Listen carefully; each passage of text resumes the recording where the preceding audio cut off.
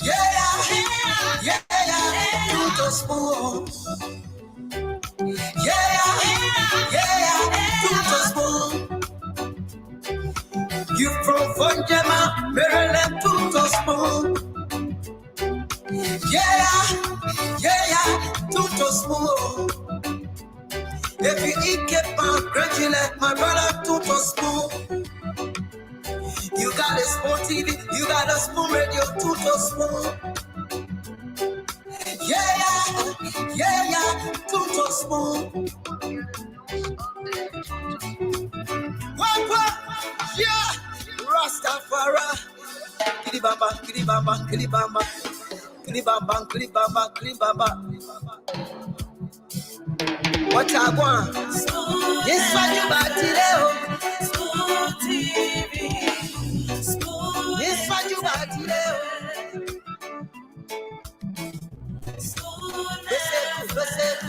Spoon TV.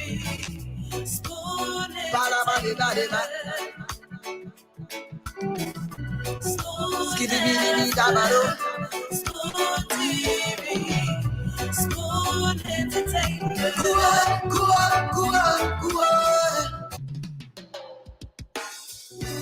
Yes, sir. A special one from the CEO, stand home with the spoon. And your boy, Friday the South Band. Charges on the beat. On the spoon to get your information. To the spoon to be part of our discussion. Spoon television. Spoon radio station. Spoon gonna tell you what is happening in Liberia. Spoon gonna tell you what is happening in Monrovia. Spoon gonna tell you what is happening in Africa. Just to the spoon you will know. If the children crying for starvation, just to the spoon. You want to get a news update, my brother, to the spoon. You want to know what is happening, Moreover, to the spoon. Politicians want to make their decision, just to the spoon. You want to know what's happening in the ministry, to the spoon. Yeah, to the spoon. Yeah, to the spoon. You from Funjama, Maryland to the spoon. Yeah, to the spoon. If you eat keep on crunchy like my brother to the spoon. You got a spoon TV, you got a spoon radio to the spoon. Yeah, to the spoon. What? Yeah, Rastafari. Kilibamba, kilibamba, kilibamba, kilibamba, kilibamba, kilibamba. What I want? Yes, what you got today? Spoon TV. Spoon. Yes, what you got today?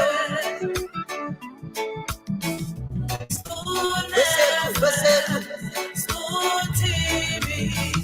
Spoon. Balabaliba.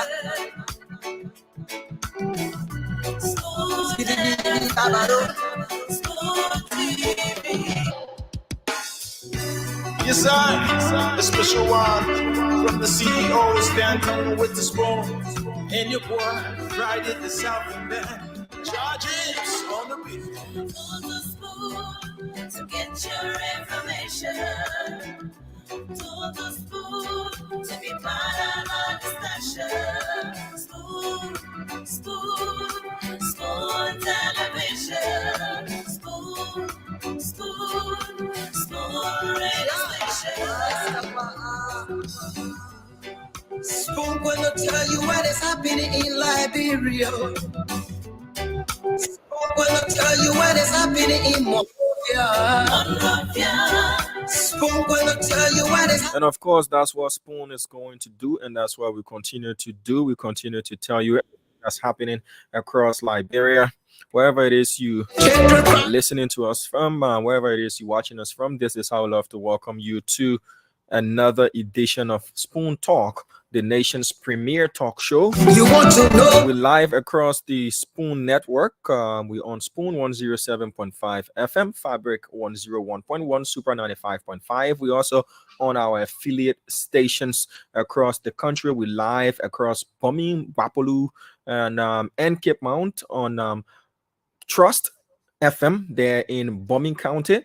We also live on other stations that are relaying us across the country as well. So wherever it is you watching us from, you welcome to another edition of Spoon Talk. I have Prince Maxwell was just in the background there, but he's going to join us. The rest of the panelists are going to come on for us to have another wonderful edition of your preferred talk show in Liberia, and that is Spoon Talk. My name is Diamond Slanger. You are welcome wherever it is you listening to us from across the country. So we'll get into what's unfolding today as we did on Friday. We will not just be giving you updates from Montserrat County. We'll also be cutting across Liberia to speak to our county correspondents to bring us up to speed with what's happening in their various counties as well. So I begin the show by saying happy birthday to a few personalities that I know, with Fidel City topping the list. I love to say happy birthday to you, Fidel City. One time co-host of the Costa Show and now manager of ABC Radio. I love to say happy birthday to you. A very astute media personnel as well. I love to say happy birthday to you. I also love to say happy birthday to Emmanuel Gonkwe, the head of the EFFL of Liberia. I love to say happy birthday to you, Emmanuel Gonkwe, and also to a good friend of mine, Jotina Ndue. I love to say happy birthday to you and to everybody else celebrating their birthday today. Happy birthday to you. If you did celebrate this past, related, and if your birthday is up and coming, pre-birthday to you. Mr. Maxwell, how are you doing this evening there in Brussels? I'm well. I'm good. I can't wait for the show to begin because today is going to be an exciting one. As you know, Dr. Moniba, my party stand-up bearer and the most talked about, the most energetic, the most prepared candidate in this election will be on this all-important Spoon Network to be communicating and reaching out to the Liberian people. There are so many young people that would like to hear from Dr. Moniba, and he has made himself available so that Spoon Network can be able to translate their concerns, their questions, and their aspiration and hope to him, and he can be able to respond back. Okay, so we've been informed that today is a Moniba Monday here on Spoon Talk, and I can see you in high spirits to welcome your stand-up bearer and political leader. Prince can say two things without mentioning Dr. Moniba's name. So today I'm sure you. No, today I'm definitely going to play the role that I have always played within my party. Our leader, the leader of the youth of Liberia, will be coming on today. So obviously, I'm going to take a back seat because he is the one that Liberian people would like to hear from, and I respect that. And I'll definitely make sure that that avenue and space is given to the Liberian people to hear from him. He's been very busy of late, as you already know. He just came back from Buchanan, and then he immediately was in Nimba County. And the youth in these two counties were very, very, very receptive. They were very happy. They were very jubilant. And they were all very thoughtful in expressing their hopes and aspirations. As you know, this is a generational fight, and he's a generational leader. So just as you carry on, Prince, pardon my interruption. I heard you brand him as the leader of the Liberian youth. Is that the niche you guys are filling? Is that your niche, the Liberian youth? Because now you've given him the title as the leader of the Liberian youth. There is no niche in the Liberian psyche, right? There's no niche in Liberian psyche. This is not a marketing strategy. This is a Liberian. You're going for a particular voting demographic. That's what you've done. You've isolated a particular voting demographic. That's what Well, you've done. I'm just stating the very obvious, the very fact, right? Demographic study has been done over the years. The population census was just done over the years. Liberian population has increased to 5 million plus people. Within the demographic of that population, 24 years old and above, or 25 years and above, makes up a huge percentage, which I've always stated, 63% of the population. So I don't have to, come up with a niche business strategy. It's not a business strategy. The Liberian people But are is the same as targeting a specific group, because you well, just said the like leader of the Liberian youth. You did not say, and the leader of the wanted to be the leader of the Liberian people, but you've done a specific category that you've put him in. So that is what you guys are gunning for, because political parties look for where can be their strongest base, and they make sure they entrenched in that. So are you guys mainly focusing on the youth, since they form the largest voting bloc in the country, and can get to the rest later? I mean, Dr. Clarence has a big tent political party. We are definitely a campaign of the Liberian people, each and every one of them, including those that are 65 years and above, the old moms, the old pops, the market women, the market boys, the market men, the Yana boys, the Zogos, and everybody else. We are the campaign of a big tent. But specifically to an electionary time, the people that make up the voting population of Liberia are mostly young people. So you These people, they are the ones that are pushing the political agenda. They are the ones that have the political agenda to aspire to. So definitely, we're talking about issue of salary, pension, homes, electricity, healthcare. These are the people that will be, their families, the young women and men will be going to these hospitals. So definitely, it's a huge population of that.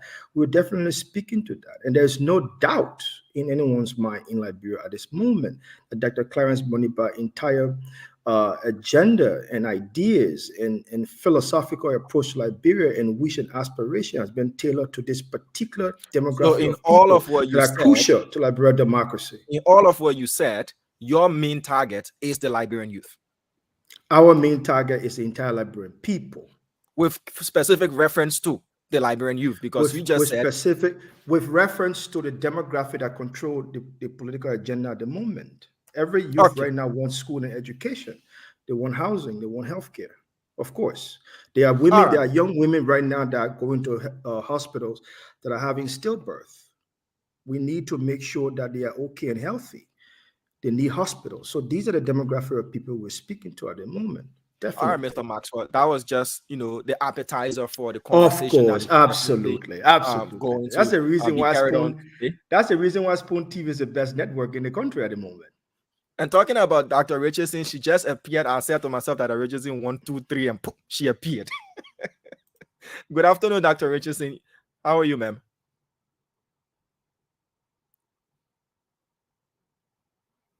Dr. Richardson, you muted. Maxwell, how are you, Diamond? How are you, Maxwell? Hi, Dr. Richardson. Welcome once again. I'm okay, ma'am. So why you dish the green glasses? You own your gel like you let cheese. I just want to know. You understand this? Dr. Richardson is purposeful. Every time she comes on network, she understands the coordinated ability to draw in the population of women to inspire them. So I've always appreciated that persona that you've espoused to, Dr. Richardson. And I hope the young women that are out there learn and model what they see on TV. Prince, all the fun thing you're saying, slow to speak, trying to add all kinds of flavor and everything. Dr. Richardson is now joining line. Yeah. don't worry about that. I'm not trying to persuade Dr. Richardson for London. Dr. Richardson understands. Dr. Richardson at her own game. At her own game. On her own field. Dr. Richardson understands what she needs to understand. And that's the reason why I have tremendous amount of respect for Dr. Richardson. It can help you. We all agree with that. Respect for Dr. Richardson. So that You guys religiously, are. your show, we didn't get to greet Mhm, the folks. We were waiting on you. We'll greet the mhm. folks and we'll go for the updates. You know how to run your platform. We were Sure. just keeping it up and running until you guys can come and do what you have to do. Great. I want to just thank you guys so much for holding the floor until I got here. So we can begin by just, saying hello to our guests. Want to welcome all of you. I'm sure Diamond already told you, to share this show with a friend. We always have interesting, fascinating conversations on here. So, call a friend, share the show, and we'll rock and roll today with Dr. Moniba is going to be here. So Absolutely. we're going to as usual, the format of our show. He's going to come and tell us a little bit about himself, and then we have the opportunity to ask him questions about how he intends to make Liberia a more discerned place, in the words of Mr. Cummings. So I want to just tell you and Diamond and Mr. Maxwell, thank you very much. So we can begin by saying hello to our viewers. Maxwell, you want to start? Prince, you want to Oh yeah. start? Yes. Usually, as I said to you the last time, because there are so many of our viewers. Most people, most of them are calling from different places, from different parts of the world. People are watching. So instead of me going, I hope that the audience can help me with this. I've chosen the opportunity to speak directly to the diaspora from a regional perspective. So I will start by saying the Liberian diaspora in Belgium would like to welcome you guys to the show. Some of you are tuning in. Diaspora from the USA, the Netherlands, Switzerland, France, Poland, Austria, Hungary, South Korea, China, Spain, Portugal, Germany, Norway, the United Kingdom, Ireland, Romania, Italy, Sweden, Canada, Australia, and also the Liberian diaspora in the African diaspora, or the Liberians in the African diaspora, and the Liberians in the Middle Eastern diaspora. I would like to welcome you guys to the show. I don't know who you are, but I've thought to just cover all of you guys, and then we can also go into individual names calling to welcome those that are already on the platform so that they understand. F. Felexa Foya, welcome to the show. Sorry if I mispronounced your name. Philip Freeman, welcome to the show. Augustine Bailey, welcome to the show as well. George Banner, welcome to the show. Paul Campbell, welcome to the show. Paul said, watching from Atlanta, Georgia. Moses Kamara said, I'm watching from Pennsylvania. Norman Dennis said, I'm watching. Hi. Hi to everyone, please. Is watching. So Teresa Jala say I'm watching from Syracuse, New York. Welcome, Teresa Jala, to the show. That's good. I'm just gonna follow. Diamond, you want to help us welcome some of our viewers? Yeah, Go ahead, sure, Diamond. sure, ma'am. I can do that. Mhm. I can do. Yeah. All right. So Sam Dopo is also watching. Carol Lloyd says, good evening. I'm watching from Barnesville, Quebec. Bindu Ajivon is also watching from Liberia. Christopher Fan is following us from Saclipia City there in Nimba County. Olaji Tiger Page 2 is also watching us and says, hello, Dr. Richardson, the Iron Lady of Spoon TV. Okay. Bilson Pay is also watching. Teddy Melvin Saki Jr. is also watching us from Barnesville. Esther Gonde Nenwa is watching us from Kokopa in Nimba County. Mans David Bomili is watching us from Magibi County, EBK Military Barracks. Oh, I got updates on the AFL, so you're watching from the barracks. And okay, good. Sharon Oh, Mohamdi is watching us. It says, "Your good morning, everyone in the studio and watching." Okay, Israel Jackson is watching us from Toledo, Ohio, in the United States of America. Veronica Sklipper is watching us from Philadelphia. P. Begbe is watching us as well. Dodi, 1 minute, please. Dodi Pupo is watching us from ERWA, and Melvin Diallo is watching us as well. So Sharon says she's watching from Australia.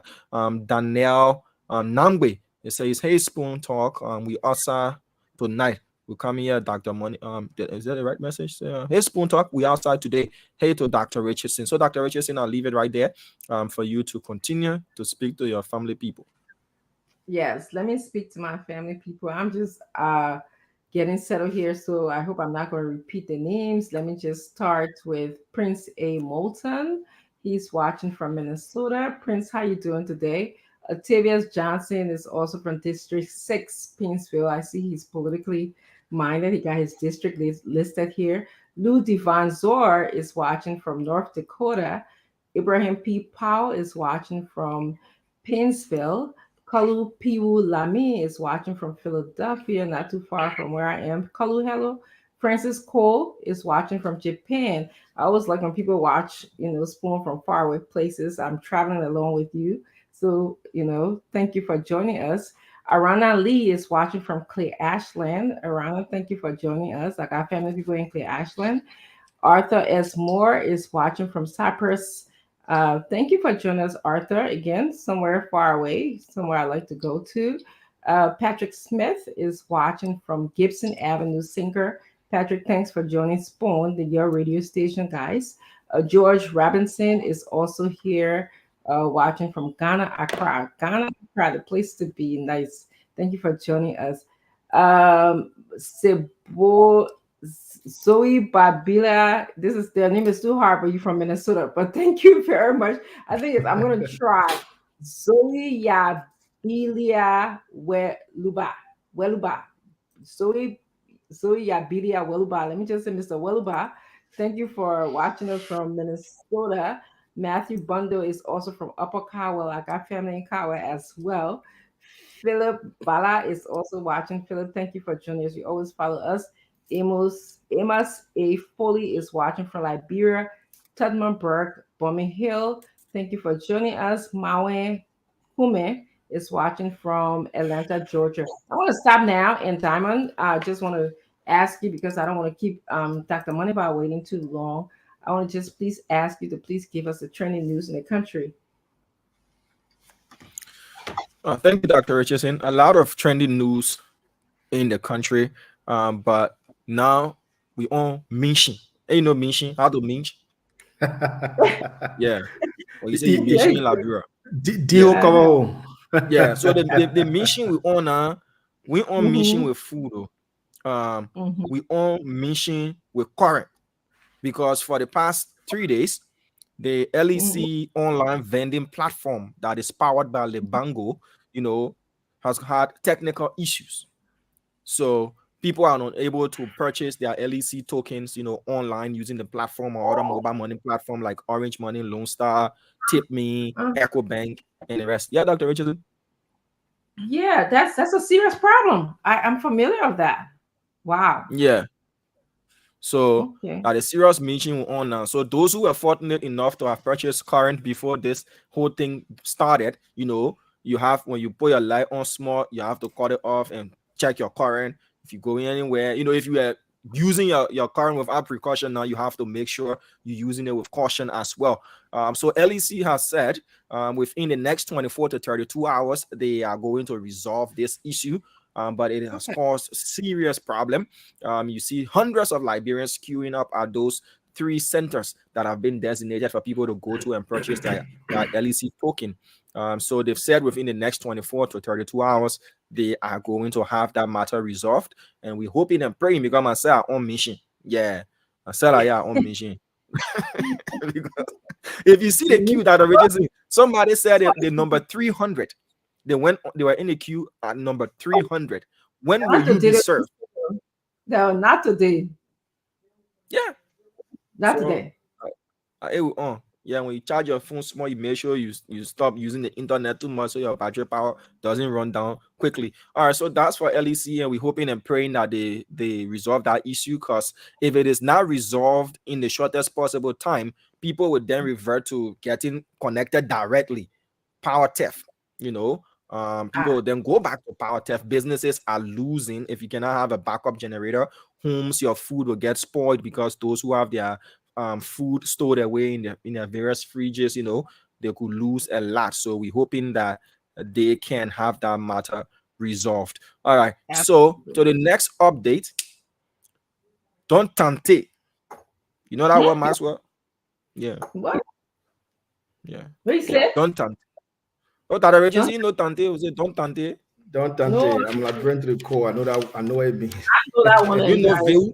You know what they call Veu that origin when they say the person that Veu, you know Veu. President Bill mean a big person. A person strong. No. Let your lost that origin rare prince. So the Green Boys have said you're not going to conspire with Prince like that. the Green Boys have said, don't worry.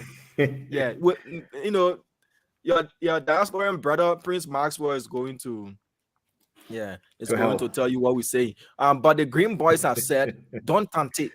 If you tante, they'll put Veus osa. And when they put Veus osa, it will not be smarty. So that's a Liberian code for many things. So the armed forces of Liberia, through the chief of staff, Major General Priest C. Johnson III, has said that, look, these elections, he has sent a warning and a caveat out to everybody and would-be troublemakers that if there's any semblance or form of violence that the LNP is going to call on the help of the AFL, they are going to get out of their barracks and intervene. So if this message cuts across to everybody that comport yourself, like, bro, we really, we'll see policemen and we can really, but if you see soldier, then, yeah. So the chief of the AFL have said that, look, we need to maintain and sustain the peace in our country, and there should be no room for violence. But if there is a need that the police feels the AFL should come out and beef, their strength, the AFL is definitely going to oblige, and come out to defend the territorial integrity of the country. So that is from the AFL chief as well. So now there is this debate as to where is JMB. This morning, following social media traffic, saw a lot of different stories surrounding where the standard bearer of the United Party is and how did he leave the country. There were rumors being spread that, he has gone out, for medical treatment. The United Party has come out to say no. They've released pictures and videos that, in fact, from their statement, he's in Ghana. He's going to be visiting the ECOWAS sub-region to have meetings and all of that. And while he's away, the Montserrado County tour will be put on a pause, but there are other campaign activities across the country will be in full swing as it is. Today, we're at the Temple of Justice, following up on the trial of the former Chief Justice, Councillor Gloria Musu Scott, and 3 others who were charged with the crimes of murder, criminal conspiracy, and making false statements to law enforcement officials. They've been behind bars for over 2 months since the 21st of June. They were sent to the Monrovia Central Prison, popularly known as South Beach here in Liberia, on pre-trial detention when they were denied bail by not just the Monrovia City Court, but also Criminal Court A, the Temple of Justice. So today was the first assignment hearing of the case. All of what we've been following had been pre-trial formalities and remedies being sought. Bail bond hearing, the writ of habeas corpus that was filed. Those were all remedies before the trial. So today, again, there was a motion filed by the state. A second motion was filed by the state to have the trial venue changed. The state in their motion said, based on the fact that this case, has been talked about lengthily and widely by the media across the country and Montserrado County, they feel that, this is going to impact jurors and all of that. So they needed the case to be transferred, to another location for prosecution. But that was denied by the judge, Roosevelt Willie, relying on the Supreme Court opinion, and said that usually it is the defense counsel who usually files for a change of venue, that the state has got all of the resources, to make sure that this case is not interfered with in any way, form, or manner. So that was denied. The defense team was also dealt a denial blow by the judge himself when they also prayed for a new autopsy to be conducted on the remains of the late Charlo Musu, and for the revisitation of the crime scene as well. The judge denied that. There was a sticky point, an argument in the courtroom today, and when it came to jury selection, this is actually going to be a jury trial. So the defense again had issues with questions that were being asked by prosecution lawyers. When one of the lawyers asked one of the jurors if they want to be circumscribed, and if they want to be kept away from the public, and you cannot ask a juror that, because that, especially a case of this magnitude, you are going to keep them in seclusion. So that they cannot be influenced by external factors. So the defense again said they had issues with some members of the jury, that they might be planted, there might be elements who are brought in, to tamper with the case. So they are going to do a reselection on tomorrow. So the selection process will continue on tomorrow. The case continues tomorrow, at 9:45 at the Temple of Justice. The former Chief Justice looked high in spirit. The oldest amongst the three looked frail. She was being helped as she walked. They all had handcuffs on, except for the older lady. She and the Chief Justice, the former Chief Justice, did have handcuffs on, but she was still helping the old lady, Yuda Wisner, onto the corrections bus.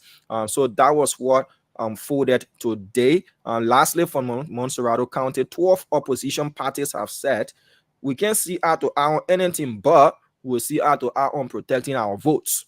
So 12 opposition parties today signed a memorandum of understanding, for them to facilitate the protection of their votes. So the CPP, yes, the CPP was a part of the 12 parties, the UP. You also had the African Liberation League, ALL, and all of those parties, they signed the memorandum of understanding. Not to take so much of the time, I would have loved to go across the country, but I see you guys are prepared to do the show. So Bond County has received for the first time traffic light. When we say election, whoa. No.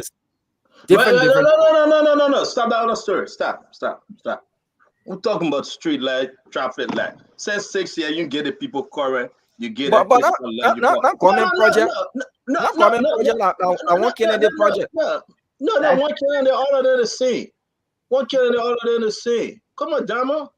You don't know why when we come on the show, to discuss issue of relevant, Dama. Something that news now have done. News that unusual thing now. Dama. I agree. You want to see unusual thing? The president went Bombay County to dedicate hand pump. That Turkish government, that Turkish government gave money and support their own project. One small hand pump that you can pay $2,300 for, that a president we are left the marshal to go dedicate, and you're talking about the project 6 years. You can give the people nothing but hand pump. Man, we come to waste our time, our energy, our resources, driving all day, sacrificing all day to give the Liberian. I hope we are on all radio stations. Tonight, the Liberian people will hear very well why Samuel Tuabia Ativa, why a representative have taken upon himself to go after Spoon.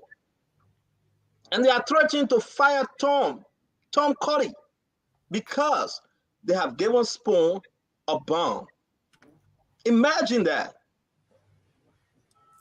You got Edwin Snow lying to the president, say the people in Ghana have resolved. The people resolve.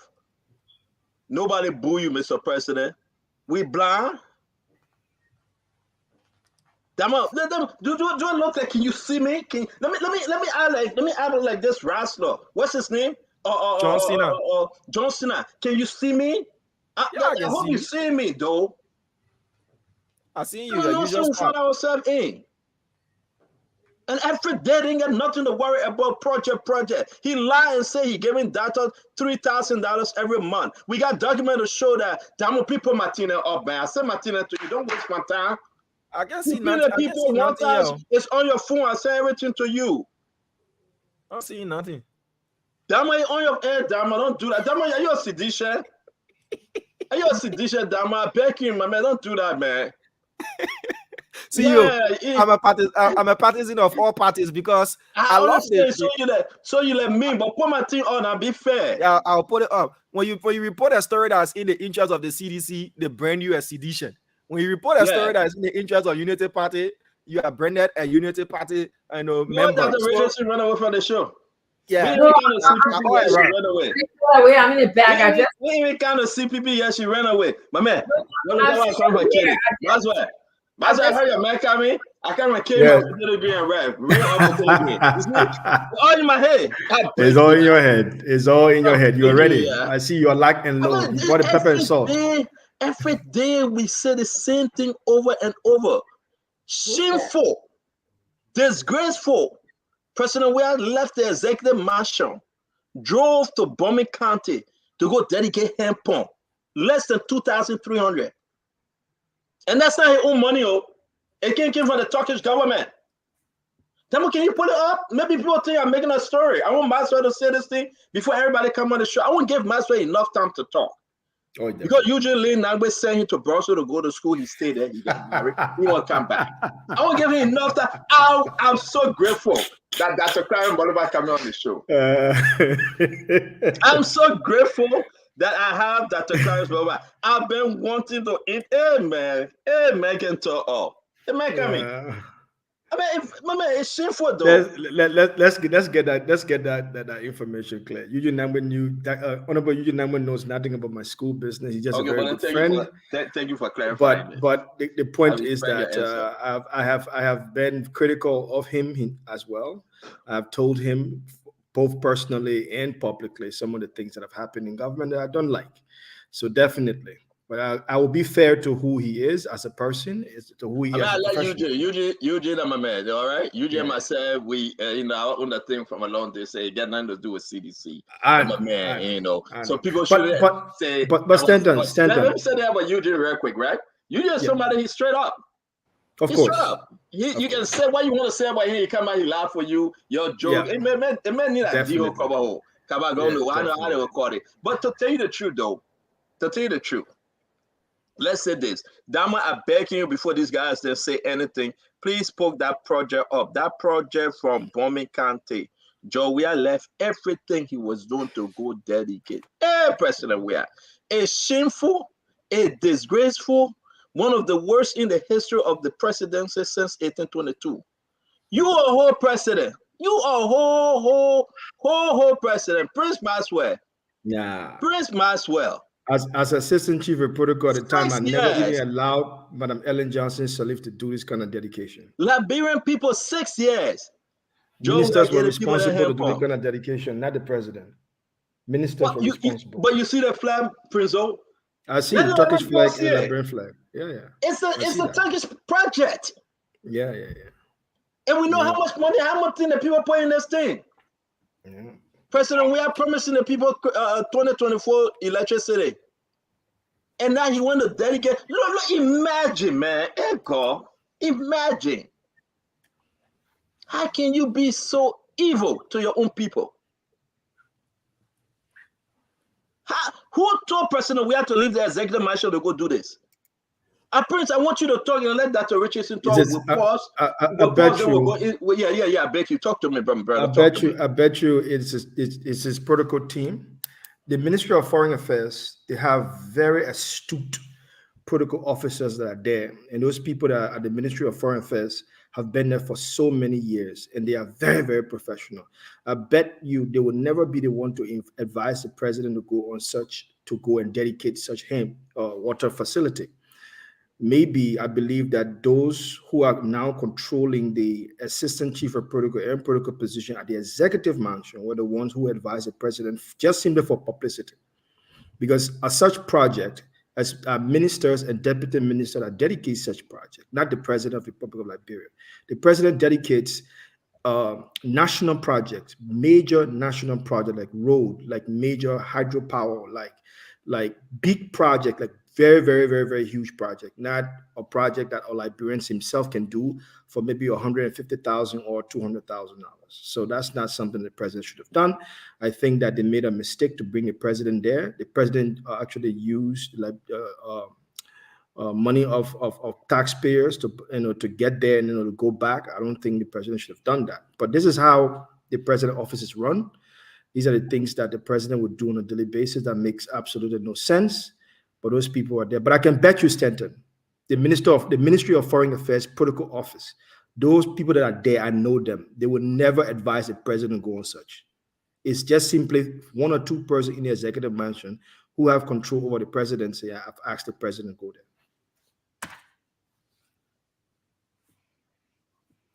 Can you hear me? Yeah, I can hear you well. Oh, I'm sorry. Well. Yeah, we just went so that's Dr. Yeah, finish our let's go to Dr. Richardson because we want to show the other that's picture. just about that. That's just about that for now. So, Dr. Richardson?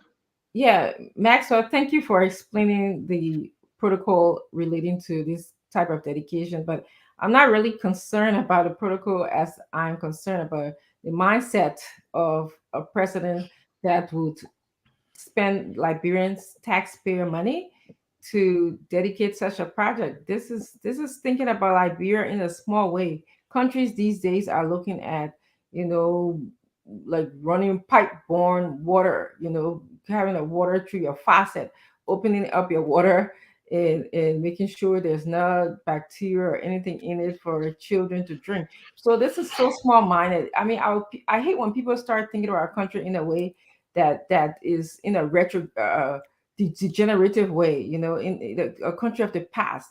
This is what people did in what maybe 1950s, 1960s. Yeah, well water. Now nobody's talking about well water around the world. So it just. Madam Richardson, let's dissect this a little bit. Let's just open this a little bit. Go ahead. Help me. What you are looking at right now is the president grabbing straws.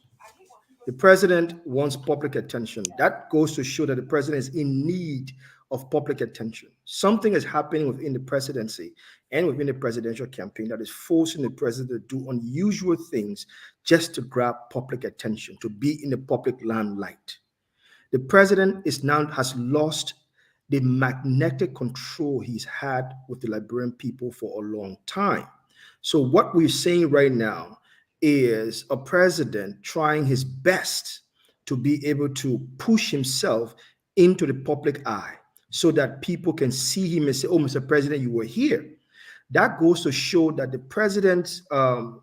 president's ability to extend himself is now jeopardized by his behavior and many members of his cabinet not doing and taking care of that responsibility at the time they were appointed. So this is bad, absolutely bad for the president. And this is now showing the Liberian people that the president needs to be out there, so much so that he will go and try to dedicate a hand pump, donating to a community by few individuals who've persuaded a country to help them, right?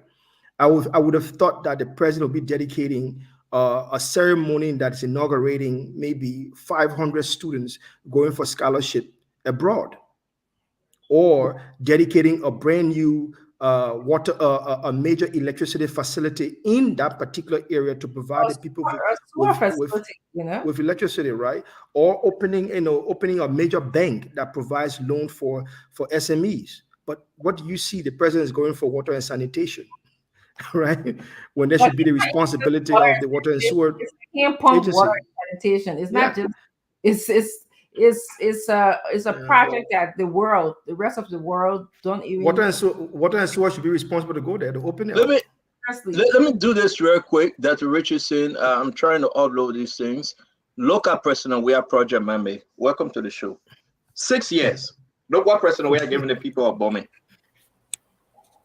No. I don't want anybody laughing. This is the worst precedent in the history of our lifetime since 18 Charlie King. Since 18 Charlie King, folks. Look at what president where, and he proud to put his poster and say, and that's not him, because this is the actual picture, seeing the Liberian flag and the Turkish flag. Seeing the Liberian flag and the Turkish flag. Look at what this president gave him back, Dr. Richardson, to the Liberian people after 6 years. You know how many hand pumps we built? in Liberia. No, but you guys are not stranger. Go ask. I will call the Reverend Peabody. Ask him. You know how many hand pumps the Spoon Foundation sent him to build? You know how many? You know how many toilets we contributed to in Quahistown, in Ghanansville, in Nimba? That President Weah would take upon himself and say, this is your reward for making me president for 6 years. That's not his own money, though. Be not deceived. That's not his own money. The Bible says, be not deceived, God is not mocked. Whatsoever the man soweth, that's what he shall reap. President Weah shall reap no re-election. The people will reject him because he lied, and he continued to lie to the Liberian people. This is just one of the exhibits we're showing you. We got more to come because they lie on the doctors, the medical doctors, saying that these doctors receiving over $2,000. Samuel Twa said it, President Weah said it's on paper, but we receive information from the information ministry today that they're receiving less than $1,400. Why the president lie? So we're gonna bring the guys on. We're gonna bring the guys on. I don't know. Maybe in the next 11 minutes we're bringing Dr. Moniba because I'm still waiting for him. I don't know what happened, Prince. What happened with Dr. Moniba? Dr. Moniba is no, absolutely not. Stanton, come on. But come on Dr. now. Dr. Moniba is a pro. I mean, he's an absolute he's a pro. On Ratchet. Yeah, Fagon was right. That's why you went to school for. He's a pro. He's a pro in addressing democratic issues for Liberian people. You know that very well. Stanton, let's just get to this. Let's get to this, right? We know recently there was something done on the closing argument. Let me just, because I watched it, and I would hate for the best network in Liberia, Spoon TV, to fall prey to such, right? We know fully well that Alexander Cumming was disrespected on Spoon, excuse me for that, on the closing argument. But we don't want that. We don't want that. We don't want that to happen here. I didn't watch that. I'm not going to discuss that because I didn't watch that. No, that's me. It's just me. It's just me. We don't want to have to happen. So there be ground rules. There are ground rules. No. We have hosted that Moniba before. Absolutely. We are very professional in doing this thing. So let's just go back. We are not in competition with anyone else. And, Mr. Cummings is a well-respectable man. I always protect him when he appears on Spoon Talk. Absolutely. Never disrespect him. And it is within our power not to disrespect political leaders or other folks that may join us. But let me bring in Mame and go back to the discussion, and I'll bring in the Honorable Fagon. This thing, we got to go through it real quick before Dr. Modiba join us. The men went to Bombay, Mame. Where you from? You are from Bombay. Your people are suffering. They ate the $14.5 million. But Joey said nothing he can give them. He will give them hand pump, a project done by the Turkish government. But he go there to dedicate it. $2,300 project. Talk to me. I'm beginning to blame Edwin Snow for the level of disrespect and dishonor that George Weah is meeting against the people of the Western region. Edwin Snow might have told President Weah something that gave him the courage to do what he's doing. Edwin Snow was representative for Monserrato, and then he crossed over to Bombay and he got elected. He probably told George Weah that the people of Bombay are narrow-minded, that the people of Bombay are petite, they can fall for anything, that the people of Bombay, you can do anything to them. Once you give them small thing, they will follow you. He might have told George Weah that, and that could be the reason for what you see George Weah continuing to do. He stood in the midst of the people and told them, I don't care about your no. I don't care about your feelings. He went further and told them, if you are not a sedition or Weahshin, and you come here to disturb, there is no need for you to exist.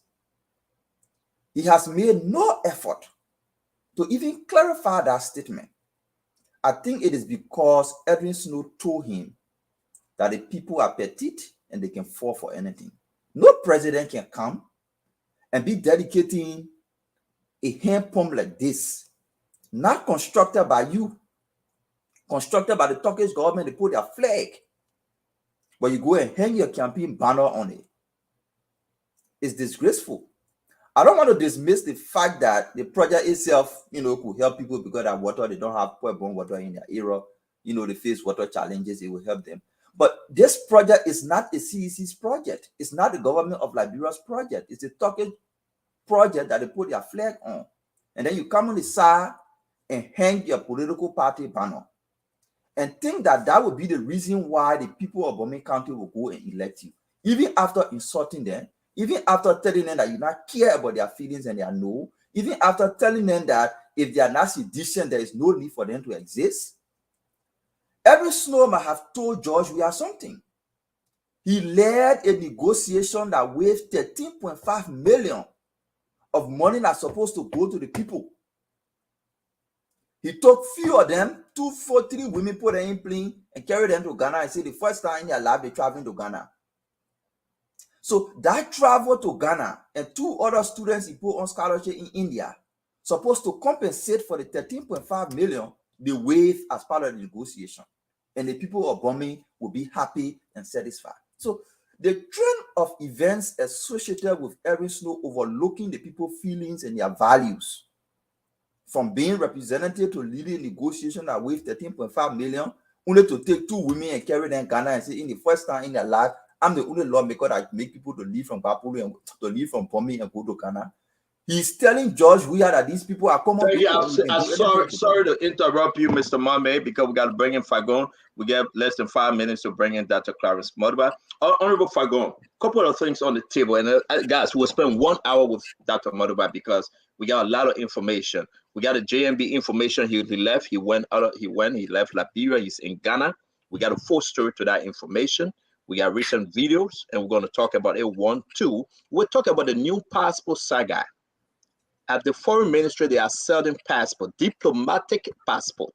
We got videos, we got pictures, we got the passport that the Liberian government, under the watchful eyes of Dr. George Minor, we are selling. It will hit you. Invite your brothers and sisters.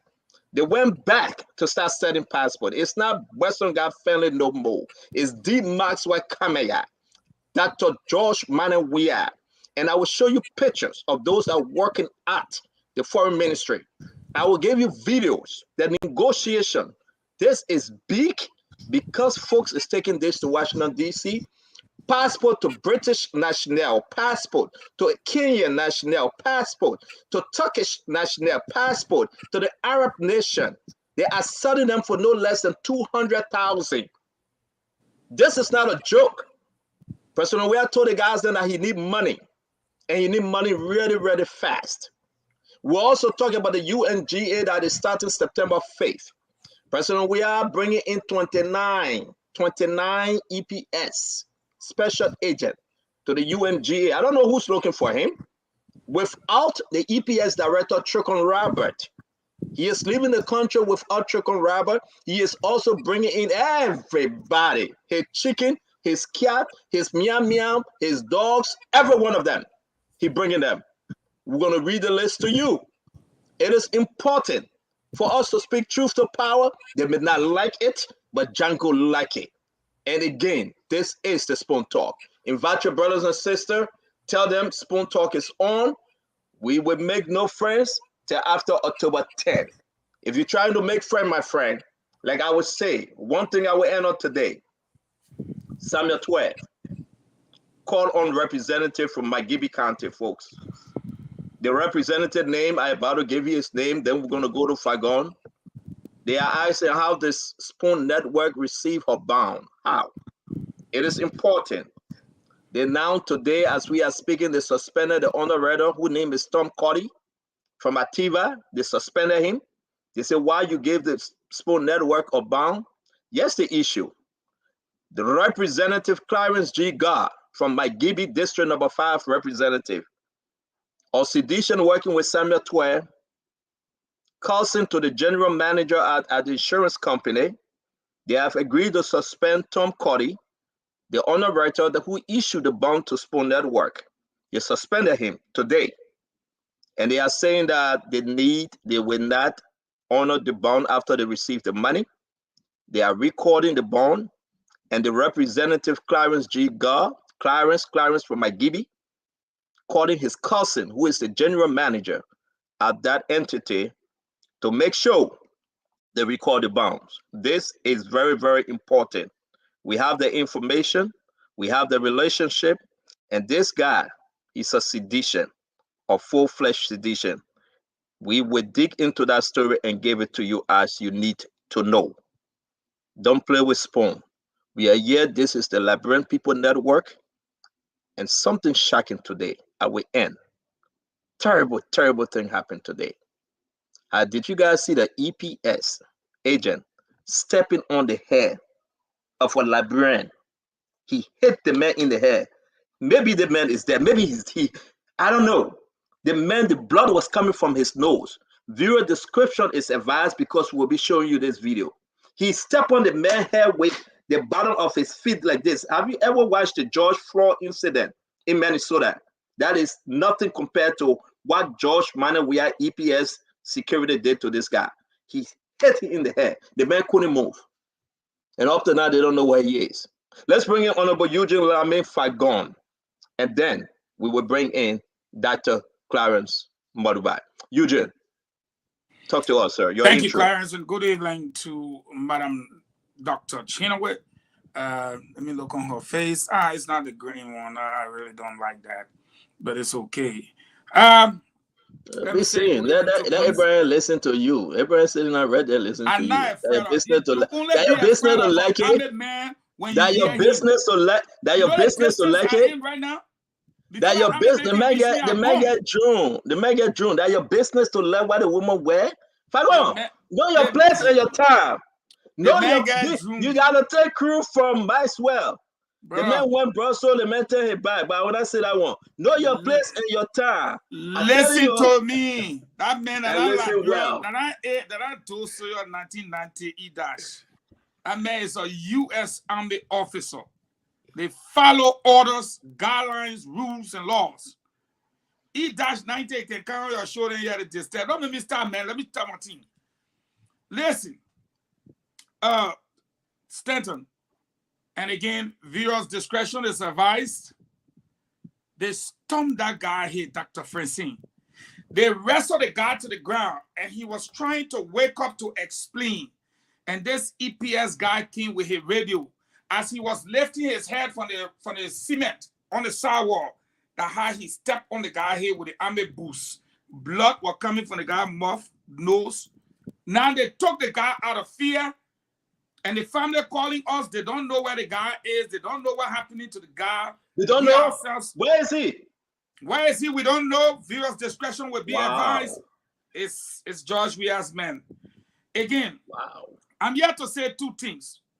There will be three, but let me just say two. Actually, the Actavia Insurance Company is not above our laws. So when you indict yourself, having filed a bond accepted by the court, you took an oath. You swear to tell the truth and nothing but the whole truth. So help you God, so help me God. Is this bond valid? Blah, blah, blah. Then you say you withdrawing it because you don't have enough funds. My brother, your insurance company closed. In a Baka administration, after the investigation, the law will be applied to the fullest.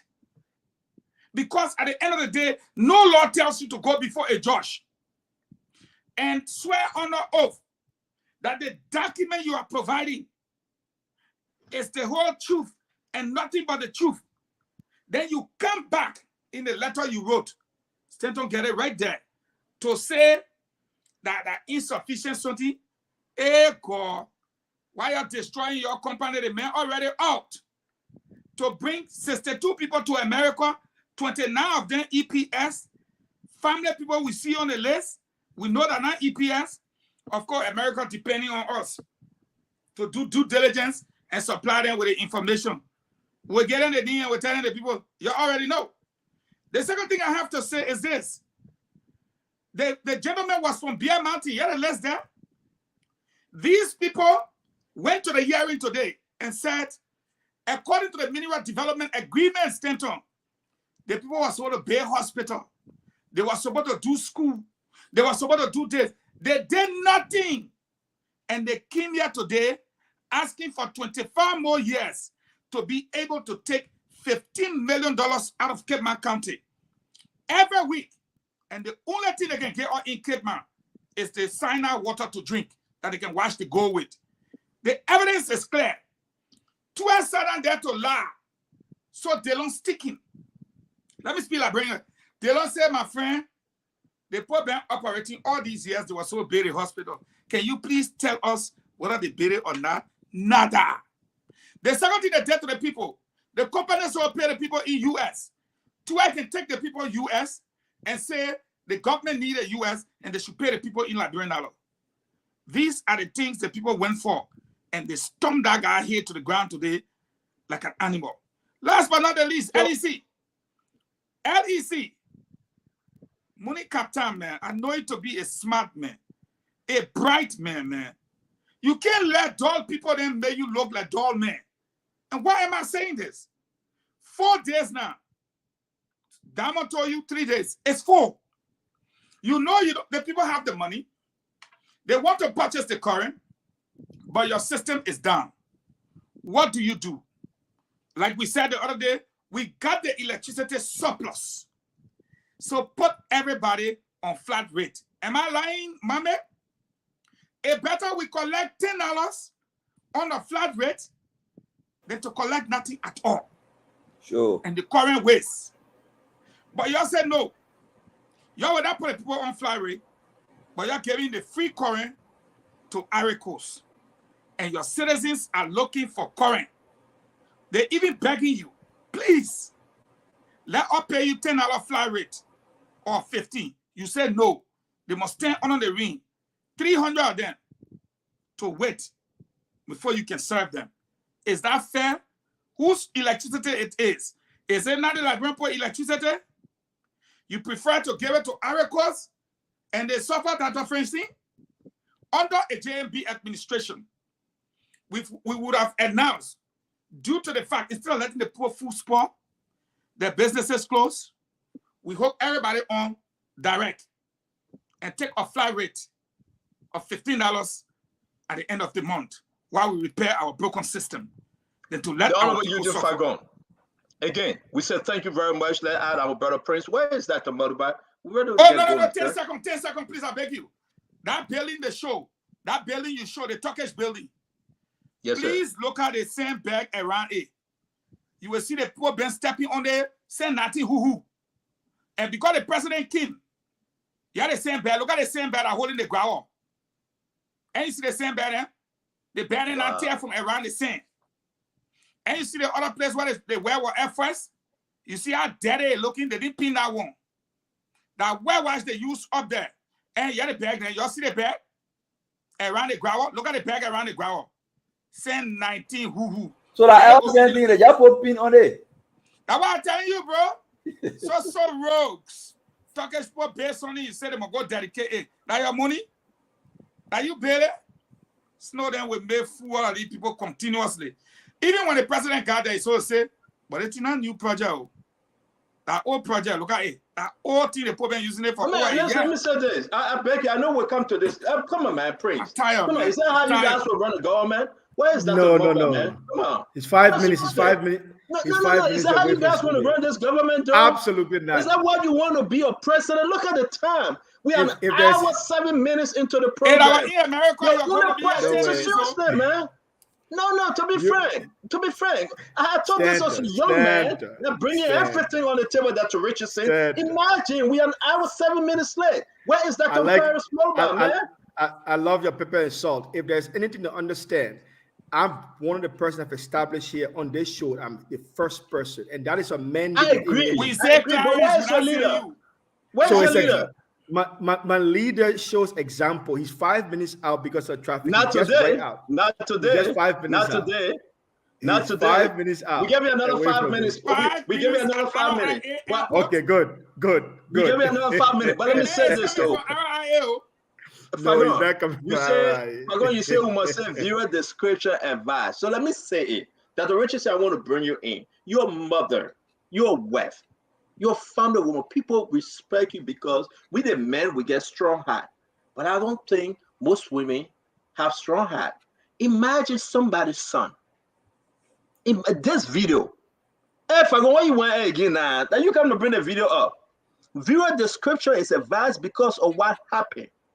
And personal we are, the EPS boss Trocon, they're all sitting there and saying nothing. Where is our social justice system? Let's play the video. Again, Facebook, viewer the scripture is advised. If you guys can tap it on there, let the people say something. Attention here from the capital.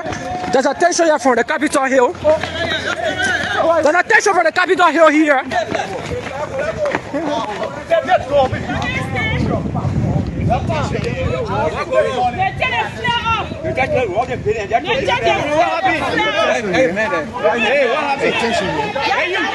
You get right here, huh? You get right here, huh? Get that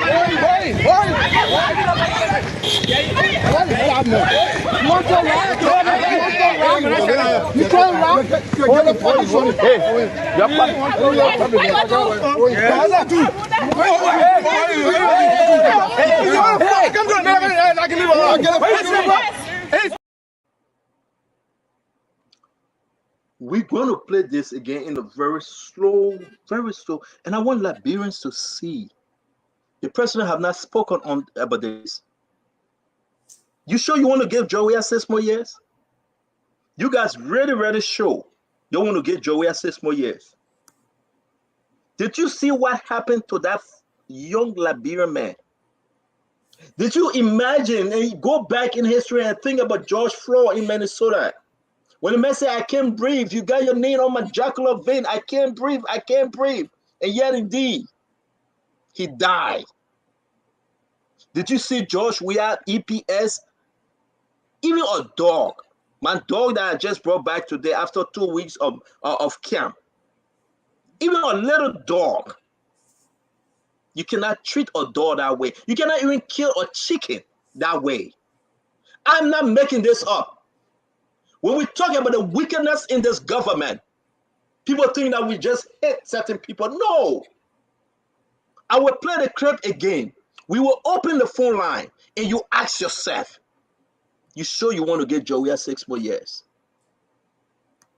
Imagine your son, your daughter, imagine our country being put out there in the entire world, Prince Maxwell, that somebody taking the soles of their feet and stamping it on the head of a fellow Liberian, as if to say some kind of EPS security. George Manawia security.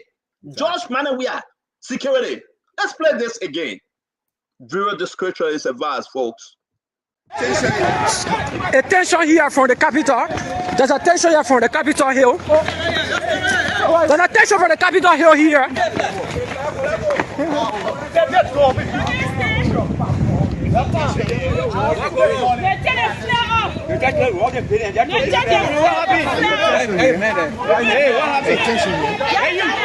You get right here, huh? You get right here, huh? Get that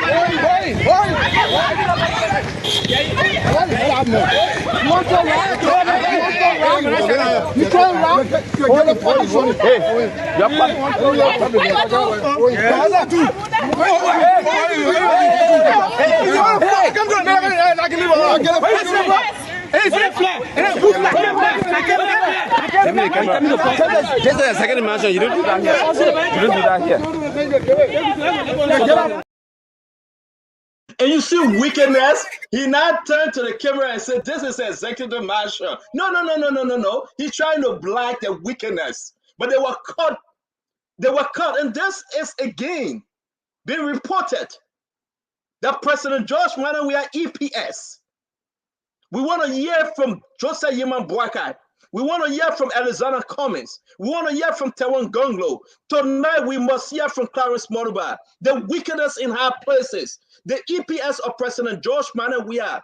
They are on mission to kill.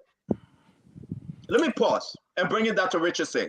Can somebody take a picture just of the guy foot in the air over the guy head? No, we got that, Fago, we got that. It's coming up. Dr. Richardson, I'm begging you. Imagine George Floyd crying. I can't breathe. Joe, where are you on my neck? Joe, where are your security? Stepping. I'm on right temper. Stepping. And the blood putting from the man's nose. The blood is now they don't even know where he is.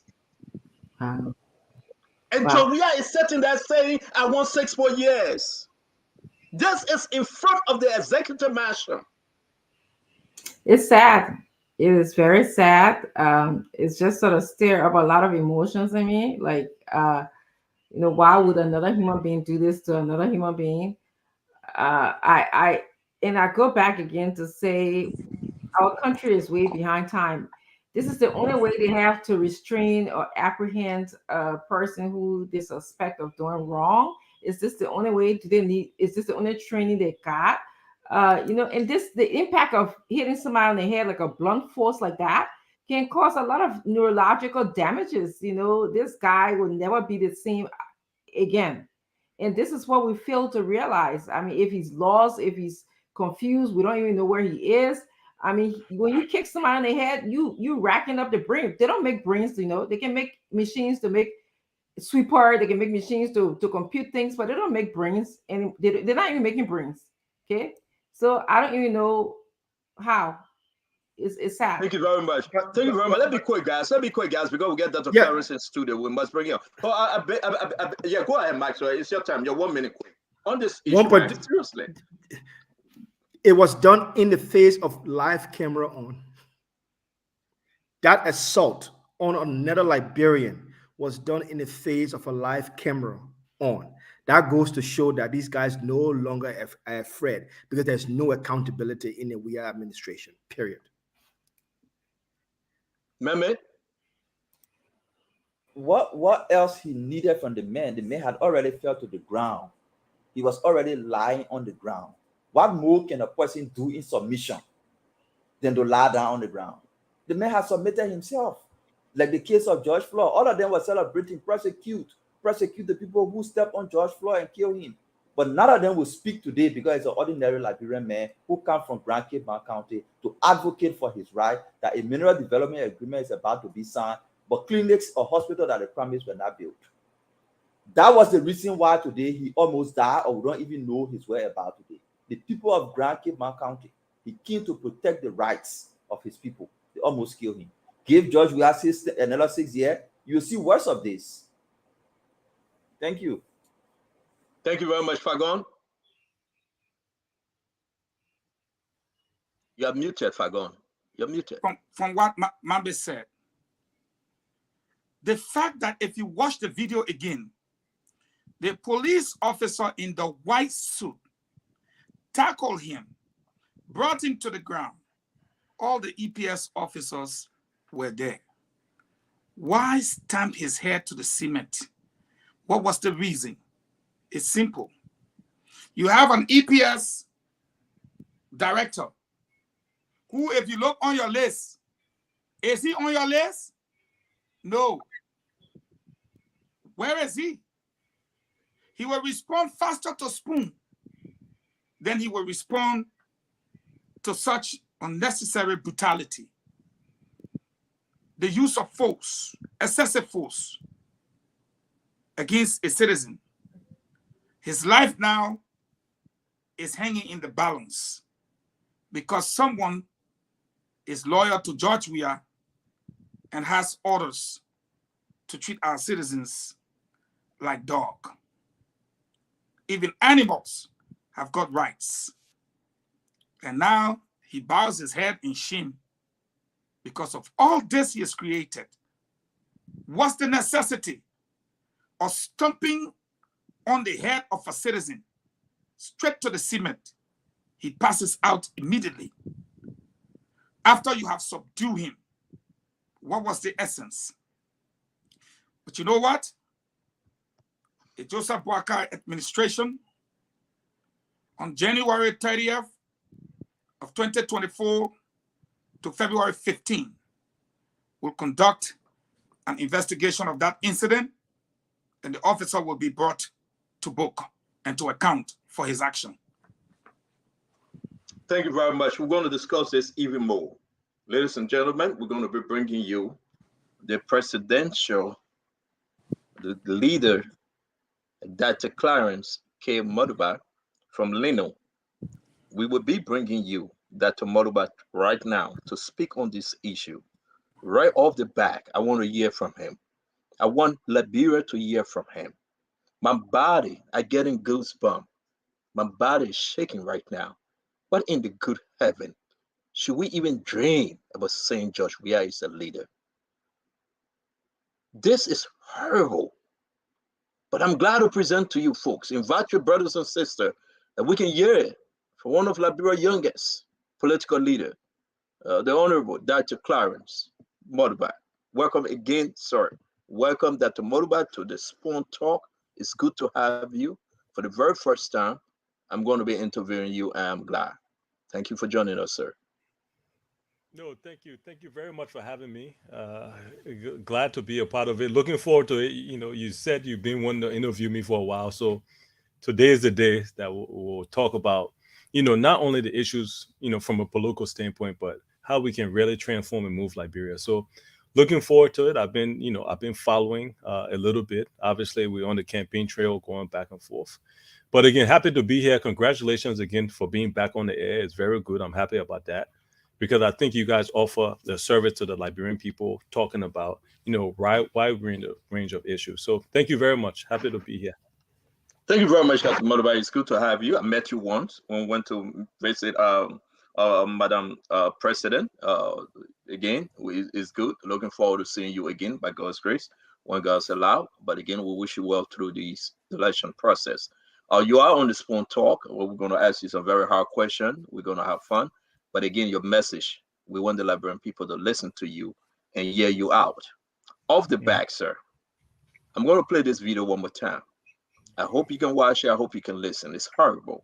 But I want you to speak to Liberians tonight, your position, your stand, as to the way forward under the government, under Dr. Clarence Moniba leadership, with one of his EPS treat a federal Liberian in social manner. Let you the first going to respond to this, by the way. So I hope you give it a better shot, because I know Cummings, Tewanganglo, and Joseph Boakai will be responding likewise. Let me play this clip again, sir. Attention here from the capital. There's attention here from the Capitol Hill. There's attention from the Capitol Hill here. Hey,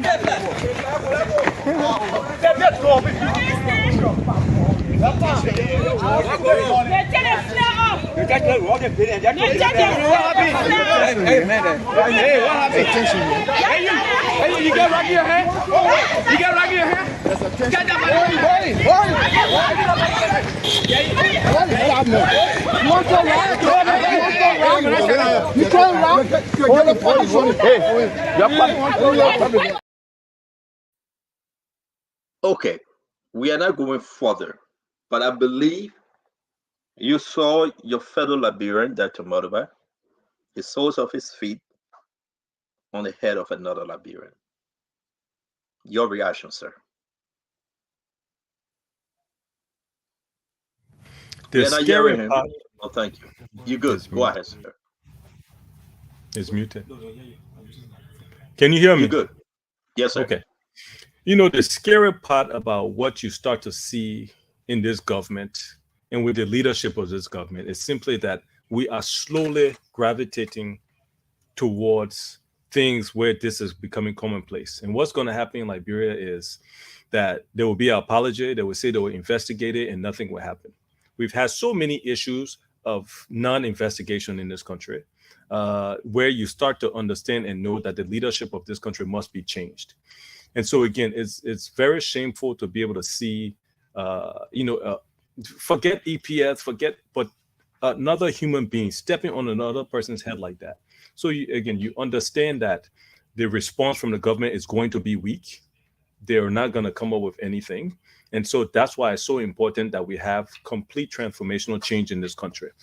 And so I always tell the Liberian people, if we want to change this country, we have to change the type of leaders we elect. And this is another perfect example of why change this coming October is necessary. Because again, like I said, there's so many issues, even when we go back to the issue of when the US government sanctioned the 3 government officials. We are yet to hear anything about that. Gloria Scott, you know, I don't even know what kind of shame investigation is going on there. And then now this is going to happen. So again, the Liberian people really need to sit down and think. Do we want to go back to the dark days of 1979, 1980? Do we want to go back to the dark days of the Civil War? If we do not, then we need to change the type of people who are leading this country. Do you know the reason why there's a little bit of, running up and down in front of the executive mansion today? Did any of your staff inform you of the actual reason why the gentleman present himself in front of the executive mansion? You know, we have a very, very bad connection, but I was told that they were in protest of the B Mountain situation that's going on over there. But again, we have a very bad connection, so I'm not sure. You answered the question. Can you hear me? Not too clearly. Yeah, I think they're going to put you on the other. I see them setting up the other computer. Yeah. And then you will come on from that end. But again, you are quite correct. How will you address the situation of their concern? They want to present their concern about the B Mountain, about everything that is happening from Grand Cape Mount. Talk to them. And then they ran into this situation. Can you talk to the young men and women that went up to the Capitol Hill today?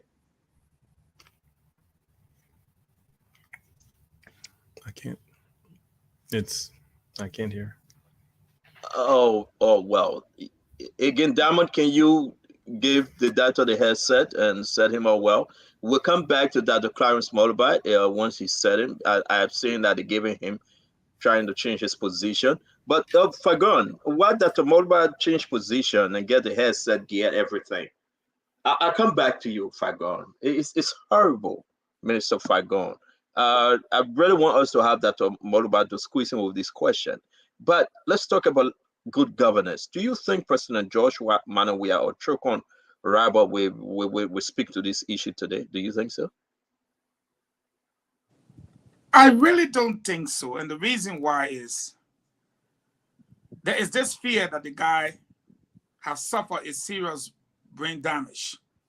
Wow. We don't know whether there's blood leaking on the brain, but blood coming from the mouth, as you saw, he just grabbed his mouth, the blood coming from, and you know what it means where you're in the middle of campaigning and an EPS officer kills a Liberian opposite the executive mansion that you're not in.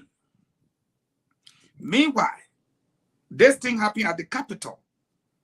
It is the people's building. It is where their representatives work.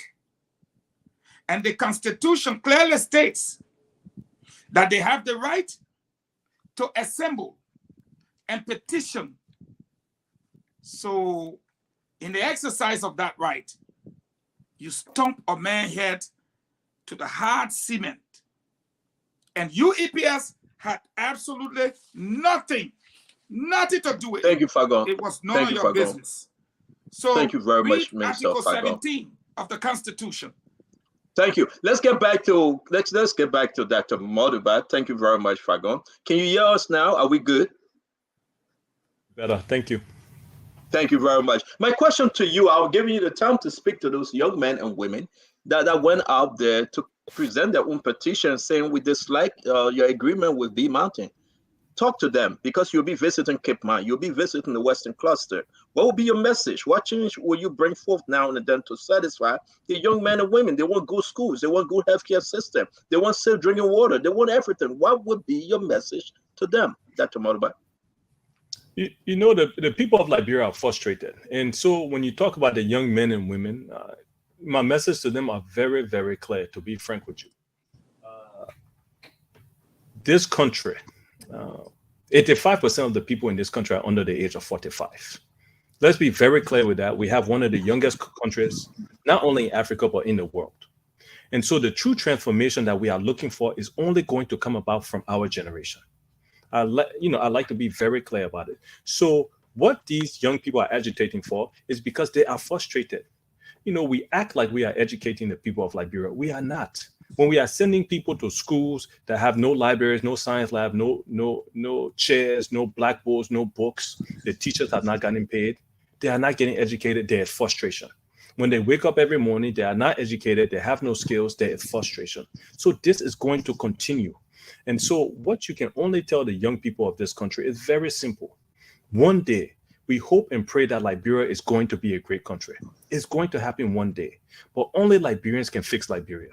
And so when I talk about how we are going to transform this country, I don't even want people to look at other people to say, oh, who is going to fix Liberia? All of us have to take that responsibility to ensure that our country is better tomorrow than what we have today. So when you see these young people agitating during battles, being frustrated, it's simply because of the living conditions that we have in Liberia. No other reason.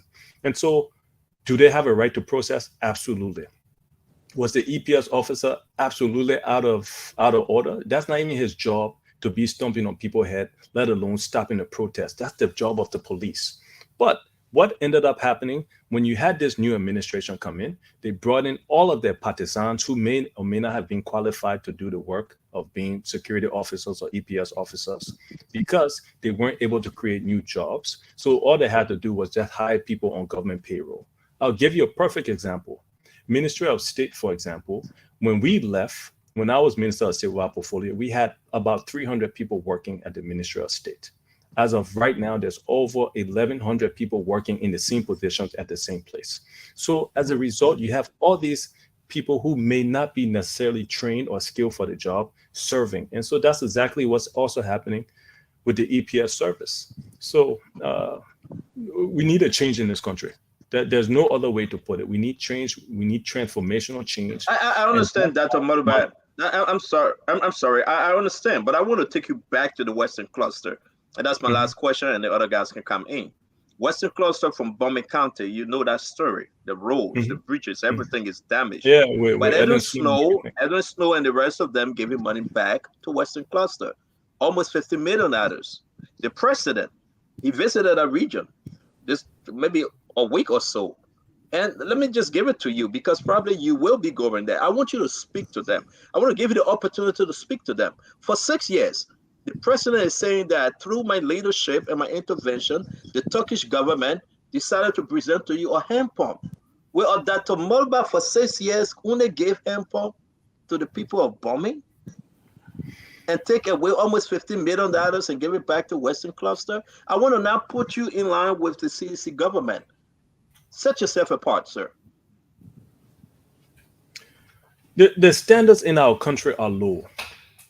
So let's be very frank about it. It's low in terms of who we select as leaders. It's low in terms of who we, what we expect as a people and as a nation.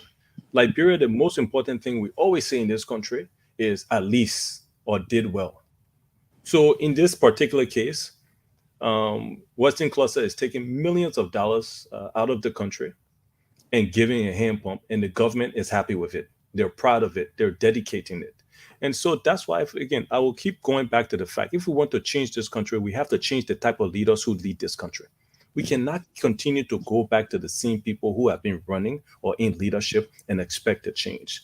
And so again, once we elevate our standards, once we expect more and demand more, then our country will start to receive more.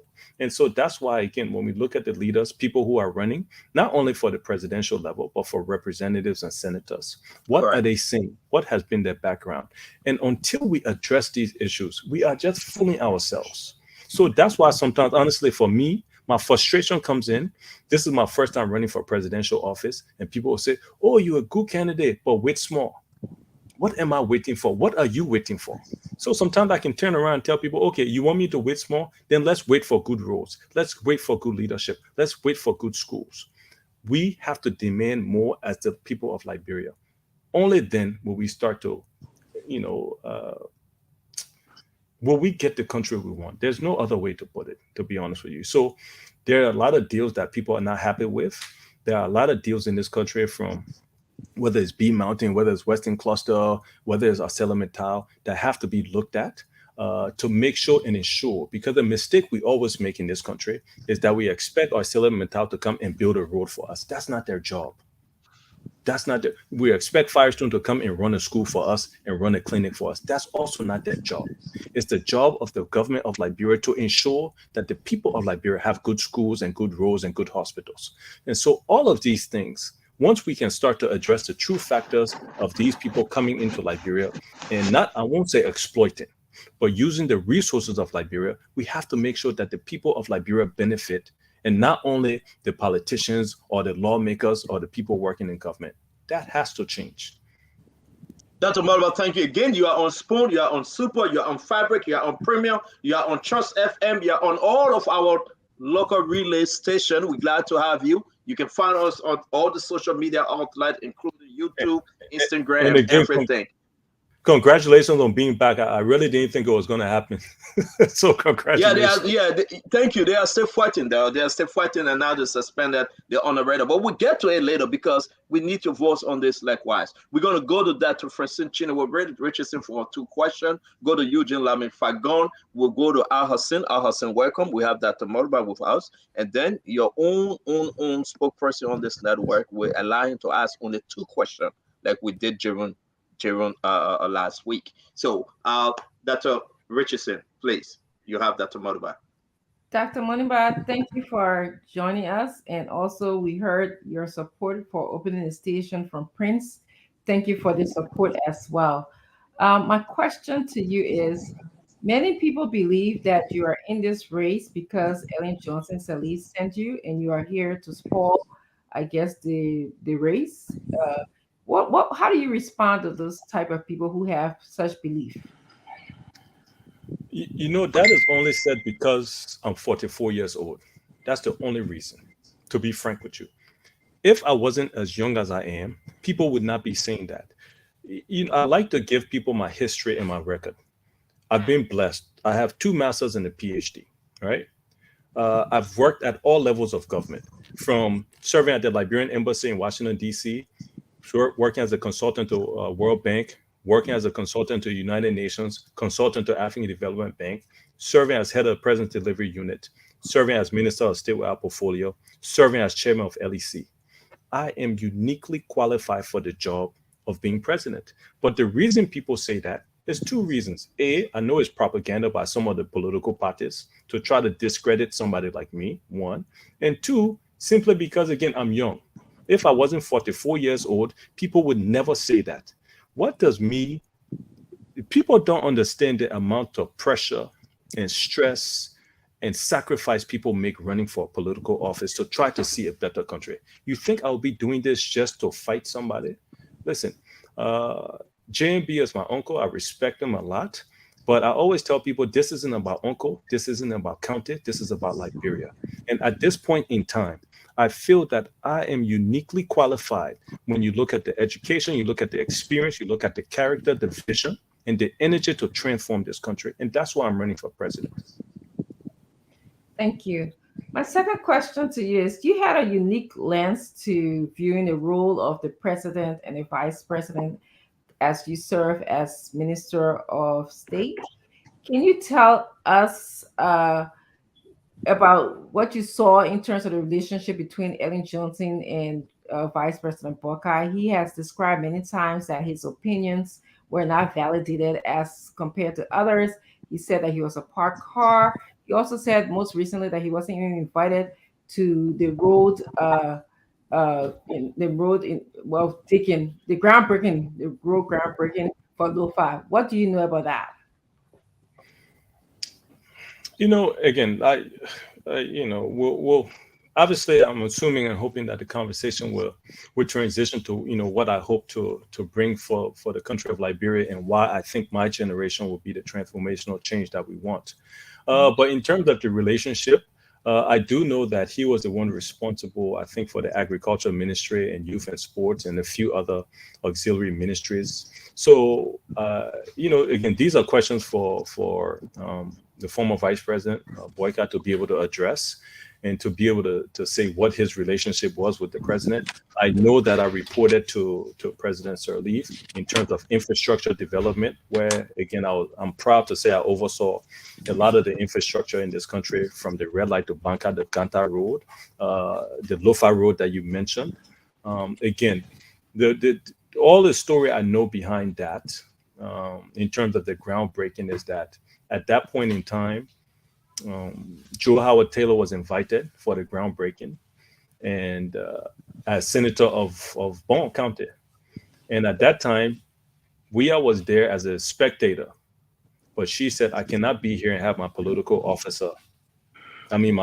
leader not break ground. That's how I'm told that she gave him the shovel to do so. But once again, these are all questions for the former vice president, and Joe Howard Taylor, and the former president, and Ellen Johnson Sirleaf, in terms of what the relationship was. But again, I do know that he was responsible for some ministries. What the policies were implemented, it will be good for him to come on. I think he was on a few weeks ago. I don't know if you guys had the opportunity to ask him. I was told he was on for about 20 or 30 minutes or so, if I'm not mistaken. Thank you.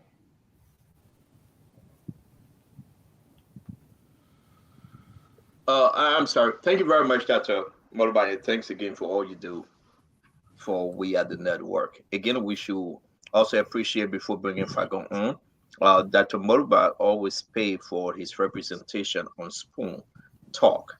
Again, we say thanks for that little contribution, but it goes a long way. Thank you very much. Honorable Fagon, your 2 questions, sir. And thank you. Let me welcome Dr. Clarence K. Moniba.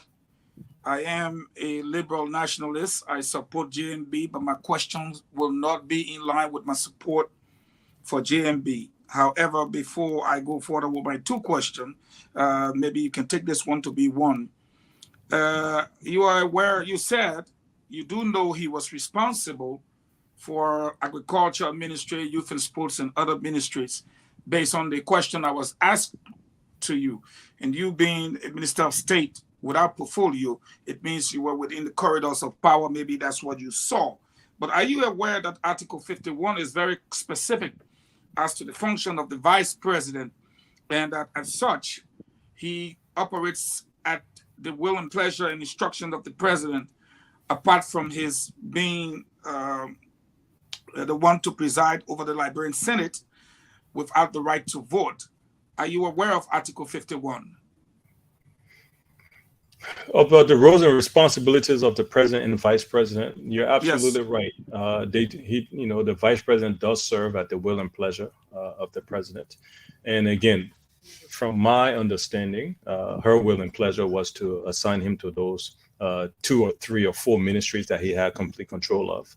And so, again, that's where I stop. I'm not going to speculate any further in terms of what policies he put in, or, what success or not success, whatever the case is.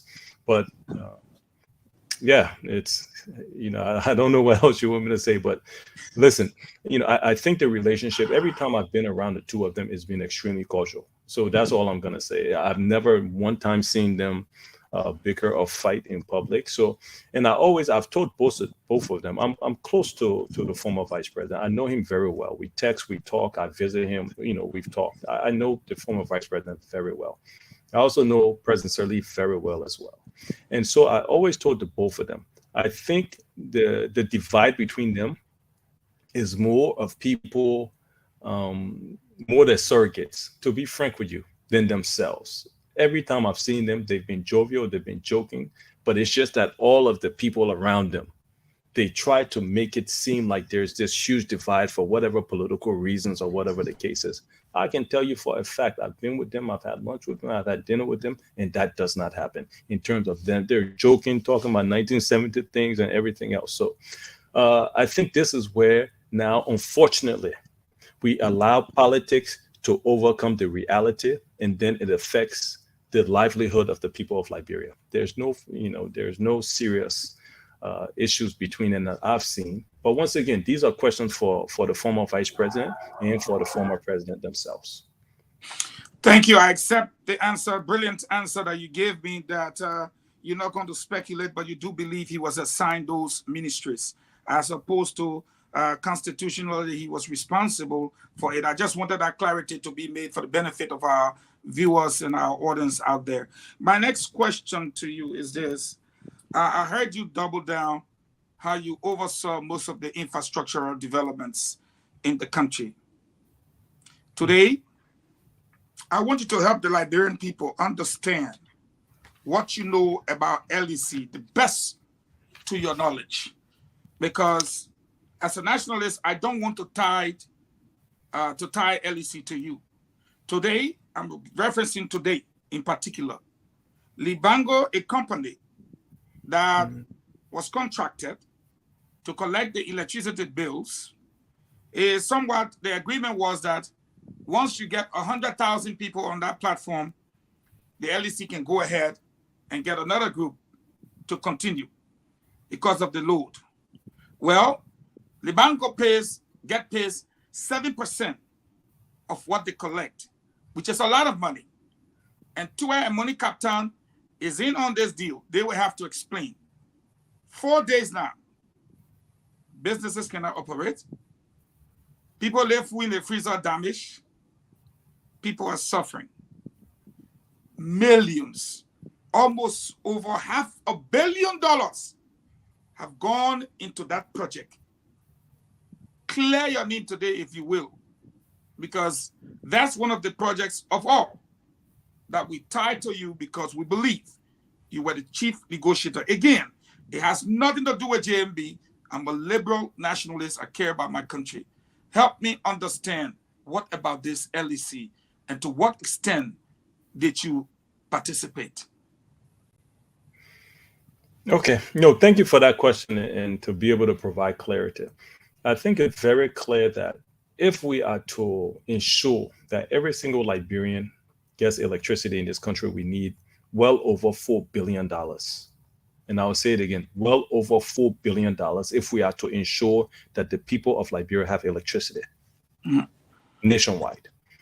And so I always like to build that premise because sometimes people will come and say, oh, you helped to negotiate $250 million for the field Mount Coffee.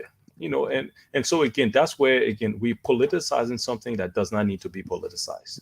We were thankfully successful, not just me, but a lot of other people, good people who worked in government.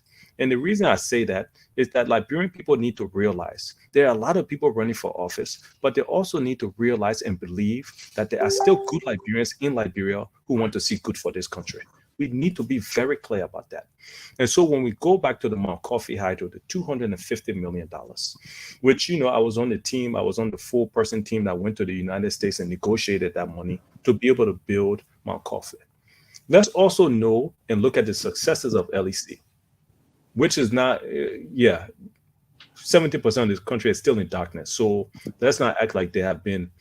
But at the end of the day, every single energy that is enjoyed in Liberia today was done under the previous administration, meaning Mount Coffee, even the CLSG line that was dedicated in December of last year that this government is taking credit for. We broke ground in June of 2017 when I was serving on the LEC board. So all of the energy and the electricity that Liberia is enjoying today has been because of the result and the foundational work of the previous administration. Let's get that straight. And then when you look at Mount Coffee, $250 million, it was never meant to cure all of the electricity issues in Liberia. It never was. It's one step of 200. That's why it's so important that we now get leaders who can sit anywhere, whether it's with the World Bank, African Development Bank, European Union, and be able to discuss and negotiate on behalf of the people of Liberia, which I'm confident that's a strong suit of mine. So we look at Mount Coffee, $250 million. We also negotiated an additional $60 million from the European Union to be able to electrify all of the homes and communities from Mamba Point going towards Pinefield. That was $60 million. The African Development Bank has also been very helpful, as well as the World Bank, in making sure transmission and distribution is invested into Liberia. So you're right when you say that been almost $500 million invested into the electricity sector in Liberia, but it's not enough. We need approximately $4 billion to ensure that we have stable, cheap, and reliable electricity in Liberia.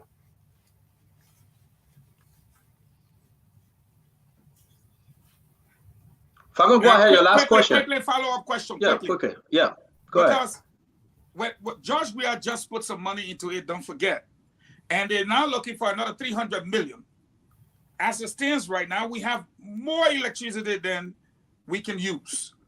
The problem we have is with transmission and distribution. Absolutely. So, absolutely. You now happens to be a candidate. We cook the food. We only need cook spoon to divide the food. You think it's right for President Weah and his group to continue to pump 60 million, 300 million into Mount Coffee instead of into investing into transmission and distribution? What would you do differently? Now that you know you have all this electricity, of course, I'll be fair to say seasonally, but still, what would you do different?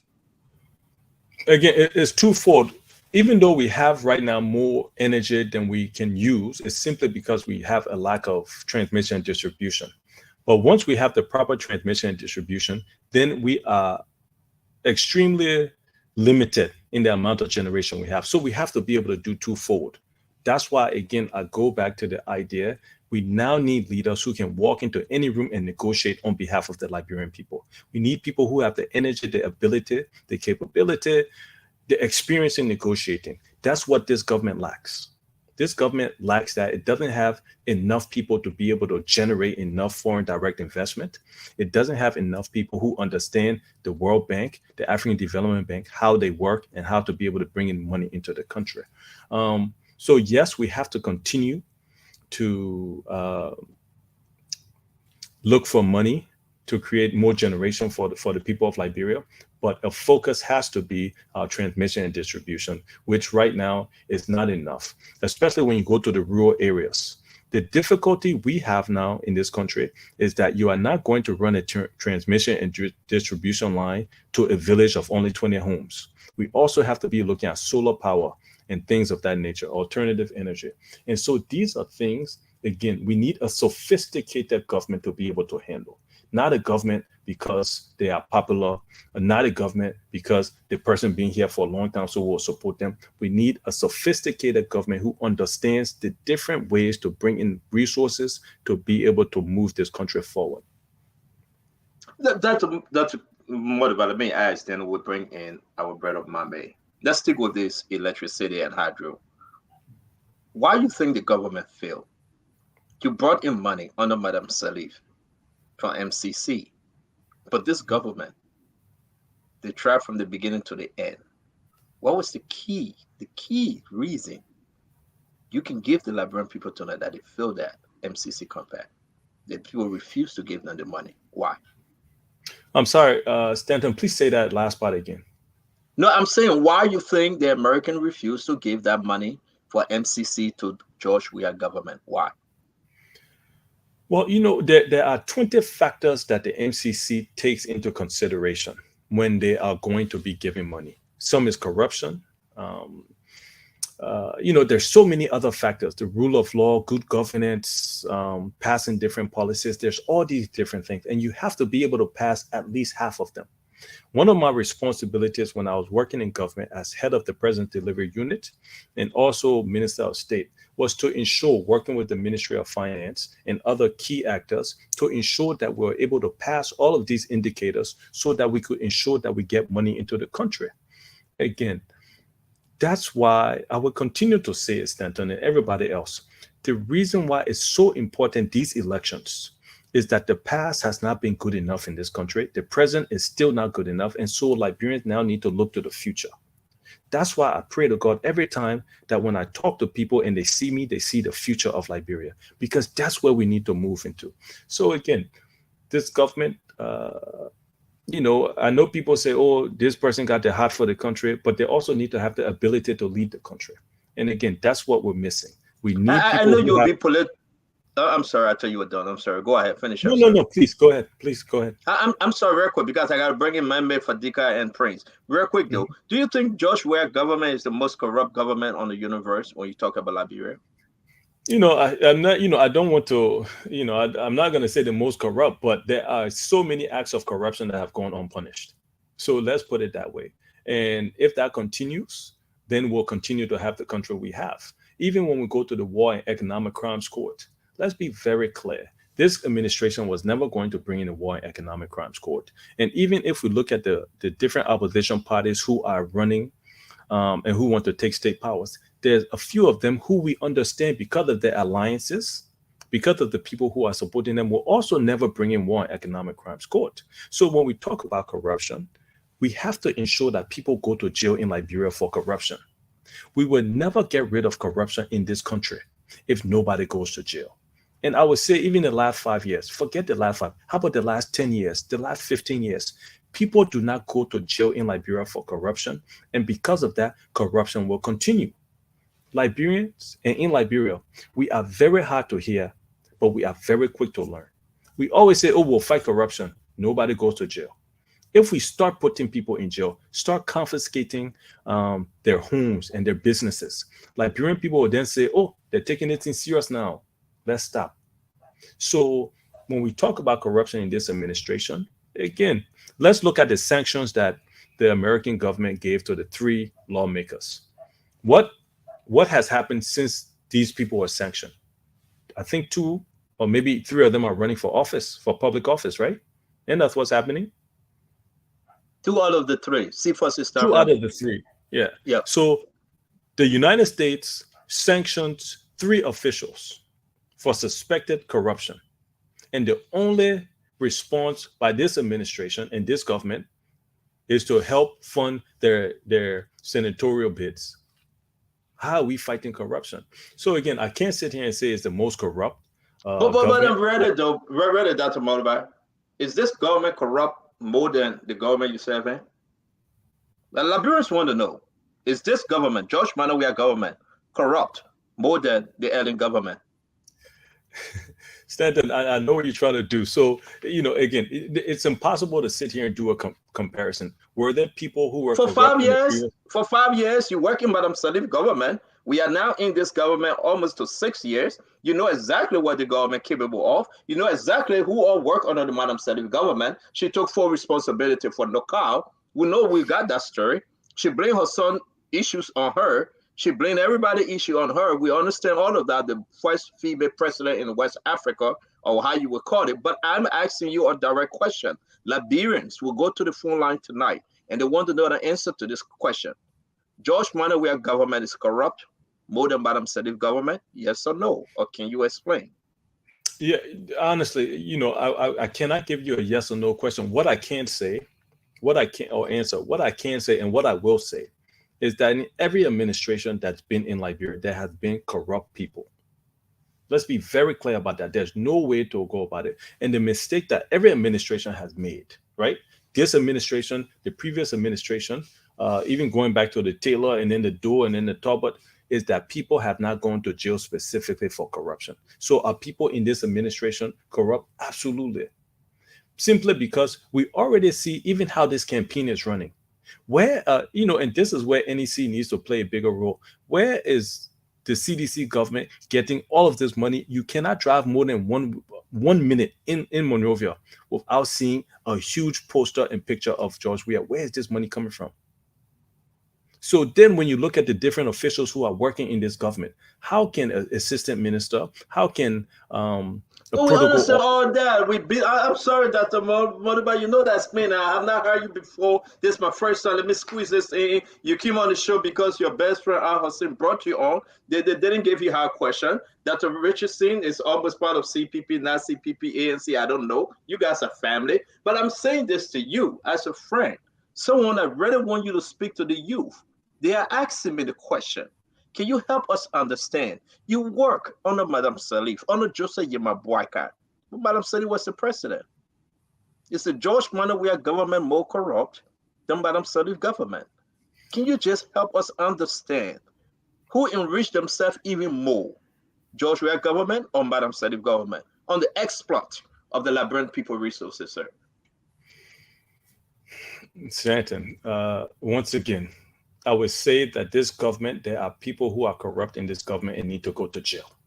In the previous administration, there were people who were corrupt and should have gone to jail. There's no other way to put it. There's no way you can put on a scale this government is more corrupt than this other government.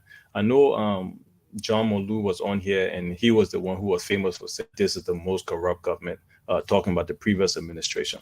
But honestly, it depends how you want to measure it, because this government is the first government that's ever been sanctioned by the U.S. government at this level, direct party officials. So there's so many ways to measure it, but at the end of the day, the people of Liberia are tired of corruption, and they need to be able to see people who go to jail because of corruption, who have to pay restitution, who have to give their house back, their homes, their businesses because of being corrupt. So again, corruption happening in this administration, 100%, and it happened in the previous administration where people were also corrupt.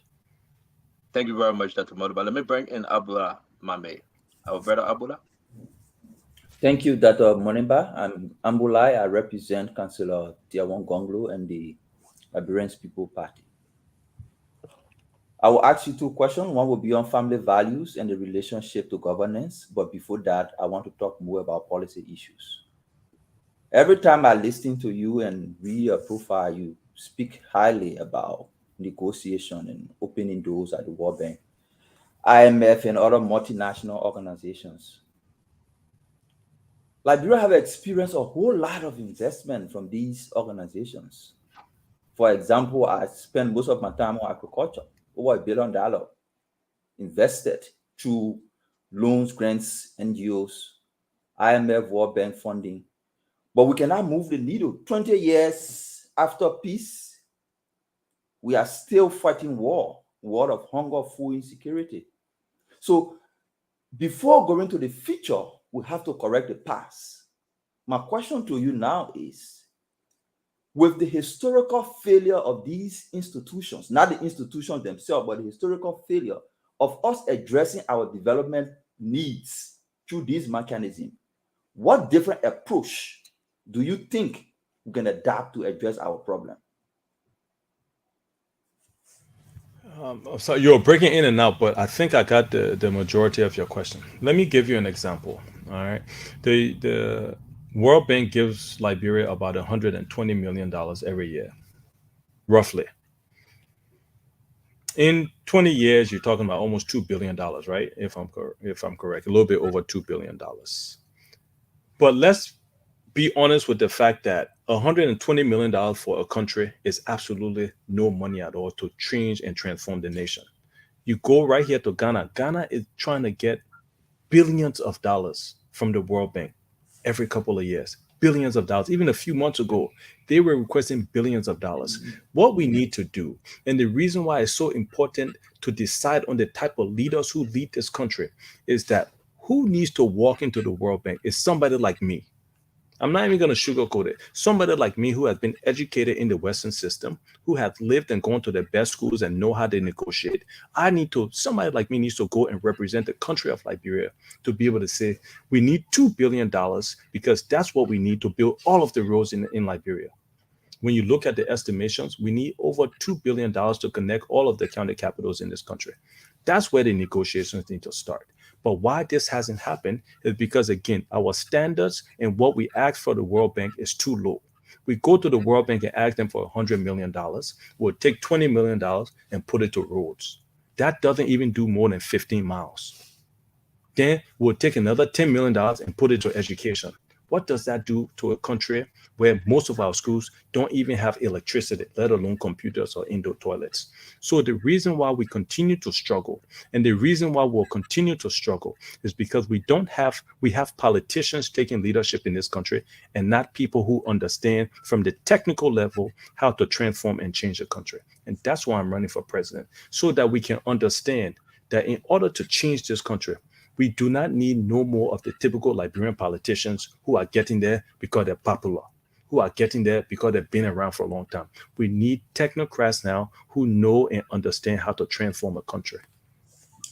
Thank you. Before my next question, for us at the Liberia People's Party and Councillor Gonglo, we have a whole different approach to engage in the World Bank. As a matter of fact, one of what we want to do is to stop all borrowing immediately when Councillor Gonglo becomes president. That's what we'll do. And we're stopping the borrowing because we have said. Okay, you pose your question to him, and then we will talk about Councillor Gonglo later. You want to cut the man time?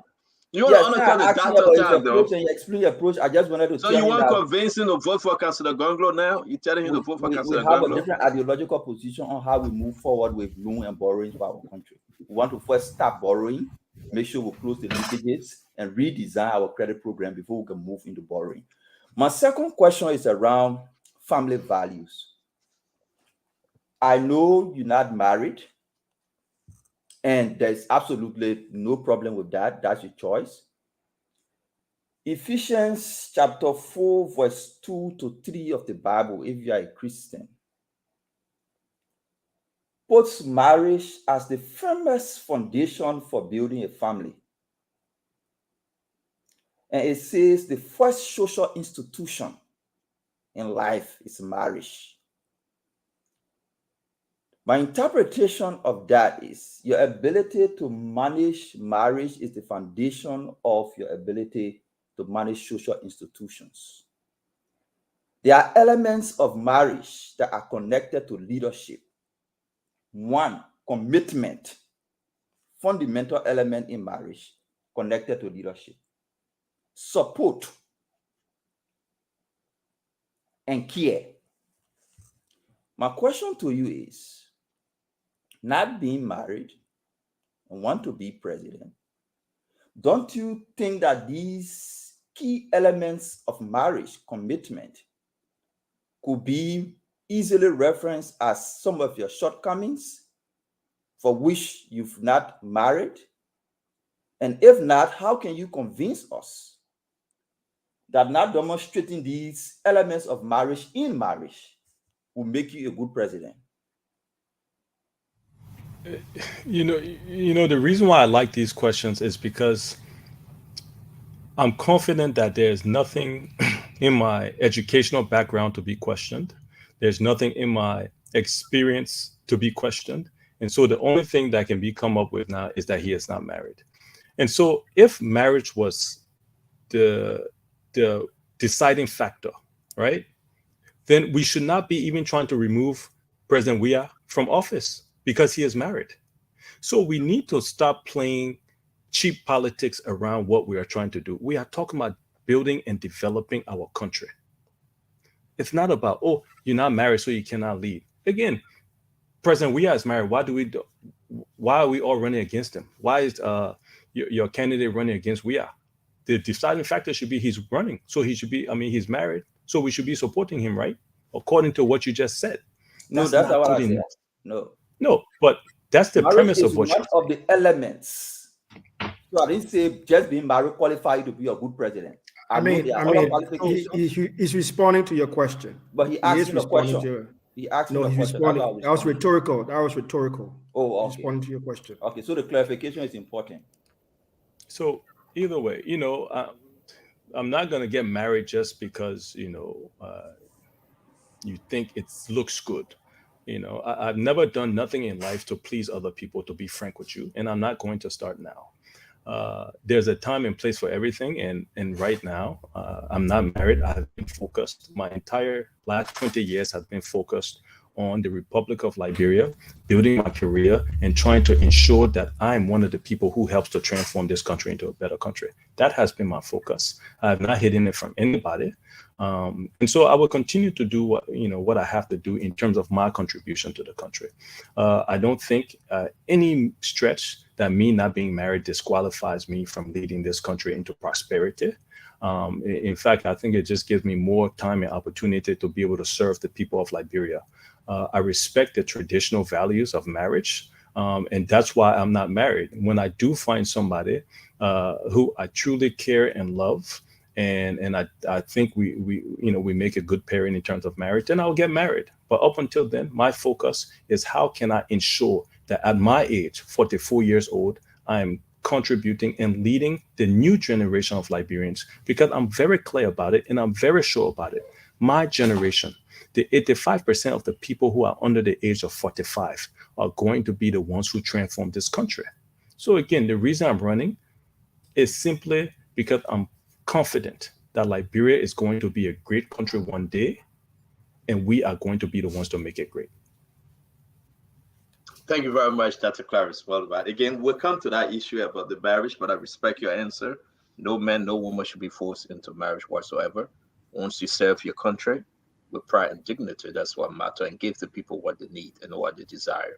Again, we say thank you, but that was a fair question. A lot of folks wondering why is he Dr. Clarence Mulma married? And again, we'll give them an opportunity to hear you out tonight. Let me bring in Al Hassan Fadika, vote number two. Number two is JMB. JMB represent Al Hassan represent JMB on the show tonight. Your two questions, sir, for Dr. Moniba. Dr. Moniba, welcome back to the program. It's good to see you again. I have two easy questions. And you mentioned your age. Honestly, I mean, we have one of the oldest statesmen in the race, and people beat him on his age as well. So I think I beg to differ with that, even though that's your response. I think it's more than just age, but yeah, it is what it is. But my first question here is: you claim to want to fight corruption, that you stand for certain principles that you want to bring, for which you want to become president. Now, you serve as one of the lead advisor to Madam Salif. You sat on a lot of those deals or concessions that were that came to that were passed. Do you have any history of fighting corruption? Have you fought corruption? Did you ever speak against? Because you mentioned Malu, that means you are aware of the audit report and several audits that were conducted during early administration. What was your view on those? Do you have any record of fighting against anything while you were in government? Once again, I think we have to be, very clear on in terms of our roles in government. When I was in government, my principal job was to help negotiations at the high level for infrastructure development projects, and also ensure that they were implemented. So negotiations and the implementation of it. But were you aware of any allegation of corruption? Are you aware of the audit report? Were you aware of any of those things? He's responding to your question. Prince, please. No, he's responding to your question. Yeah, I want clarity. So he's responding to your question. He's giving you if you're not pleased, if you're not pleased with the question, let him finish. Guys, one moderator, guys. One moderator, please. We'll give the guests the respect. Prince, I understand. He's your political leader. I'm moderating the show. Allow Al Hassan to ask question. And when the guest is speaking, we ask you guys, please accept his answer, and we can move on. No, I just wanted to guard the question. I thought he didn't understand my after he finished speaking, then you can come in, Al Hassan. So you want to go ahead and repeat your question and give Dr. Moniba the chance to answer? That you want me to repeat my question, or you understood it? No, I understood. Am I aware of the allegations made by the former Auditor General? Yes, but just like every other Liberian at that time, I think he made those allegations. What year did he make those allegations? My question was, did you ever speak out, and why are you going to do that? Because somebody will be out there and say he's just saying this now because he want to get elected. I mean, what is your history of fighting corruption, or at least fighting for anything against any of these things that you want to fight for now? That's the way I'm driving. No, I think my history of fighting corruption is to look at my history of working in government. I'm proud to say that I've helped to negotiate hundreds of millions of dollars for this country, and not one single person in Liberia or outside Liberia would ever say that I took $5 in bribe, kickback, thank you money. I've never been corrupt, will never be corrupt. And so you have to look at the actions that I've done. So I don't necessarily have to go, which I have. I've spoken about corruption. When the officials were sanctioned, I said that there needs to be an audit, not only on this government, because we cannot say that only 3 people were corrupt in this administration. But I said they need to take it back to the previous administration and look at every single office that I oversaw, from the present delivery unit to the LEC when I was chairman and what was signed under me. And so that's how I fought corruption, and that's how I will continue to fight corruption, by leading by example. Talking is one thing, but the whole country talks. Everybody says, oh, we'll fight corruption. And then they get there, corruption is not fought. Because we have to start to look at the history of the person. I've been in situations at the highest of levels where there were so many opportunities for me to be corrupt if I wanted to. But again, I'm proud to say, and I challenge anybody, look at any record, talk to anybody I've negotiated with or worked with, talk to any institution or bilateral country, and you will see for a fact that there's been no corruption at all in my history, no stigma. And that's what I'm proud of. So when you talk about corruption, that's one of the trump cards that I'm so proud of to talk about. And that's why I feel like I present the best opportunity to lead this country. Again, the character, and there's no stigma, the ability, the education, the experience, the energy, and the vision to move this country forward. So that's my response every time when somebody asks me about corruption. Look at my history, look at what I've done, look at what I've stood for, and you will understand that under my administration, corruption will not be tolerated, and more importantly, it will be punished. All right, which brings me to my second question. Part of your economic policy is to borrow and borrow more money. I think last time you were here, you just mentioned again 2 billion just for road construction. The international community were very generous to Ellen. She attracted close to 16 billion in direct foreign investment. Most of those funds that came to the country cannot commensurate the development that was done, and which the former vice president said that opportunities were squandered.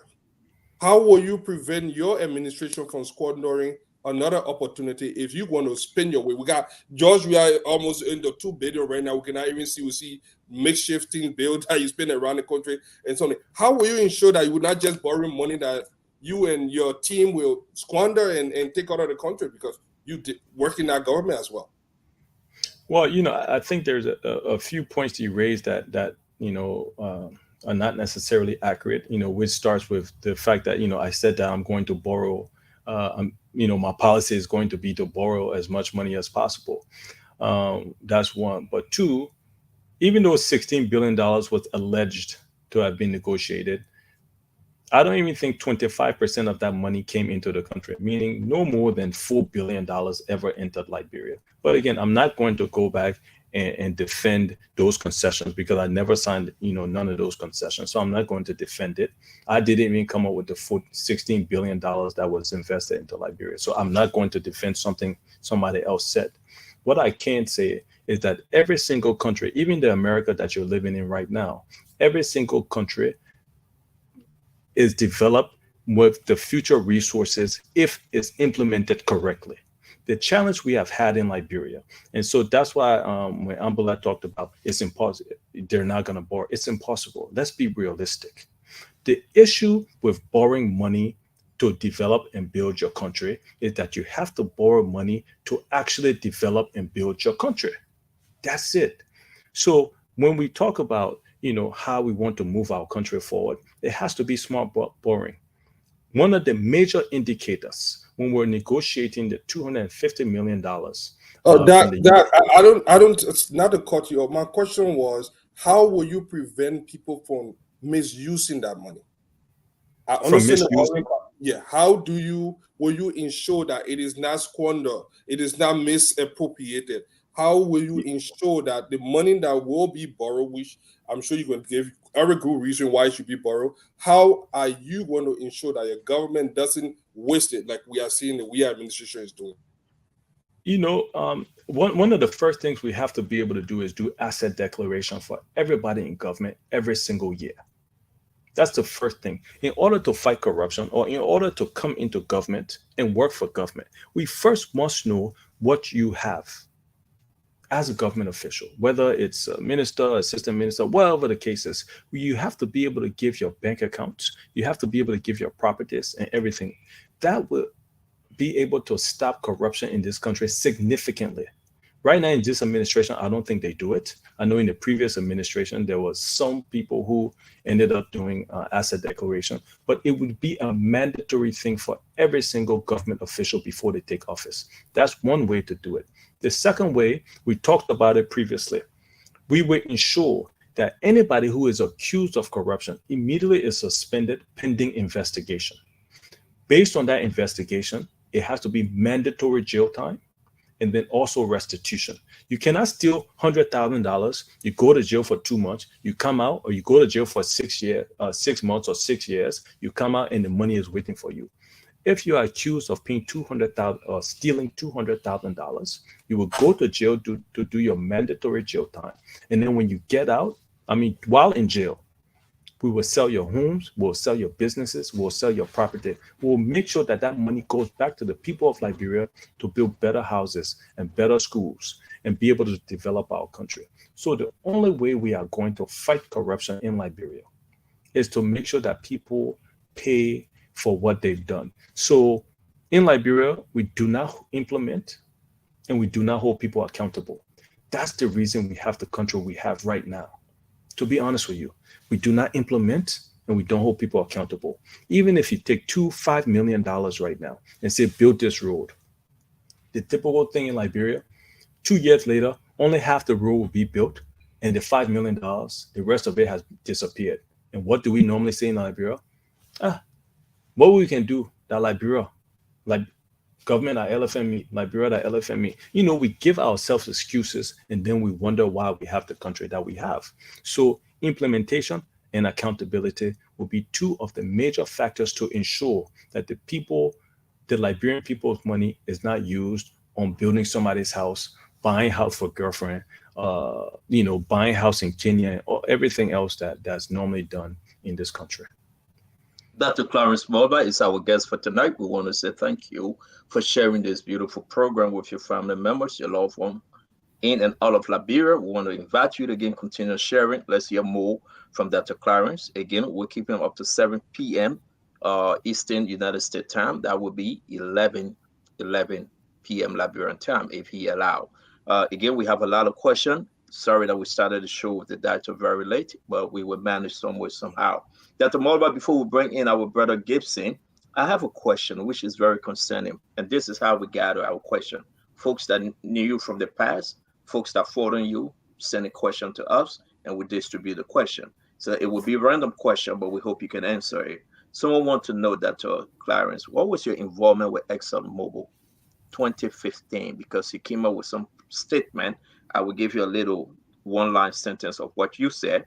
This project will create jobs for Liberians and help the economy if they can find oil of commercial quality, said Dr. Clarence Moniba, Deputy Chief of Staff to the Liberian President, Madam Ellen Johnson Sirleaf.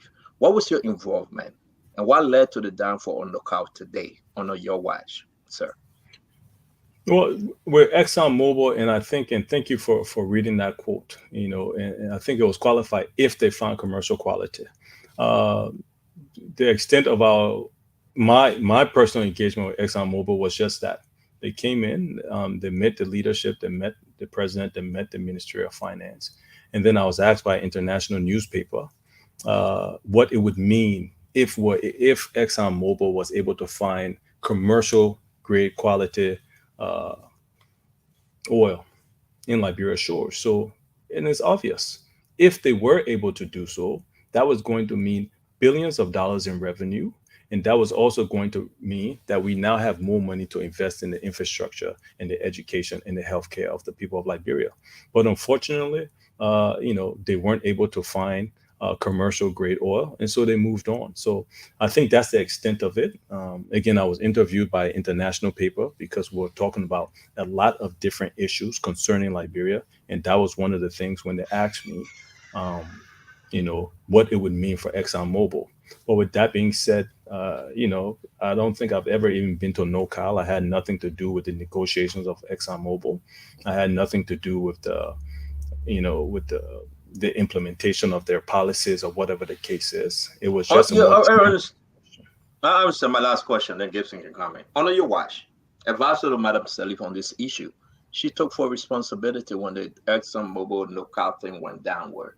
And up to now, everybody beat on Madam Sirleaf and said, well, your children stole the money. Your friends, the Robert Sirleaf, you knew him very well. You worked for his mother, advisor, you travel. We have picture we're going to be displaying pretty soon. You travel to those folks, especially the British Prime Minister at the time that was trying to weigh in onto our oil energy sector in Liberia. We have the picture. I want to know exactly what was your advice given to her? In terms of NorCal or the oil? In terms of NorCal, in terms of the waste, the cow, in terms of the oil, in terms of your involvement, because she sent you on trips that you met world leaders and you guys discussed on this issue. What was your advice when you returned to the country, madam, before you take responsibility? And Liberians want to hear from you, sir. Go ahead. No, I was so proud of the role I was able to play in the previous administration. Yes, I've met so many world leaders, President Obama, Tony Blair, the Chinese president, Canadian prime minister. I've met all of them and had personal discussions and conversations with them. So I'm so proud of the access I was able to have at a young age, serving as the youngest cabinet minister in the previous administration. But again, when it comes to NorCal, I don't think. Honestly, I don't even think that is the picture you're showing right now is a discussion with the president of the World Bank. And at that time I was, the ELW road, ELW to Coca-Cola road that's being built right now that hasn't been completed. That picture was taken in Germany. I remember that very well. And this is when I was introducing the idea of them extending the road, because if people know, the World Bank built the road from Coca-Cola to Banga to Ganta. They were one of the principal factors. One of my missions there was to ensure that they provided the extra additional $15+ million to build the ELW to Coca-Cola road, which is being done right now. And so, that picture is from the World Bank. That was the president of the World Bank at that time. Let's go back down as you finish up this thing. Madam President took responsibility of NorCal mess. You want to be president no more. How will you solve this NorCal problem? Because you were right there, though. Her son, Robert Salif, as the allegation goes, and people say they will order him. She say, I take responsibility. George will put her son in jail, free him within less than 48 hours. And whatever the case may be, do you bear some responsibility, sir? That under that administration, Liberia in her second term went worse. Do you bear some responsibility, sir? Do I personally bear responsibility for the administration being bad? Yes, in her second term, yes. Again, Stanton, I know where you're trying to go with this. So what I would tell you is this: when we look at the economy of Liberia and we look at Ebola from 2014 to 2016, at that time, our economy was one of the highest in Africa, almost going to 8 to 9%. And when Ebola hit Liberia, it went to -1 to -2%. So my job at that time was to ensure that I was traveling around the world trying to convince businesses to come back to Liberia. And so, that was my responsibility in the second half, in addition to making sure that the major projects such as Mount Coffee, the roads were completed. Again, so when you come to NorCal, I never one day had a portfolio with NorCal. I never had one day had a portfolio in the oil sector. So, those are conversations and questions that probably would be best answered, by the former president or her son or, whoever else was in the business of oil for Liberia. I would be proud of what I worked on, and I'm not going to take any responsibility for what I did not work on. And NorCal, in no form, shape, or fashion, was under my portfolio. I beg you guys, I have to squeeze this in, Gibson. I beg you. At some point under your portfolio, did you negotiate any of the energy sector, like Block 13? Did you speak to world leaders concerning this? I'm sorry, please say that again. Block 13. At some point while you were working with Madam Salif, did you negotiate concerning Block 13? Did you speak to world leaders concerning the All Black of Liberia? No, absolutely. No, that was all done before I even came to Liberia. I moved to Liberia in 2012 and started working for the United Nations High Level Panel. And so, no, at no point, all that Block 13 and NorCal and negotiations was done before I even entered government at the high level I entered in. So, no. So how do you know that the project was going to create a lot of jobs and help the economy? It's just common sense. I'm sorry. It's just common sense. Again, what we are seeing is not common sense, but I will give Gibson the chance to ask you a question. Let's do this round because we have something coming up that you have some advice, and you spoke about the energy sector in a different way That's why they quoted you and said, well, if they find oil of commercial quality, then you said Liberia would benefit, and you were speaking as a deputy chief of staff to Madam Salih. But let me give Gibson the chance. Let me give Gibson the chance, and we can come back to that, Dr. Moniba. Okay, it would, but please, Gibson, 1 second. No, go ahead, sir. Okay. If you want to speak on it, go ahead. No, again, here's how typically it works. Okay, and so that's why, you know, when I say typically, if commercial grade oil quantity oil is found in your country, immediately ExxonMobil, immediately U.S. aircraft carriers will come directly to Liberia. Immediately, thousands of people move to your country and start to explore further oil opportunities. So the reason why I say it will be a boost to the Liberian economy is because now you have thousands of expats. If we remember, when UN left this country, hundreds of millions of dollars left this country. If Exxon had found oil into Liberia, hundreds of millions of dollars would then come into Liberia. And so I was speaking on that basis, not from the basis of I negotiated anything or I even knew what Block 13 was, what were the discussions or anything of that. So at the end of the day, the similar reasons why we were talking about a US base coming into Liberia. It would bring hundreds of millions of dollars into Liberia. If commercial oil is found in Liberia, it would bring hundreds of millions of dollars into Liberia. Thank you very much, Dr. Moniba. Gibson, please. Welcome to this platform, Dr. Moniba. Before I ask my question, do you have a girlfriend? We've gone beyond that. You know, I love the fact that y'all can't find anything on me. So the only girlfriend. An honest question. Do you have a girlfriend? Say that again. Do you have a girlfriend? Right now, I do not have a girlfriend. No. Right now, you don't have a girlfriend. So all the guys running behind you, they're not your friends? What you said? The man should have said fiance. Man, let's discuss that. Let's discuss So all the guys then, they're not your friends? Why you're going to do this, man? Why you guys do this? Dr. Moniba, I'm going to ask you one more time. Say fiance, don't say girlfriend, because all the girls then I can be behind the men are his friends. You know what? You know, I would just put it this way. I would just put it this way. I'm blessed. Yeah. You know, I'm very comfortable where I'm at right now in my private life. And anybody who enters my life in a romantic way will understand that what takes priority in my life for the last 20 years has been Liberia. My career and my contribution to this country has been paramount. So, you know, has it affected relationships in the past? Absolutely.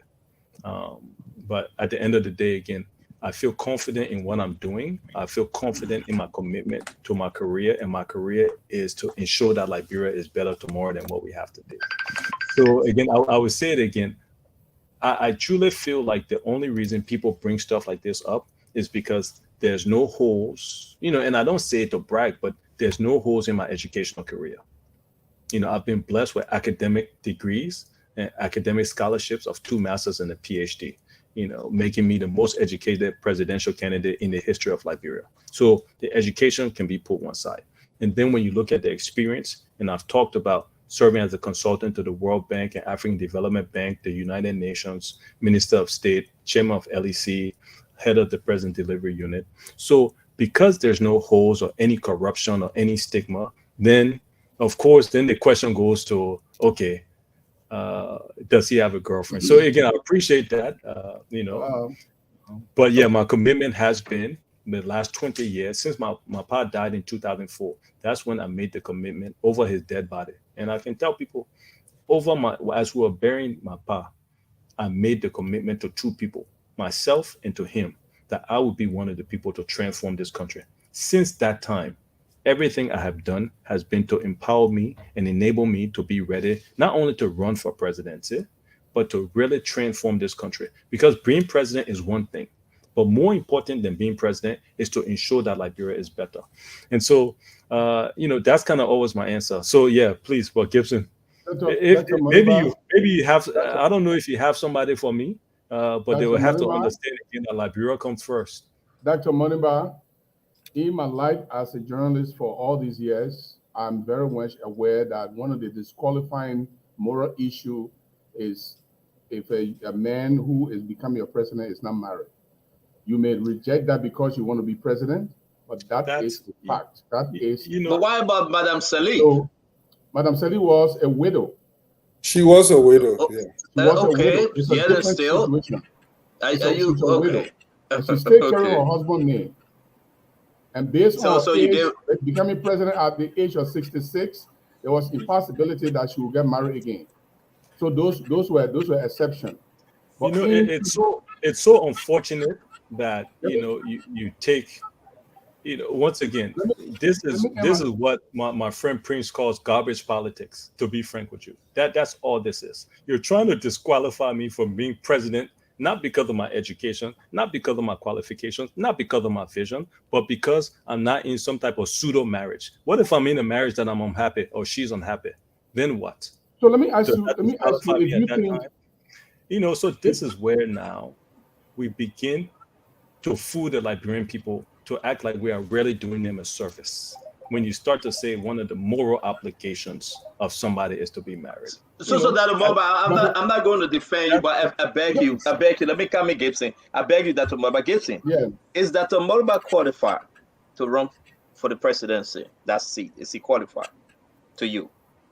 In terms of what? Because the qualification to become in terms of qualification by the Constitution, but no. Let me. You ask me in terms of the Constitution of the Republic of Liberia, in terms of its education, in terms of the things that qualify as per the Liberian law, Constitution. Is he qualified, sir? Okay, I will say this. Even though I'm not on the interview, but I will answer this question for all of you. The Constitution provides that you can be president at the age of 35. And the reason for 35 is they don't want any kid becoming president of Liberia. That's a moral ground. They also didn't talk the Constitution, they not talk about education in our Constitution to become president. So a very amount of people have become president based on their education level. So go ahead now. So go ahead now. Yeah, so go ahead now. Yeah, go ahead. So Gibson, real quick, I'm sorry. So if somebody is divorced. I know you're coming, but let me answer his question. But real quick, sorry, Gibson. If somebody is divorced. Hold on, Gibson. The guest is speaking. Gibson, the guest is speaking. Older woman, give him the time. Gibson, so I was asking, should somebody be disqualified if they're divorced and on their second marriage or third marriage? Should somebody also be divorced? Because also it's moral. Because if we're going according to the Bible, it says still death do us part. So if somebody is divorced, what does that mean for their moral background? You done?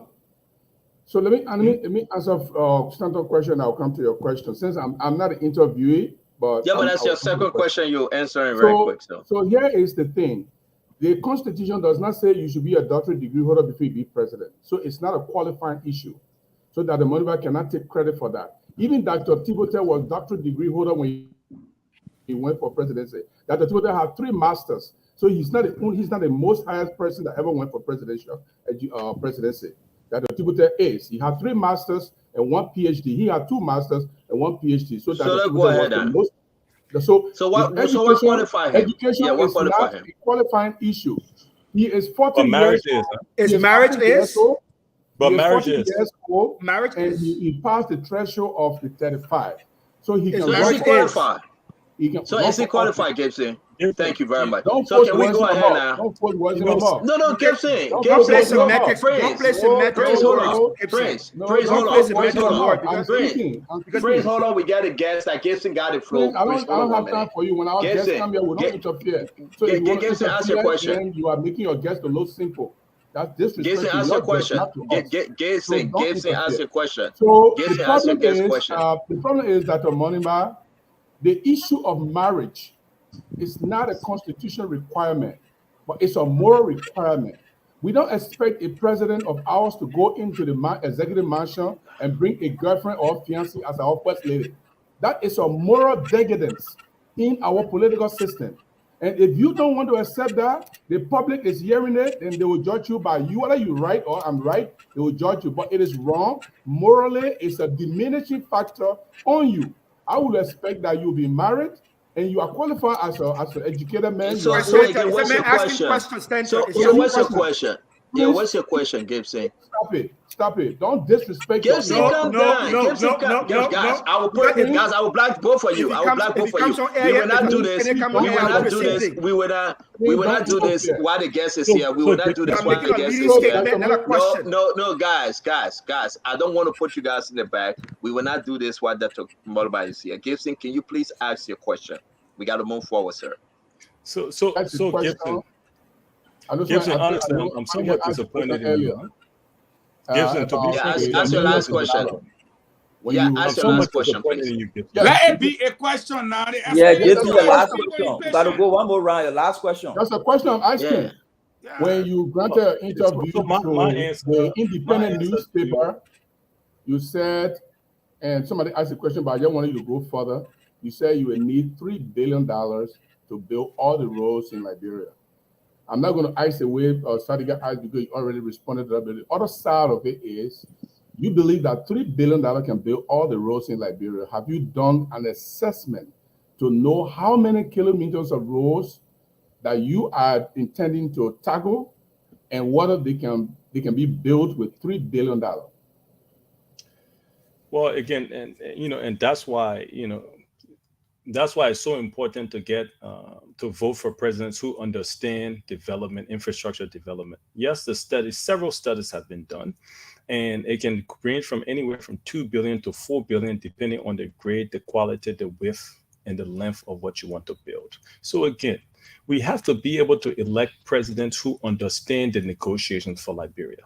But what you're trying to do, Gibson, is again, I don't know if I should be disappointed in you or expect you, because the fact of you bringing up, marriage as a qualifier or a disqualifier should let everybody know who's listening that you are not ready for true transformational change in Liberia. Because again, if that's your moral thing, then why are you not supporting Wia because he's married? So again, let's be very fair, not only to the people who are listening, but to the Liberian people who will be voting. We should be talking about a leader now who can transform Liberia. So when you start to denigrate the sanctity of marriage, you expect me to be married. Where do I know you from before you expect anything out of me? So again, let's stop playing these cheap, petty politics, or as my friend Prince likes to say, these garbage politics things, as we move on and try to talk about developing and truly transforming Liberia. So my thing could have been like, so does divorce disqualify somebody to be president? Does it disqualify somebody to be president if they have been divorced? No, Gibson, I'm asking you, yes or no. Does divorce disqualify somebody from being president? If anybody wants to be president and you are divorced, morally you are disqualified. Morally, okay, so then that means your candidate should be disqualified because Gonglo has been divorced. But he's married now. He's married. Listen, I'm not going to. You know what? I even take this back. I don't want you to let me ask my last question. So it was just an example. I just gave that as an example. Let the doctor finish speaking, please. Go ahead, doctor. Listen, and I feel bad for even bringing that up about Gonglo. I just wanted to use that as something against you. You're here talking about moral comprehension or moral standings when the only argument you have against me again is that. So again, Gibson, please, I expect more out of you, especially being on a national platform like this. Let's talk about the issues that really affects the people of Liberia. And if you don't have anything else to talk about, then you can waive your ability or your chance to ask a question. We want to say thank you, Dr. Moniba. I'm squeezing in this because we do not want to keep you in the station long over hour. Let me bring in. No, you're done, sir. Your second question finished. I'm begging you. So the issue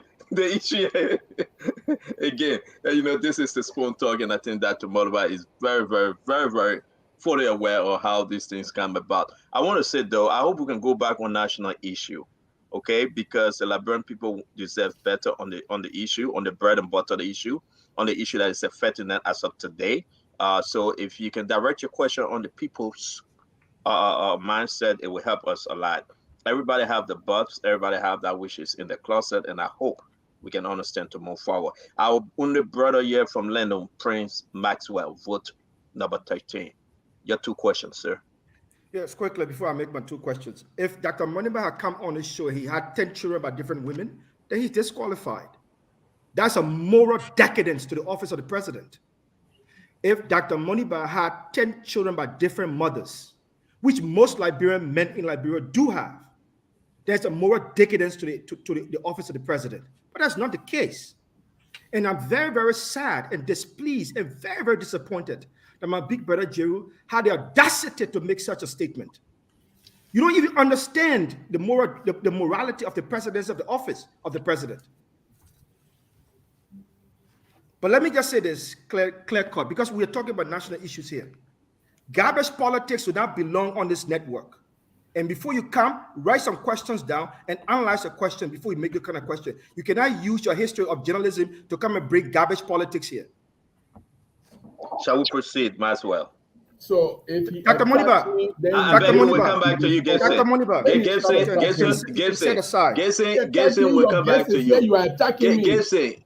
Gibson, we'll come back to you, please. Go ahead, Prince. Your concern for Dr. Moniba or your question? My question. Yes, sir. Dr. Moniba, thank you for coming here today. I appreciate the many excellent response that you give. And most of my colleagues here today have been able to ask you their questions patiently. I heard you spoke about, I know fully well that in the many discussions we've had over the many times we've discussed your platform and everything. You have smart, please give me a chance. You have smart budget waste management policy, smart procurement processes, ideas and policies that you have on your agenda, national anti-corruption policies. But this is my question to you. Your vision for Liberia is uniquely positioned to bring about a new Liberia. Can you kindly expand on this vision? Could you please give me a chance for the Liberian people? But what are you reading that for? Could you please? Get him a chance back. I can say it off head if you want. Go ahead with your question. Go ahead with your question. Could you please expand on that? Could you please expand on your vision for Liberia? Especially, I've heard you talked about more and more the new Liberia vision. Could you please expand on that for the many viewers that are listening today? That's my question number 1. Thank you for that. And so now I'm glad we're now focusing on the issues of how we're going to transform Liberia as opposed to asking questions, that doesn't have any relevance to the people of Liberia. When we talk about a new Liberia, what we envision, and when I say we, meaning my vice president, Grace Pond, who has been a huge contributing factor, not only to the campaign, but how we are going to be leading this country. What we want. So let me give you an example in the agriculture sector, which I always talk about. Liberia is a country where every day we say we have to eat rice, but yet we import most of our rice, most of our food from India and China. We have to be able to create a country, and with God's blessing and with the support of the people of Liberia, we will understand and will also ensure that every single county in Liberia will be responsible to become a food production zone. So an example I always give is when you go Lofa, Bong, Bapulu, Cape Mount, Bomi, counties such in the western area, we say, grow all of the rice that the Liberian people will eat. We go to Nimba, we go to Granji there, we say, grow all of the cocoa, grow all of the cassava that the people of Liberia will eat. You go to the southeast, bitter ball and pepper. Last year, we imported almost $7 million worth of pepper from Guinea. Are you trying to tell me that the people of Liberia cannot grow our own pepper? So, wow. Yes. So these are examples. When we talk about a new Liberia has to be a country where all 15 counties are producing and supporting the food supply of the Liberian people. We have to be able to feed ourselves if we want to be a sustainable and growing country. In education, we are very clear about what we want to do in education. And that is every single person graduating from high school, with God's blessing, and you support myself and you support Grace Pond for the leadership of this country. We will ensure that every single high school graduate in this country has 2 years of technical and vocational training. A junior year, you will have theoretical. Your senior year, you will have practical. So therefore, when you graduate from high school, not only do you have a high school diploma in one hand, but you'll also have a degree or a certificate in carpentry, in plumbing, in electrical work, or in something, so that when you graduate, not only can you contribute to your own development and your own sustainability, but you'll also be able to help to build our country. We also have to be able to look at this country. When we talk about a new Liberia, we have to be able to look at Liberia and build Liberia district by district. Right now in this country, we build Liberia from Monrovia outwards. Anything that left over after we finish doing something in Monrovia, then let's try to do something, in District 2 in Sino. We have to be able to look at every single district in Liberia and build every single district in Liberia. So every single district in this country should have a technical and vocational school that the people of that district can go to. Every single district should be able to have a hospital, a state-of-the-art hospital that has electricity, that has doctors, that has medicine, that the people of that district can go to. We need to have industries and factories in every single district. That's the only way we're going to ensure that the people of Liberia benefit from the resources of Liberia. We have to build Liberia district by district. And so these are some of the things when we talk about a new Liberia, this is what we're pushing. And so that's why I'm too confident. When the people of Liberia hear this message, hear these policies, look at my background and look at my history, what I've done. Look at Grace Pond's background and her history, what she has contributed to, including fighting corruption in this country at the highest of levels, including having 45 different churches around Monterrado. And now I'm talking about Grace Pond because, I want people to also know who my vice president is. She has one of the top schools in Logantown. She has a clinic as well. When you put people like this in positions of power, then you start to see true transformational change. And so that's why we continue to tell the people of Liberia, the policies have to be very clear. We have to be self-producing. We have to be a self-producing country. We have to graduate every single person from high school with skills, carpentry, plumbing, electrical work, catering, masonry, something. We have to make sure every single district in this country has a modern hospital so that people do not have to leave Liberia for medication. People do not have to leave Liberia for treatment. How many typical Liberians can even afford a plane ticket to go to Ghana, let alone India and China and Europe and America? So these are things when we talk about a new Liberia, we have to be able to do so. But in order to do so, we have to change the type of leaders who lead this country. We are not going to change Liberia fundamentally if we continue to vote for people who've been on presidential ballot box, vice presidential ballot box since 2005, 2011, 2017. It's not going to happen. Thank you very much. We're going to skip Maxwell's second question to bring in Dr. Richardson. Thank you very much, Maxwell. Sorry to do that. The last time we had Dr. Yakwawodo on, we kept Gibson, and he couldn't ask enough questions. We got to be fair. Thank you very much. We'll bring in our Dr. Richardson. Dr. Richardson, before you come in, I beg you, our dear doctor, it's very important that we ask Dr. Clarence Moniba. Dr. Clarence Moniba, folks want you to please talk to us, we Liberians, about the International Crisis Group. I'm sorry, say that. You cut off. Say that again. International Crisis Group.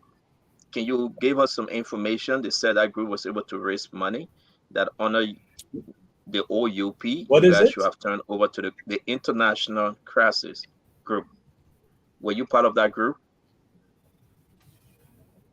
International what? Crisis. CRISIS that was founded to help Ellen Johnson Sirleaf. I think that's what you're talking about. Correct. The International Crisis Group. Were you part of the Sirleaf government then that came to help her with some money, and were you part of it? Can you honestly, I've never heard about that before. Okay, you didn't. That's why I want to give you the chance, because folks are saying information that you were part of that group, and the information I'm receiving, I just want you to explain. But if you say you never heard of it, then we can move on. Yeah, no, I don't know what that is, to be honest with you. Thank you very much, Dr. Clarence Moniba. Dr. Richardson, can you go ahead with your questions, ma'am? Dr. Moniba, thank you for coming again to Spoon to make a case to the Liberian people.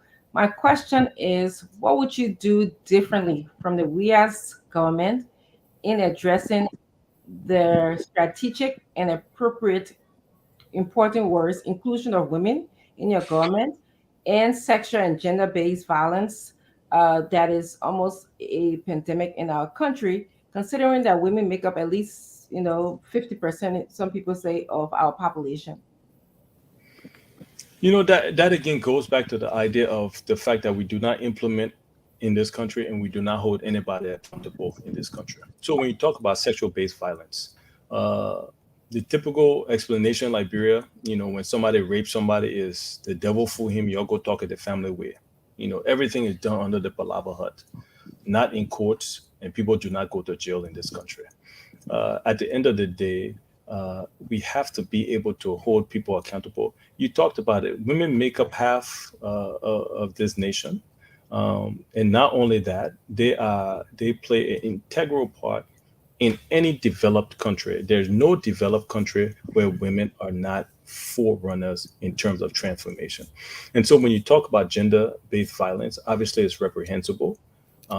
People need to be going to jail for that. And then when you talk about women contributing to the success of this country, I think it goes without saying that anything a man can do, a woman can do, and vice versa. And so, that's, I'm not sure, how else to answer that. But the fact that every single Liberian needs to have the opportunity to contribute to the development of this country. And especially when it comes to reprehensible acts such as rape and gender-based violence, we have to be very clear that there also must be mandatory jail times. And once that are implemented, we need to stop taking people to the palava hut to talk about it, or giving excuses such as the devil food and man. So that's pretty much my stance on this.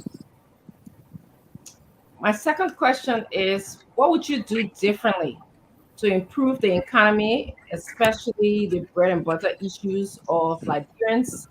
Do you have any answer to what would you do differently?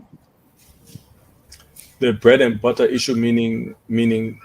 Well, at least have Liberians finding jobs, being able to pay their children's tuition, being able to eat at least two meals a day, because statistically Liberians only get to eat one meal a day. So what would you do to improve our economy? And that's why I kind of talked about, when Prince asked the question of what new Liberia we want. Every single county in Liberia must become a food production zone in this country. Every single county should be responsible to grow something that will feed the people of Liberia. Once we do that, the price of food will decrease and the employment rate in this country will increase. That's something very critical that I still don't understand why we as a nation continue and allow it to happen, where we import a majority of our food into this country. I think it's up to 70% of the food that the people of Liberia eat is from outside of this country. That is no way to build a country. Absolutely no way to build a country. We have to be able to change that. And in education, let's be very honest. I mentioned it before. Unfortunately for us in Liberia right now, we are graduating people from high school who can barely read and write. That's why it's so important as we build, the skill level of our teachers and build the infrastructure of our students, so we don't have students sitting on dead floors, going to outside toilets. We need to have students have access to computers and electricity. We also need to make sure that the older people who are graduating from high school have a skill. Once you do those two things, ensure, the first thing in agriculture, productivity in Liberia, and making sure that the people of Liberia have skills, you will see our country begin to turn immediately. Immediately, you will start to see real dividends where everybody benefits from our country. Where do you intend to get the money from to improve the agriculture sector as you speak about? This is why I keep going back to the idea that we need leaders who know how to negotiate at the international stage. To be able to grow food in Liberia is as easy or as hard as you make it, in the sense of you need a leader who can go out and bring in foreign direct investment. It's that simple. And that's why I feel like I present the best option to the people of Liberia. You need somebody who will be able to travel around the world, sitting and talking to businesses. Liberia has some of the best soil in the world. We have some of the most liberal policies in terms of business investment in Liberia. Liberia uses the US dollar as legal tender. These are all things that will encourage private investment, but they are not going to come into the country if they are apprehensive about the leadership, the people who surround them, if there's bringing leaders with any stigma. And at the end of the day, the entire world is transitioning to youthful leadership. They want to see somebody who represents the future of a country, which is what I do. I represent the future of Liberia. So if somebody like me was blessed enough to become president of Liberia and lead the efforts to bring in foreign direct investment, that's where you are going to get the money from to develop and build this country. Thank you. Thank you very much, Dr. Moniba. Let me bring in Fadika, then Fagon will take us home. Again, we got 2 more minutes with Dr. Clarence Moniba. We will wrap this thing up. Sorry for, starting the program that late, but again, we appreciate that 2 more minutes. Time on time. After Fadika, you will come in, Eugene Lame Fagon. The doctor is in studio. He got to go home. Just for your information. All right, Fadika, go ahead. Your 2 questions, sir.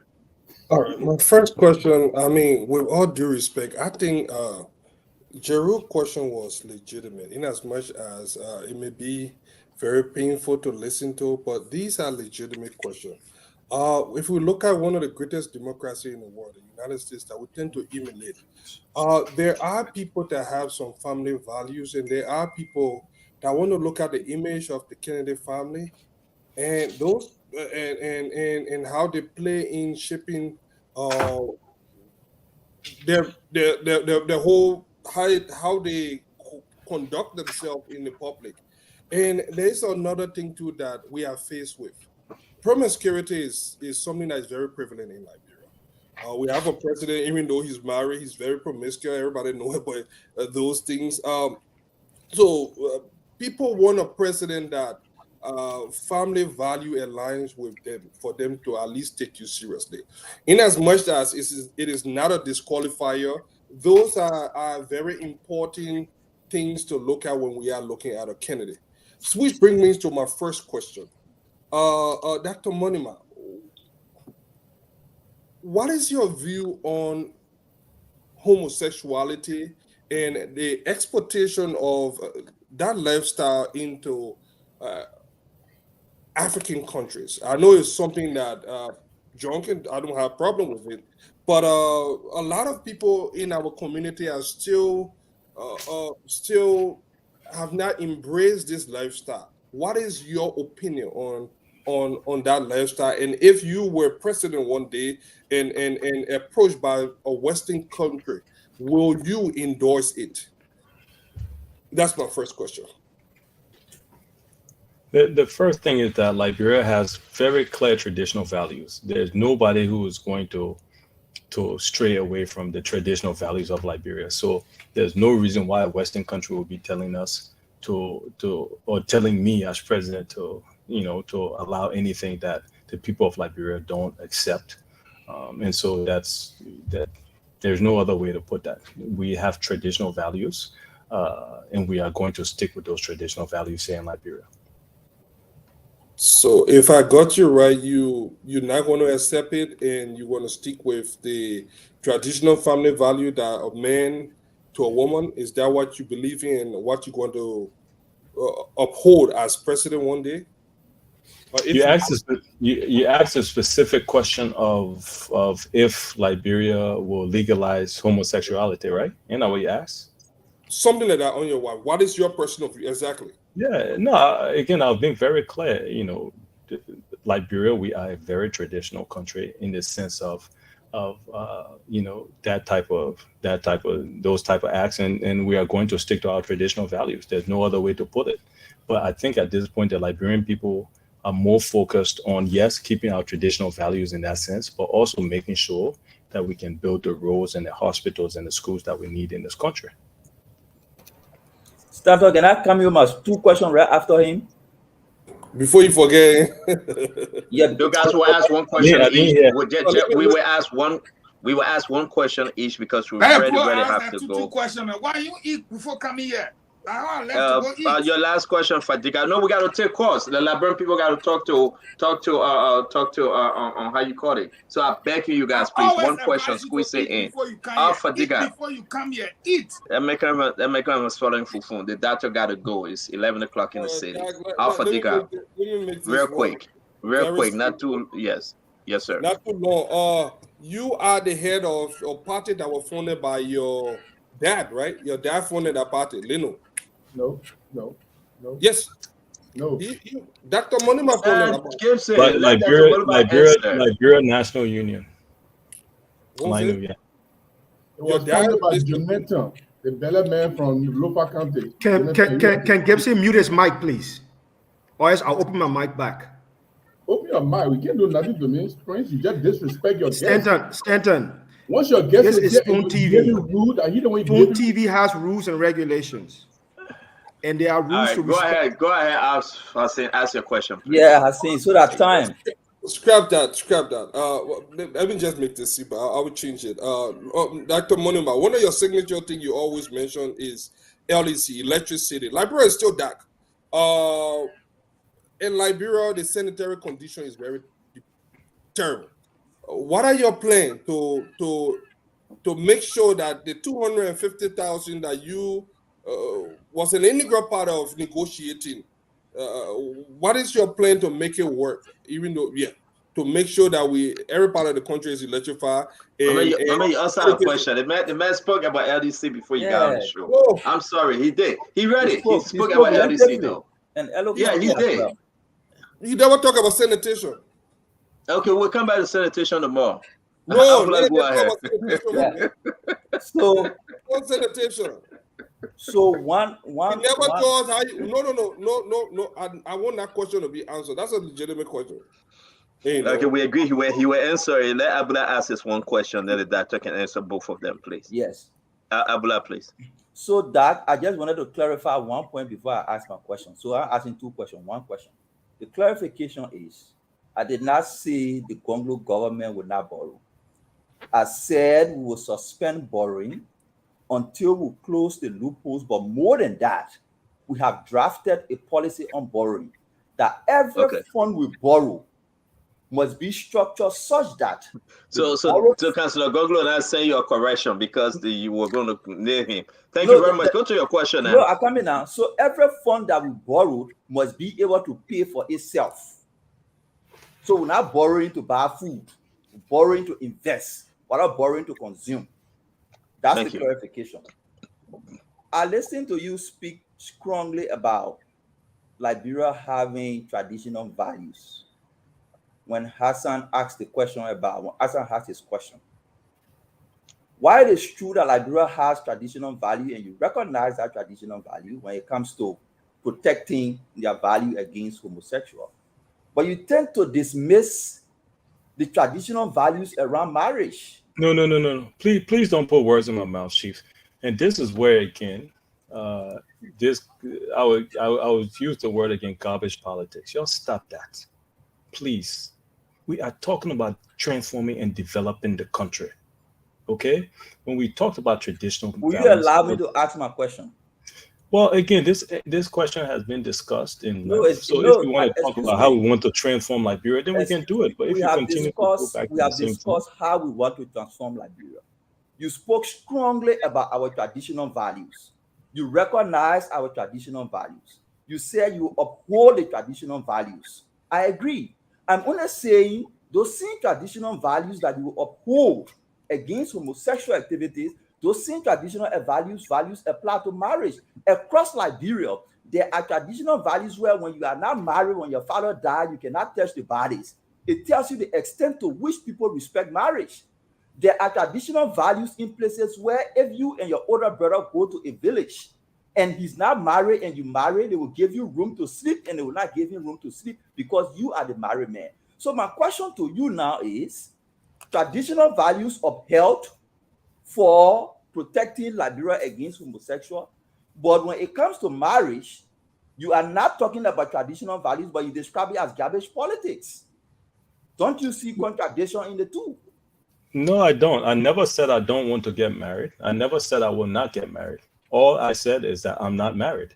So you are the ones taking it to the next level. When I found something, there are so many beautiful, smart, intelligent, supportive women in Liberia. And, when I find mine, I will get married to her. But up until then, I'm not going to get married to appease you or appease Gibson.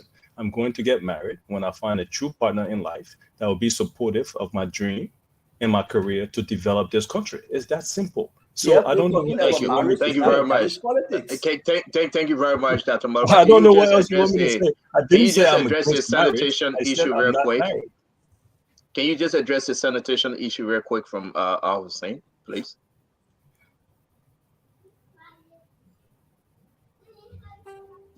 Dr. Moniba, can you hear us? I'm sorry, say that again.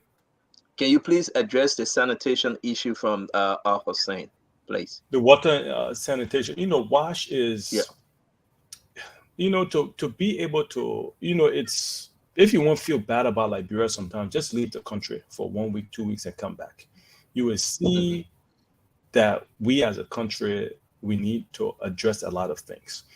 One thing we have to be able to do to address the sanitation in this country is to be able to recruit an army of young, able-bodied people to be able to clean the streets of Liberia. That will also increase the job rate in this country and decrease the sanitation and, that's all over the country. We have to be able to do it, but we need better waste facilities. People don't think about it, but there are not enough waste facilities in this country. And so when you see garbage and dirt piling up all over the place, it's simply because MCC and the government has nowhere to take them.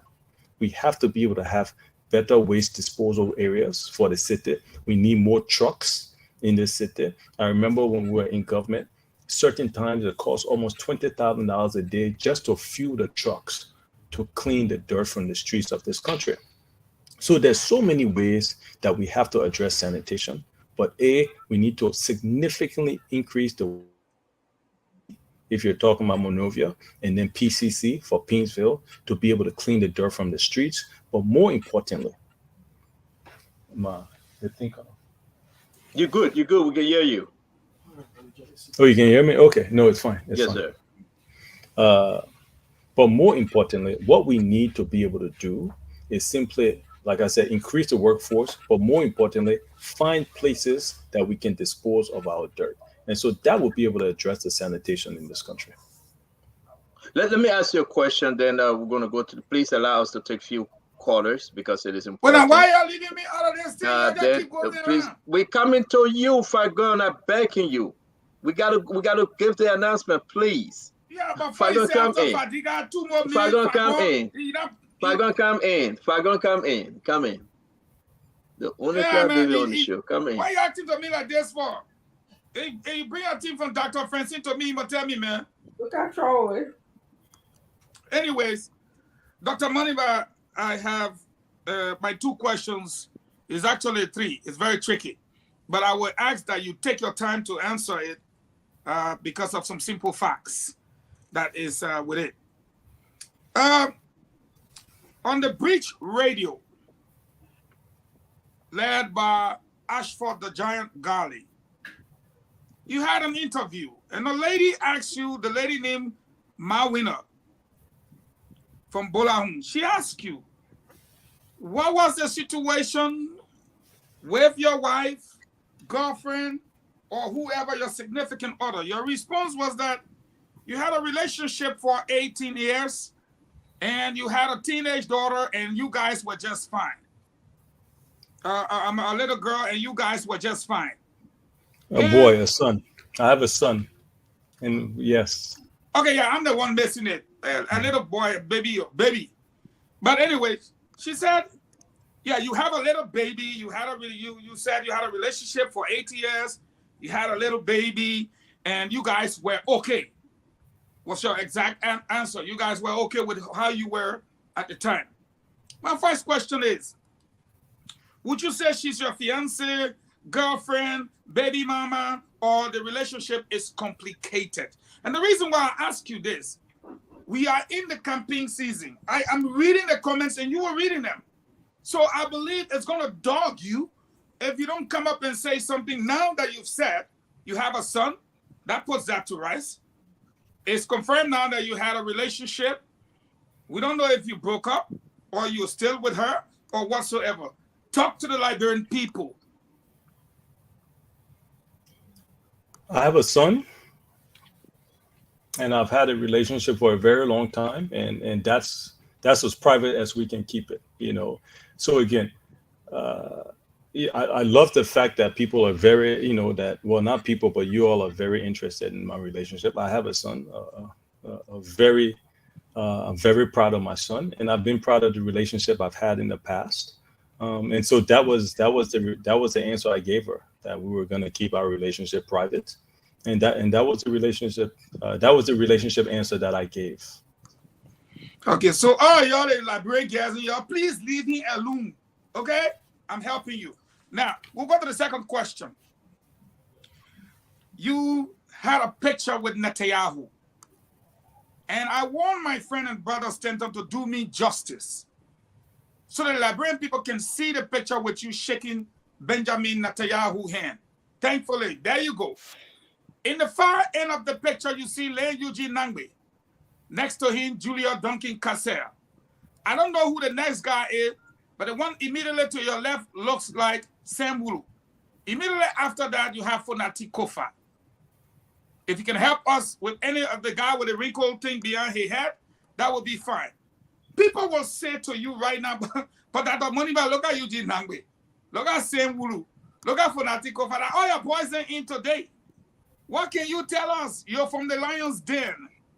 How do you explain to them? And in that explanation, can you tell the Liberian people in the event where there is a second round, where will you place your vote?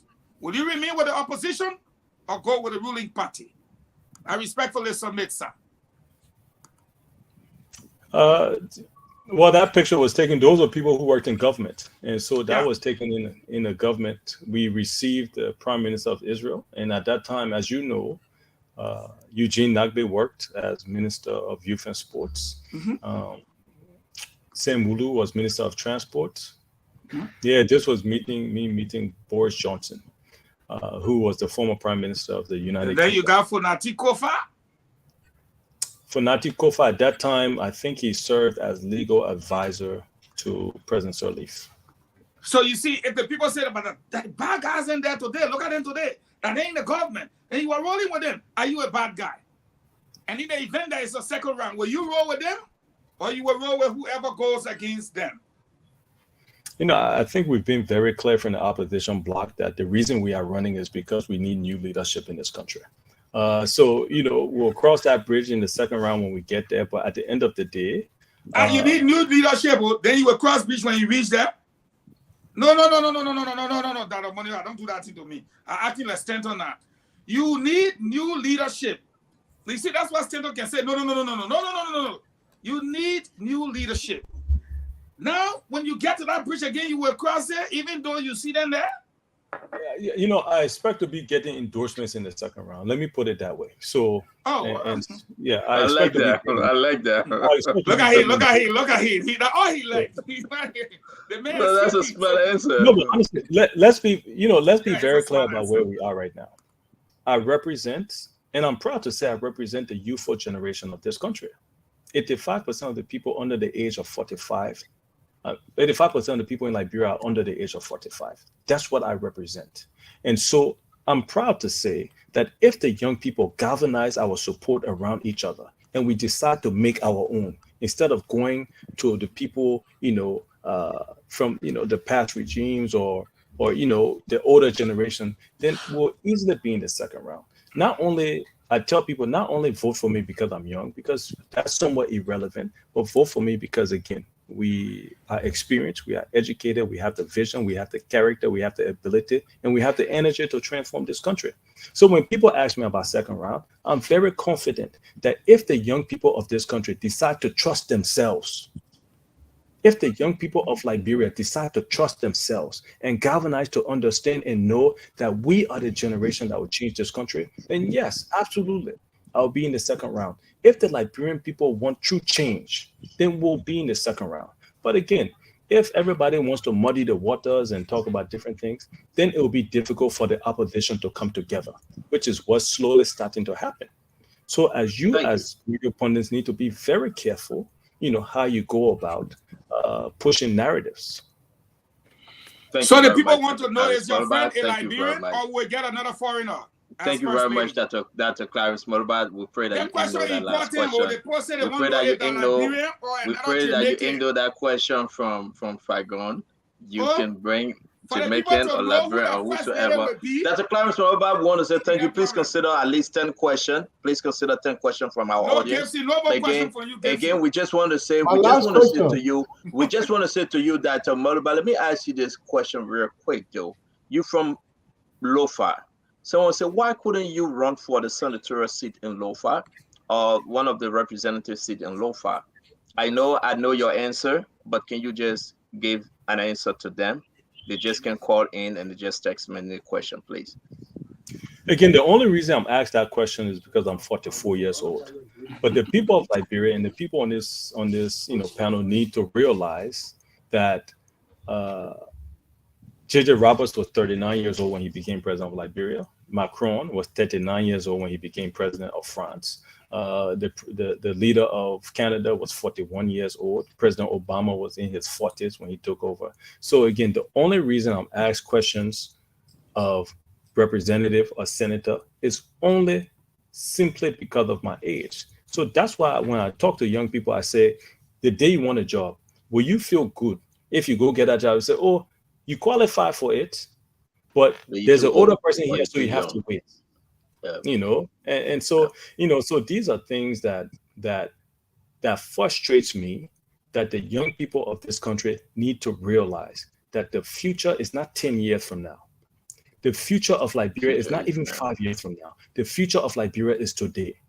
Every single person who is on this platform, every single person who is listening is living in their future right now. And so because of that, don't let anybody diminish your ability to transform your country or to do what you want to do. So when people ask me about being senator, no, I do not want to be a senator. That's why I'm not running for senator.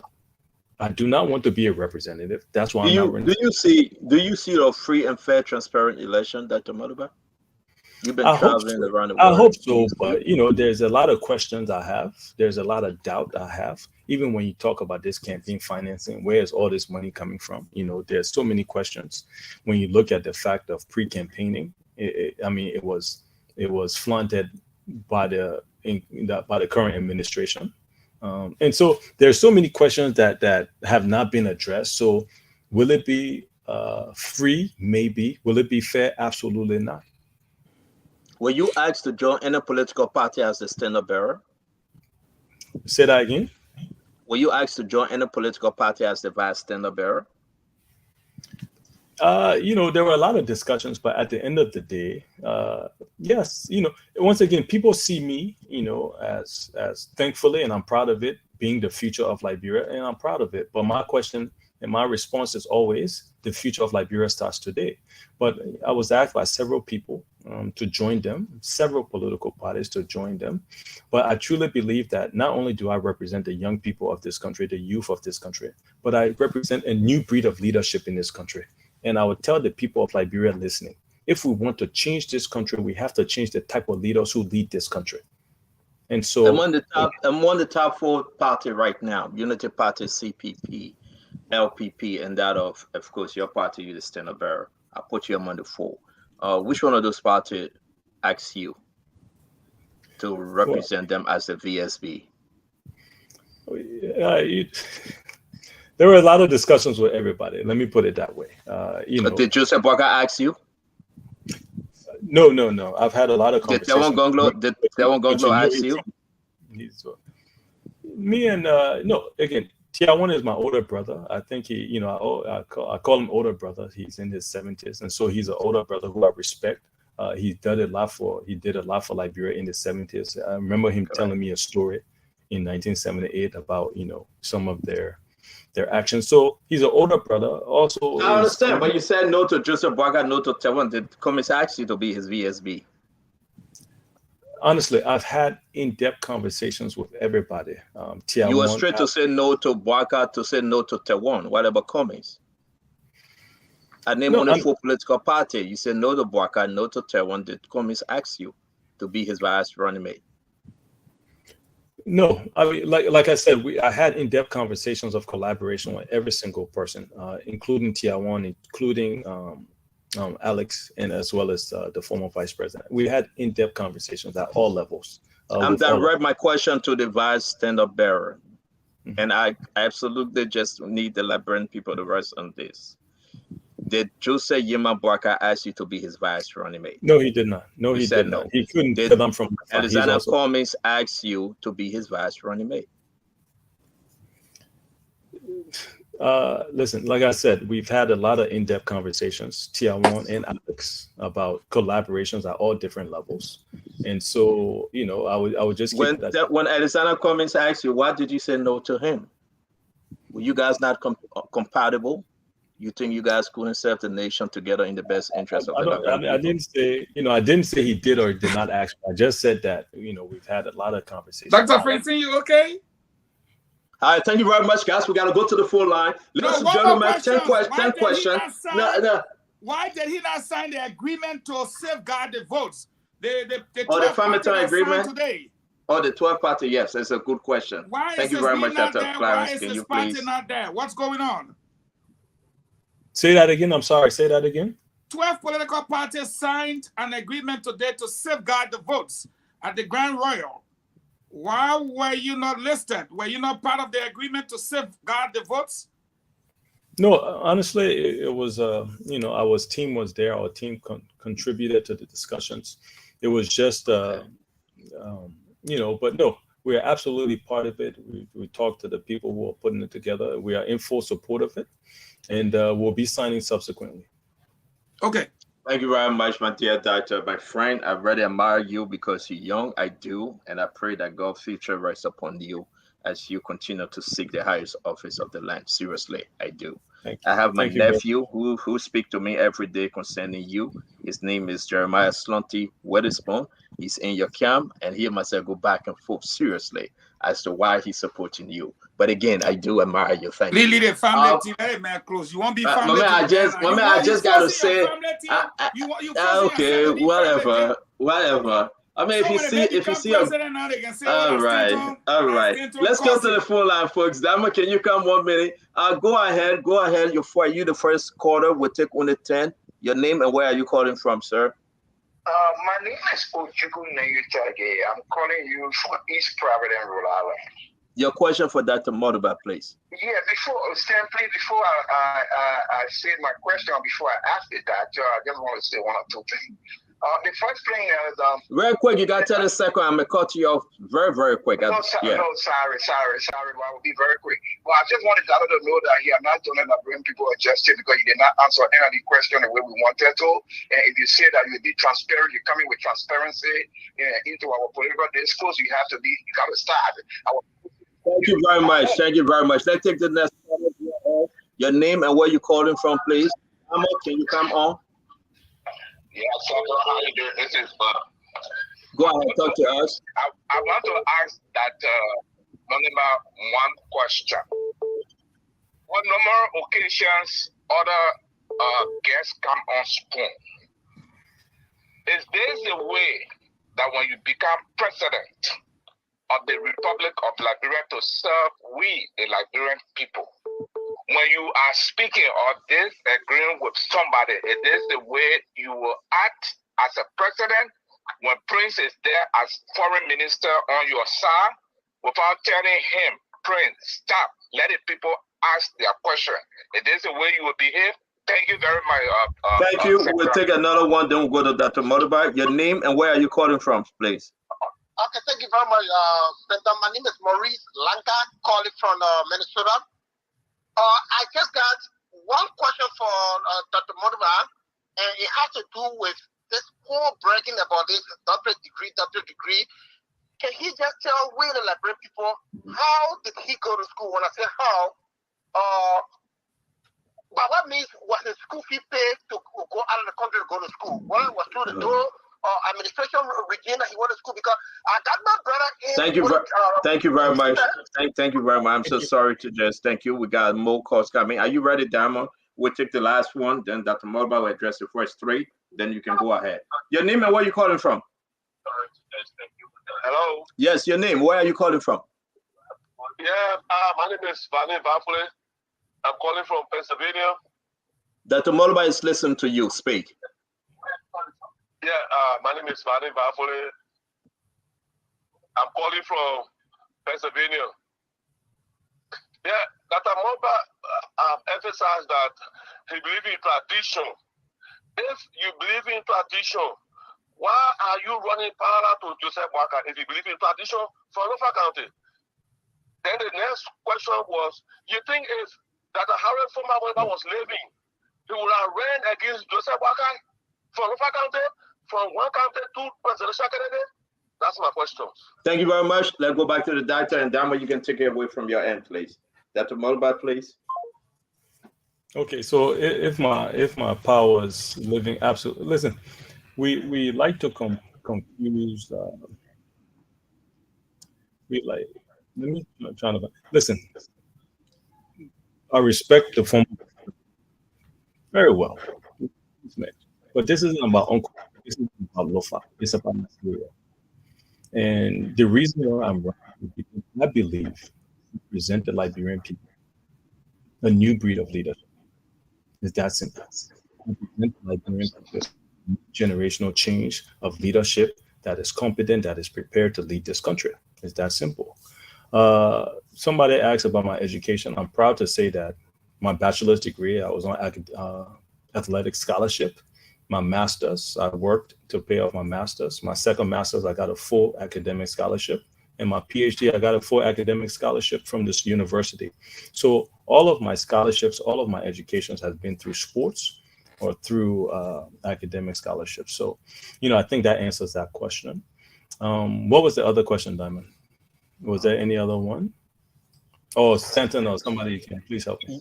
Yeah, definitely. I had to take the other person out because they were concerned. You answered the question, though. Let's just move on now going back to Liberia. No, they said if your father was alive today, would you? He answered that. He made that the first question. He answered that already. Absolutely. He made that the first question. Uncle Pete, go ahead real quick. Diamond need to come in from Monrovia or Liberia to take questions. Doc, this is Uncle Pete, the man for all the counties. It is pathetic that I ask you this question.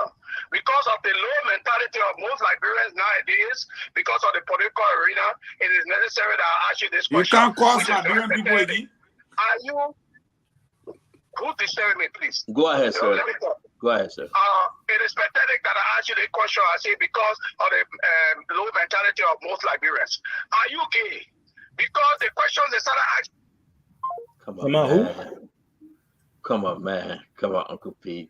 We're not going to the question already. That's a legitimate But he have answered the question, man. Exactly. Uncle Pete coming late into the game. All right, so Damo, can you? But real quick, I wanted to quickly talk again about that Lofa issue because yes, sir. I'd like to make it very clear. Why I'm running. Again, there are 20 people running for president at 15 counties, so automatically you know that there's more than one person running from one different county. But I want to be very clear and honest with the people of Liberia. In 2017, the former vice president was very clear in saying that he was going to run for one term, 2017 to 2023. At that time, he was going to step aside because of his age. That's what he said, right? It came to a point that even Augustin Gaffon, who is also a big brother of mine, decided to step aside because of that mandate. And so it was very clear. The people of Lofa were very clear.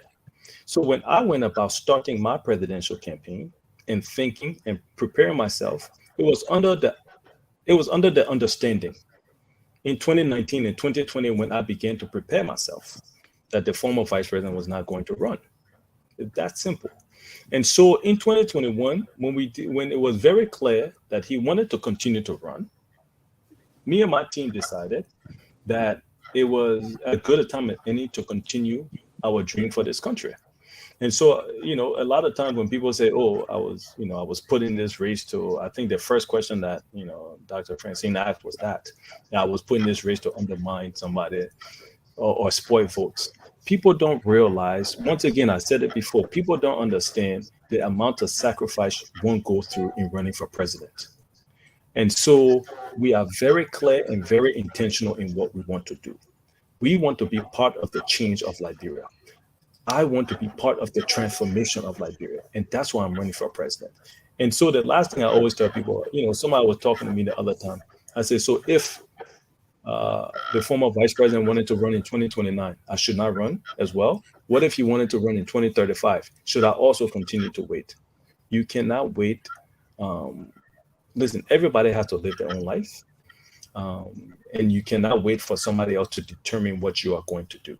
Like I said, the future of my life, the future of anybody is today. And so that's why I'm living and that's why I'm running, to ensure that I'm contributing to the development of Liberia. Thank you very much, folks. We're out of the time. We want to say thanks. Take 5 real quick from Monrovia, Liberia. I am not taking any other question. The doctor have to go. It's 7:33, 11:33 in Liberia. Diamond, do we have callers real quick from Liberia? Yeah, we always do have callers. To see you. The phone lines are. Let's take 5 right now. Let's take this person. Hello. Yes, good evening. My name is Thomas Kumela. Yeah, you're welcome, Thomas. You can go ahead. The first question is, we're done. Will you audit the past administration? Next, in your history at LDC, can you one day remember giving African scoring? And Mr. Moniba, you just talked about family. If you do not have a family, how would the country believe that you can take care of family? Thank you so much. Thank you. You got two more questions. 2 more questions, please. You have asked 3, so bring in the 2. Hello. Hello. Yes, sir. Let's hear you out, please. Yes, Lawrence from Ben Street, Papa Hill. Yeah, he's a very potential young man, and we welcome him to be president. But why is it that they cannot conglomerate to be very few? They are about 20 who always want to run off. So that's a waste of money. Like in America, you have many parties, but they have limited terms of 2. So I think this will save on the national government. So my take is, I wish them well, but they have to consolidate so that we can stop this running off second round. Thank you. Thank you. Thank you. All right. The last question, sir. Let's answer this. I think it's, and to your point about so many people running, I think very similar. I think the opposition will consolidate in the second round. I truly believe that whoever from the opposition remains standing will get the support of all of the people in the opposition. That's what I believe will end up happening. And so in that way now, we will be able to have a consolidated force in the second round. Again, I truly believe that with the young people, with the younger generation, seeing somebody who represents them, who looks like them, who has the ability to lead this country, I truly believe that we will be in the second round. So I'm asking everybody to support myself and Grace Pond to be able to transform this country and turn the page on the new generation of leaders in this country. We cannot continue to say we are not happy with Liberia, but then continue to go back to the same people who have been leading Liberia. I hope the people of Liberia understand that. If we want to change and transform this country, we have to change the type of people who are leading this country. Somebody asked me about the audits. I think that will go perfectly into the War and Economic Crimes Court that everybody in Liberia so desperately wants. Absolutely, you have to be able to audit this administration as well as the previous administration going into the Ellen Johnson Sirleaf administration. We have to be able to audit everybody who has served in government since 2004, to be very clear, because the only way that corruption will stop in this country is if people are audited, 1, and people go to jail, 2. That is the only way we are going to minimize the level of corruption that's in this country. Okay. Thank you, Dr. Clarence Moniba. We appreciate your time. If you want to do a closing statement, you're welcome. The show is now up to you, but we say thank you for joining Spoon for the 3rd time. We appreciate you very, very much, and Liberia people appreciate you. You can give us your farewell, and we can move on. Thank you for coming. No, again, I just want to thank everybody for the opportunity. I think this is what Liberia needs. People who are running for president who will come on any platform, regardless, because, let's be very clear. I follow some or I get reports, this isn't necessarily going to be the friendliest conversation, but we need leaders who can have the ability to be able to come and address the issues, any issues. And so I'm proud of the fact that there are no issues from any of my ability to lead or transform this country. There's no issues. Um, and so that's why I think it's so important that other leaders now need to come on and do the same thing I'm doing. Stay here for 2 hours, open the phone lines to answer questions, and be able to answer and address the people of Liberia. Other leaders should do that. And if your leader cannot do that, then you have to ask the question, are they truly ready to be president?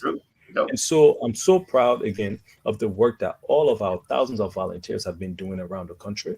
We announced in January, and just imagine 6 months later, we are in the position we are in, truly because and simply because the young people of this country understand that we will be the ones to transform Liberia. So again, thank you so much for the platform. Congratulations to everybody who is on there. Even though some of the questions I may not agree with, but at the end of the day, everyone here is providing a service to the Liberian people that is absolutely necessary. And that's why I was so very happy when this was brought on back on the radio, so that the Liberian people can listen and participate in the development and the decision making of our country. So again, please, to the young people, I'm speaking directly to the young people of Liberia. Please support myself and Grace Pond. We are number 13 on the voting ballot, on the ballot box. We are going to change Liberia because we have the competency, the character, the vision, the ability, and the energy to do so. We are not going to change Liberia if we continue to elect the same people who have been leading this country. It is not going to happen. So I implore all the Liberian people to let's turn the page to a new breed of leadership. And that's what I represent. Again, thank you also very much for the opportunity to be here, for the questions. I know it went back and forth a little bit, but that's what makes this a democracy. Thank you all very much. Thank you, Stanton. Thank you, Dr. Clarence K. Moniba. We appreciate you. They call him Dr. Clarence K. Moniba. Have a good evening. Thank you. Thank you, sir. Yep. So now it's time to rock and roll with the guys in studio. I know that I will not be let down, Dr. Richardson, because everything coming out of everything now. Oh, we still got Dr. Moniba. Thank you. Everything coming out of everything now. Listen, let me say this though, real quick. I think from my end, I think he did extremely well. He stood his ground. Folks called in. We hear from them. But your takeaway. Then from there we'll go to the other who blah who. Real quick. Your takeaway 1 minute. Mambe, you go first. I like his response. I like his comportment. I like his courage to stand on his ground and speak on what he believes in. I do not like his response of describing other people's values as garbage. The value about marriage is a value that people are concerned about. Other people are concerned about the bread and butter issues. Other people are concerned about the economic policy. Other people are concerned about international policy. Other people are just concerned about the character of who lead them. That's what they're concerned about. So if we come on the show and raise the issues about what other people are concerned about, it's not garbage politics. It's just what other people think, should be part of the package of what represents their president. Thank you. But he was very good. I want you to grade him though on Spoon Talk tonight. If I would grade him on Spoon Talk, I would grade him 75. He did around average presentation on the issues. I would grade him 75 on the Spoon Talk. Thank you very much. Al Hussein, my Fadika, talk to us. You got your 1 minute, sir. Yeah, I would grade him Irish. I think he's good on certain things, but I don't think he has found his voice on this issue of family. Is going to continue to come and haunt him. Look, people, those are legitimate questions. I'm sorry that Prince thinks that is not a legit. Look, Georgia has a family that we can point to. All these things point into his decision making, how steady he is. It shows stability. That is why we ask this question even in our practice. Being married, is a family value, it's a tradition that a lot of Liberians, especially being a nation that is very religious, both whether you on the Christian side or the Muslim side, is an integral part of our daily life. So I think those are legitimate questions that he failed to answer. And after the question about this whole homosexuality and if you would something, he just gave the generic answer. I don't think he was definite, and I'm glad the election is just a few weeks ago, but he had a communist movement today too. Honestly, I think he had a communist What you mean he had a communist movement? How so? Well, when Sekou Diakate asked Mr. Cummings, and he said he was conflicted, and he was now more very forceful and definite about this thing. That's something that Liberian play where I saw what they did to the guy that burned himself, IP Pompo. And not that I condone it, I think people should be tolerant with people, but it's now a lifestyle that a lot of our people are waiting to embrace right now. And when you start saying that you are conflicted, knowing the kind of the audience you are speaking to, so I thought he had a communist movement. But he didn't say he was conflicted, though, did he? No, he didn't say he was conflicted, but he was not very definite. Okay. The answer that we expected. I want you to grade him, though. How will you grade him? I think he this was not his best. I have seen him perform better. This was not his best moment tonight. Tonight was I think grade him. I will give him a D. A D? Yeah. Wow. Gibson. Yeah, it's a bad stretch of D. Gibson. Thank you very much. First of all, let me just say I just got a statement from Monrovia that states, let me read it. Tiawan Gonglo never did ice Dr. Moniba to be his vice presidential candidate. Dr. Moniba must be honest and tell the truth and stop going around circles about these discussions, because Tiawan Gonglo never, ever did ice Moniba to serve as his running mate. It comes from the executive committee member. But he didn't say Tiawan asked him. Well, he didn't. I asked him about Unity Party. He said no. I asked him about Tiawan. He said no. I asked him about no. Let's correct this now. No, you didn't say no. You didn't say no. You didn't say no. He said no. Asking, no. Stop. The man said no to JMB. But when asking about Cummings and Gonglo, he said there were. How can you say no to JMB when the two people from the same county and they cannot run on the same ticket? JMB, into my 1 minute. I just want to make that clear. Now, you. Go ahead, Gibson. Sorry for that. Yeah. Number two. My candidate came here. There were tough questions that were asked, embarrassing questions. You never saw me raise one hand. I never said anything because I trusted my candidate ability to handle the question. What Prince did tonight was an expression on his presidential candidate inability to confront our question. And that's how I want to deal with it on Prince level. Number three, I grade him 50% tonight. He fell flat.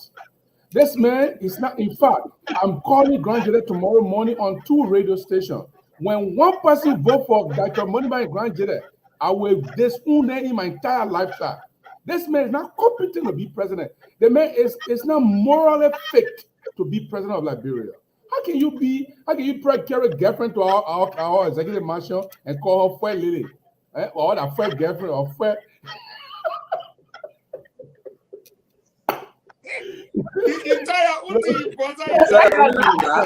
I'm done. I don't want to talk about the moment started at you.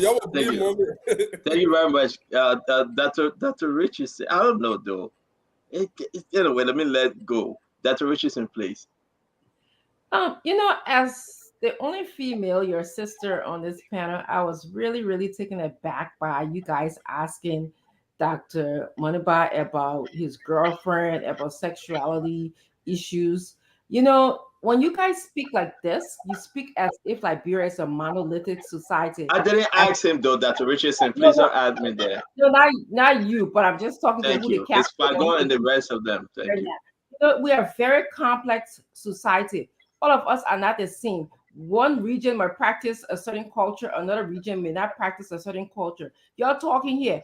Totman, who was president for Liberia for umpteen years. Y'all know Totman had children. He was married, right? And y'all know his story about his children's business. Y'all talking here. Y'all Totman, Toba wanted to make the age of consent for small children acceptable. Didn't he he had issues going to Kwandi Mission School?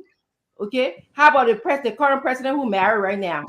He has his marriage ever help us improve our economy?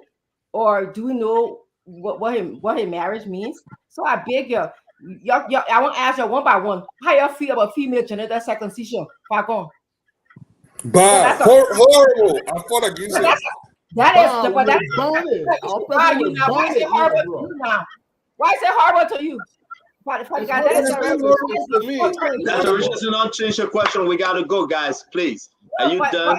Thank you. We better be sure about our culture issue when we start talking all of this culture business. You can't say you can't eat your cake and you can't have your cake and eat it too. You can't say, oh, I hate FGM, but then I like somebody to be married before to become president of Liberia. Thank you. Thank you very much, Dr. Richardson. I don't know, but to each his own. But why you answer to great now? You scared? Dr. Richardson, can you please grade? Thank you. I gave him an 85 a B, but because one of the reasons why, because the context, the way you guys are asking me questions about his personal life and about how he felt about his personal issues. So that's the only reason why I gave him a B. Dr. Richardson, can I ask you a question before I go to my brother? Before I go to Fagon, can I ask you a question? Dr. Richardson, though. Yes. When you think would be the best time to ask Dr. Clarence Moniba whether he married or not? When it was not just for him. They didn't answer the question, but y'all kept on pushing it on. Oh, is he gay? Marriage and tradition in Liberia. Y'all just kept on expanding. Nobody asked him about the gay. It was your brother, Uncle Pete, and he went off. It was your CPP partisan. I keep on showing asking.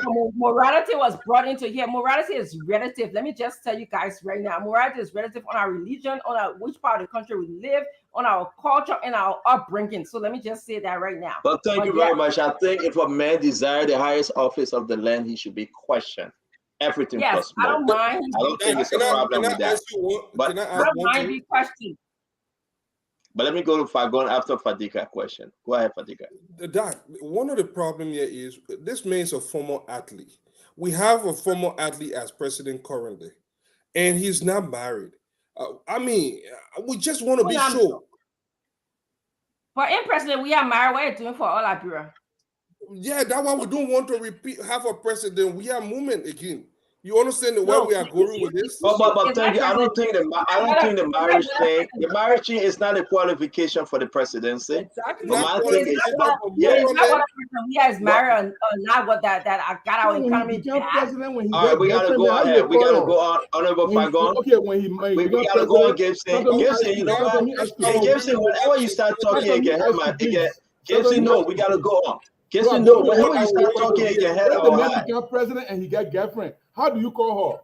Girlfriend. First girlfriend. I asked you, what's your view about FGM and other sexist practice in Liberia? When you have women in the home, barefoot and pregnant, what's your view about that? Because that's a tradition. Thank you, Dr. Richardson. That's a good question. Let me bring in Fagon, then our brother Prince Maxwell will wrap us on this. Honorable Fagon. Well, Stanton, if you really want to help Dr. Moniba, you will have to take down this particular program from Spoon Talk. And here's the reason why I say so, because some of the information, we're going to fact check some of the information. 85% of the people in our country, he kept saying it, are youth. So we'll go back and look up. Not he gave a specific. He said 85, Dr. Richardson. He said 85%. Youth. Okay, when Dr. Richardson, because like when John and man parted they feel that they want to see you. He didn't say you. You jump in for the fire, for the frying pan straight in the fire now. No, Fagon. And the Senate Cummings asked the man to be his vice running mate. The man said no to him. And that's what made Dr. Richardson fall off. But go ahead.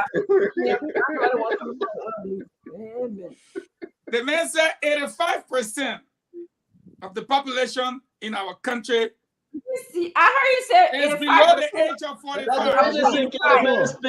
Lando was founded by Jonathan Weeder. It was not by Dr. Moniba. Okay, but let Fagon speak, guys. We got to go to Clarence. We're begging you guys, please. Honorable Fagon, would be please. That would be one. I don't want to go to that one because I want to fact check it first. Okay, so because people are beginning to call Lando now single people party, but they need to call in the party single people. They say who next single people can be in that party. Look at Prince Maxwell. Prince married too. But the man VSB is married for over 30 years. Prince, they're not a vast barrel. Me, I'm going to join the people party because it's a single people party.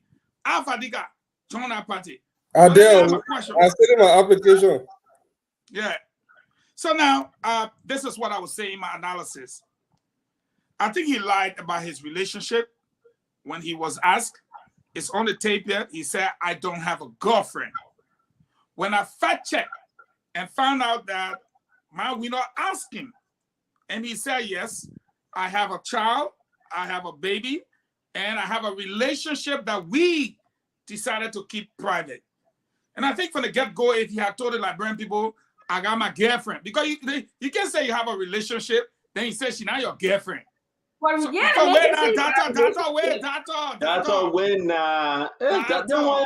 they won't be beyond you. Okay. Let the men take care of they one small, please. Yeah, that thing I look at Lanu CPP now. Dr. Francine, representative for Lanu and CPP. That I will be introducing you now.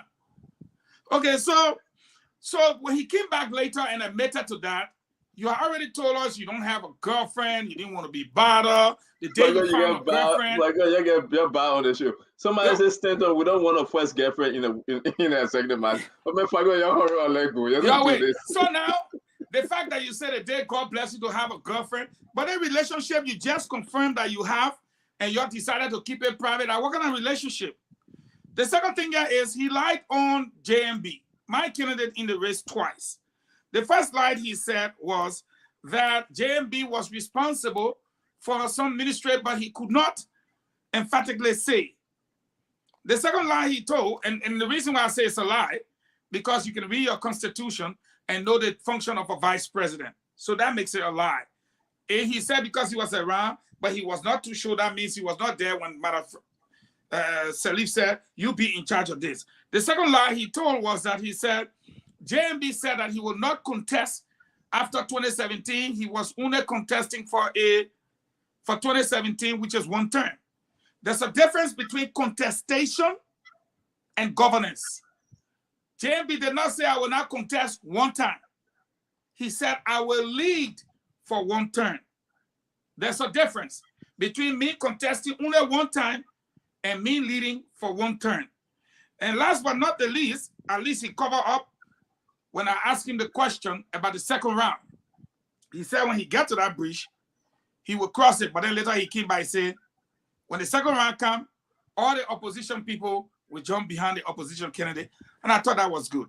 As far as grading him, I would say he's a person that has a doctorate degree in rhetoric, but there's a difference between political science and rhetoric. And I think for what he's got his doctorate degree in, what he has done so far, I'll give him 80. You know, I'll give him an 80. He did well. He tried. He's very young. He's not been around like the old folks who know what to say, when to say, how to say it. So it's all a learning, and I'll give him 80. I'm only afraid for him, Stanton, because if he does not get 2% of the vote, his political career ends, and he will have to serve at a different level. And that's my fear for him. I expressed that in Minnesota. I pray that he gets 2% of the vote, because if he doesn't, it will end his career. Thank you very much. Let's now bring in Leno representative, the Dr. Prince Maxwell, single. Single people party spokesman. Well, what I like about you, Stanton, you always bring the pepper and salt. First and foremost, let me just thank the audience for listening, the audience that are listening today. I mean, and again, I will always thank Spoon TV. This is the example of democracy in action. Freedom of speech, freedom to disagree and to agree, the freedom to express your opinion and your views, whether it is correct or not. What is clear for Liberian people to understand here is that Dr. Moniba has put himself through the grills and the fire of these individuals' words and questions, which in my case, I will already grade 100% because most politicians won't do that. They will just come in with their team and black out. So everyone here had the freedom to express their views and opinions to him. I would say clearly that to my big brother, Eugene Fagon. As you can see today, Eugene asked all his questions. There was no comment between Eugene and myself, but I will just make some corrections to Eugene. You say you were trying to fact check. I just want to counter fact check your fact checked.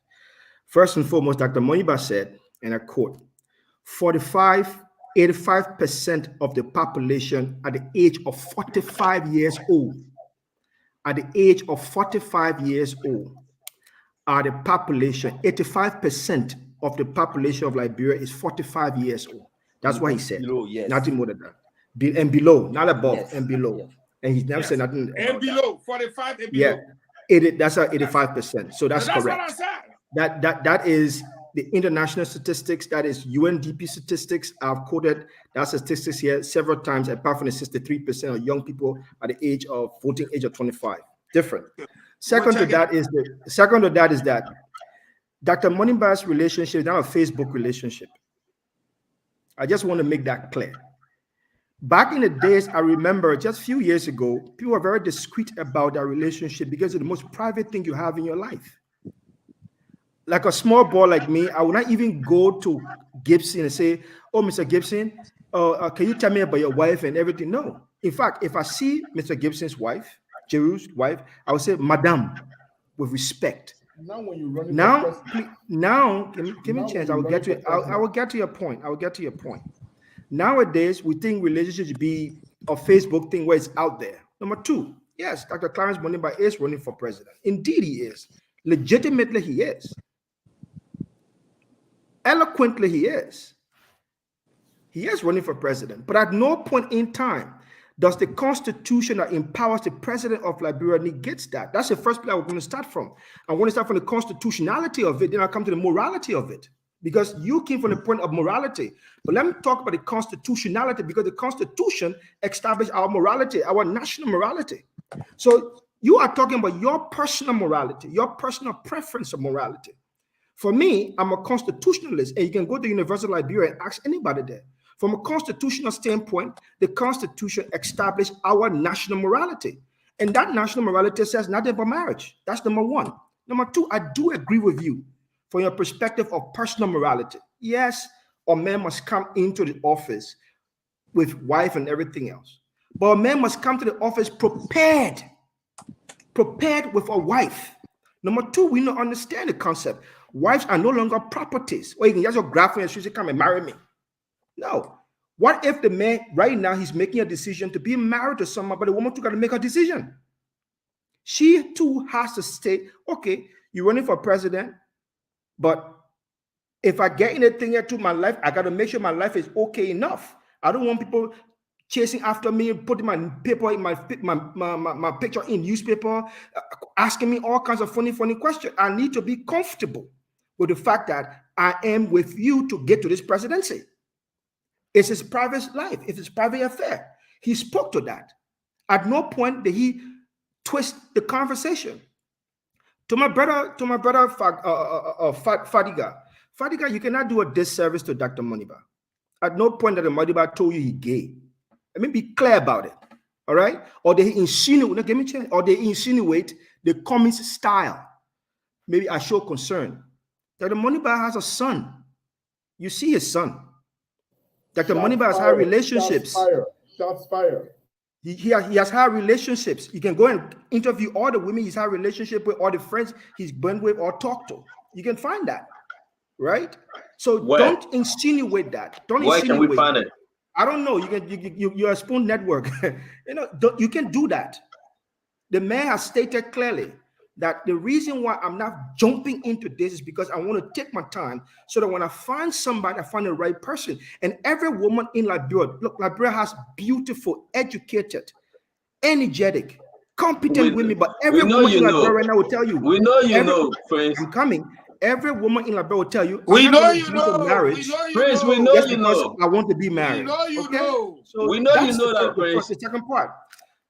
Also, to the issue of coming back to you, Honorable Fagon. Honorable Fagon. But Gray leader now. Gray him. I come in. Yeah, but make Fagon the last now. Yeah. Okay. So They may come on me. I've answered you. I've answered you already. Gibson, I gave him 1 minute. Fadiga issue of the vice presidency is deceptive and all that kind of stuff like that. Your own VP, who's now closer to Joseph Boyka, said on his video recorded interview at OKFM that they all know that Joseph Boyka is going to be for only 21 term. And that's the reason why he criticized Joseph Boyka heavily on that interview. It's on you can find it. You want me to send the video? I can send the video. So to say that is a disservice to yourself, that's disservice to the truth. Is a VP married? All right. Thank he you was very absolutely clear. Thank you very much. Let me grade my candidate. Let me grade my candidate. 100.9%. No, I'm not here to be self-aggrandized or the idea of grading. No, we know fully well Liberian people have graded him already. The man has 101. He is the top candidate right now.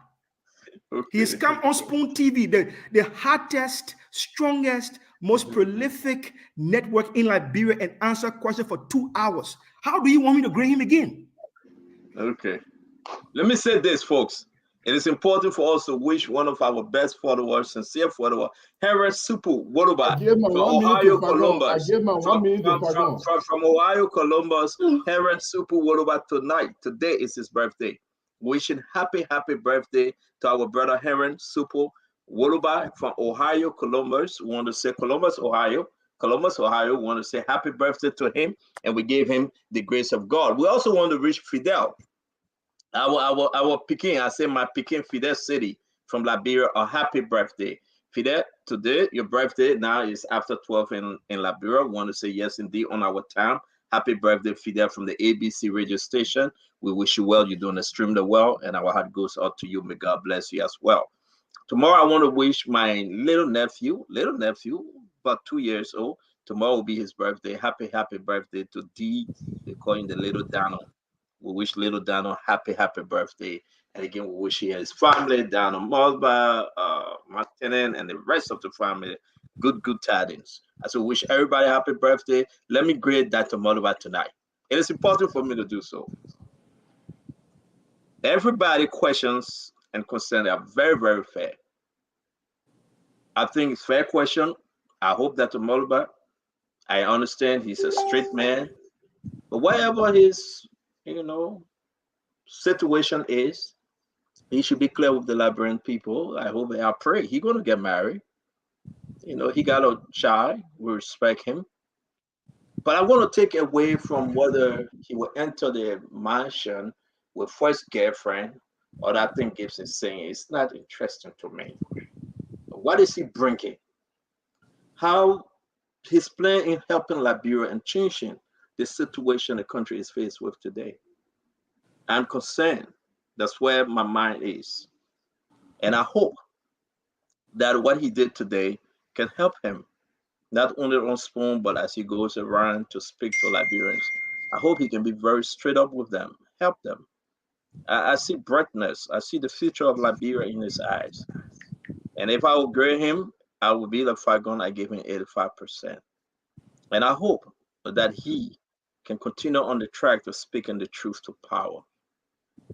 Somebody say, ask Gibson, when Dr. Moniba met Councillor Gonglo, what was the discussion about?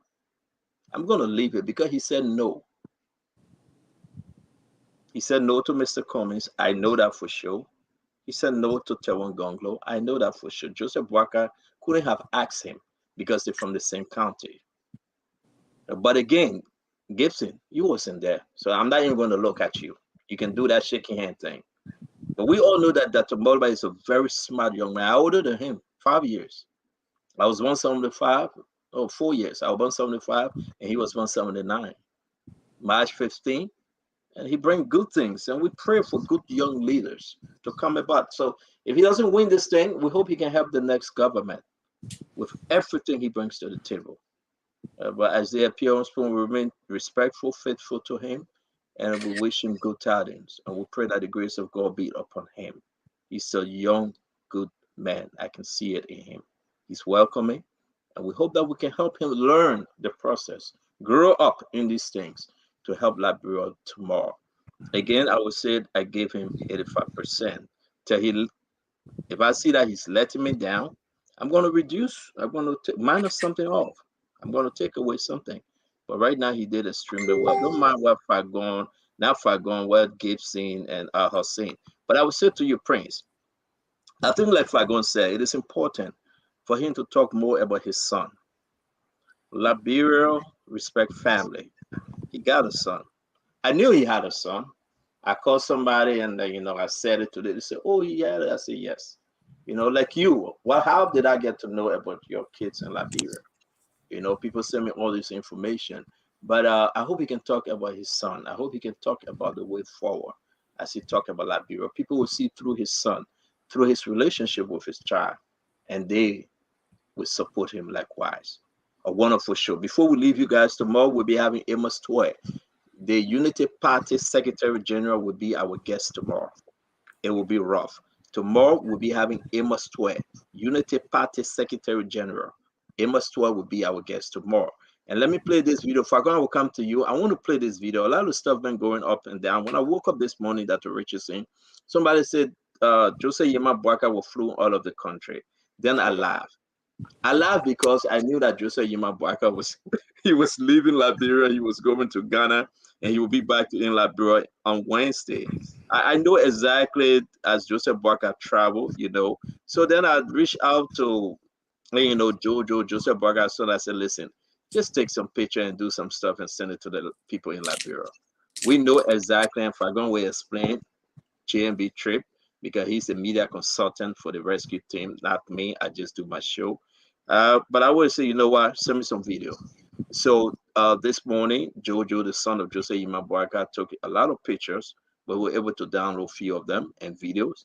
And I asked him, I said, can you send it to the rescue team, Yombli Kanga Lawrence? Can you send it to Patrick Hona Mo Ali and let them to distribute it? Because it is important. This is about media networking. Jose Imabwaka is strong. Jose Yema Bwaka is well. So what Jose Yema role you were Bwaka is playing? everything. Public relation officer? It's What not role me. you were playing? You were I public run your relation talk officer? show. I run your talk show. I ask questions. Gibson, public relation officer is what you did. Gibson, your time is running up on the show. You got 2 more days.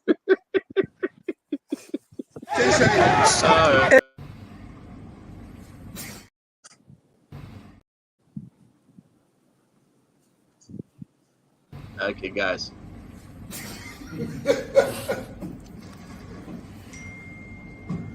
Yeah, how to put the evidence? I don't know. Yeah. They know nobody never see it. Nobody never see. I know, yeah. What do? We got nobody 18. We got enough people but I want. We got enough people but I want. So we just used to 2 everyone else right now. Yeah. Oh. So the man will be back soon, yeah. Because I can play again. We'll be like I said, it'll be like very, very soon.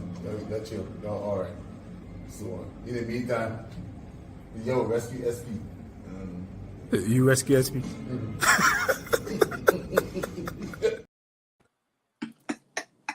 So actually, again, we want to say that because I'm not part of the rescue team, I'm not part of the party, I'm nobody, but just running a program here, Dr. Richie and myself.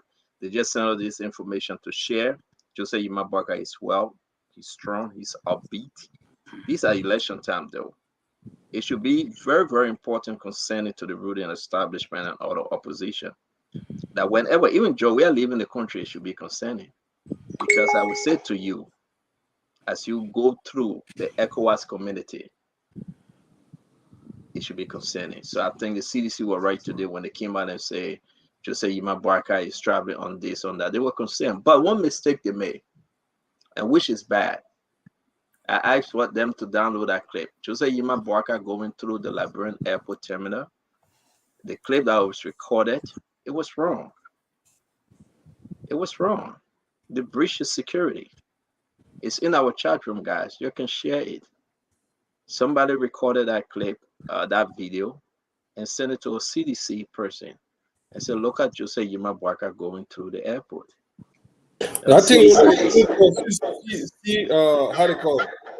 Security camera. That's what I'm saying. That's what I'm saying. CDC is still going low. CDC is still going low. They will fight. They will do what they want to do, but this thing is slipping from them. It's slipping from them. And I will say this on this show, guys. Be like Clarence Modiba. Be like Tewon Gonglo. Be like folks that when you speak and you have room for tomorrow. But CDC is destroying themselves. They are destroying themselves. They are destroying themselves. And I think the spokesperson, Mo Ali, want to speak on this. Let me bring it in, then we'll go to Fagon. Mo, you are live on Spoon. I understand you were busy today, but you will join us tomorrow. You are live on Spoon, Mo. Speak about JMB trip briefly, please. Yes, certainly. Firstly, the recording you see there is a CCTV camera at the airport. Mo, can you hold on 1 minute? Let me play it. Mo, hold on 1 minute because our viewer asking us to play it. Let me play it.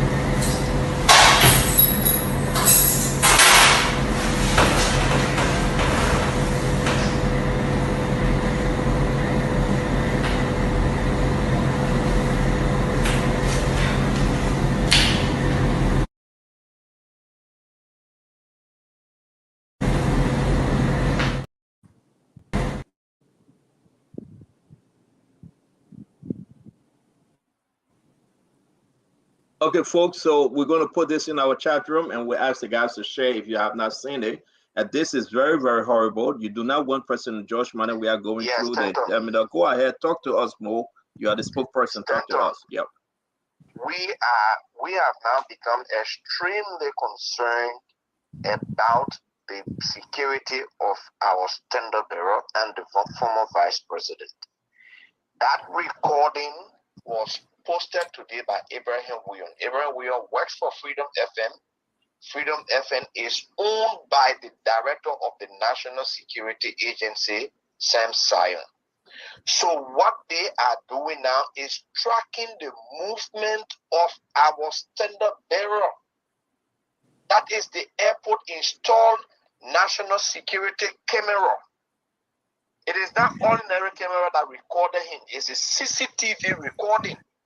They are tracking the movement of our standard bearer to harm him. It's a serious security threat to the standard bearer. We have elected our senators. We've elected our campaign manager, who is a senator, and they are going to raise this issue in the Senate. That our standard bearer is no longer safe. The government is tracking him, and they want to eliminate him. That is the reason why they keep insisting that Joseph Boakai is sick, even though yesterday he was in a campaign rally until 8 o'clock in the night. He decides to travel to Ghana. They say he's sick because they want to eliminate him. That's why they are tracking his movement and blaming on, oh, but we said the man was sick. Now we see the reason why the CDC and the government is parading with this thing that Joseph Boakai is sick.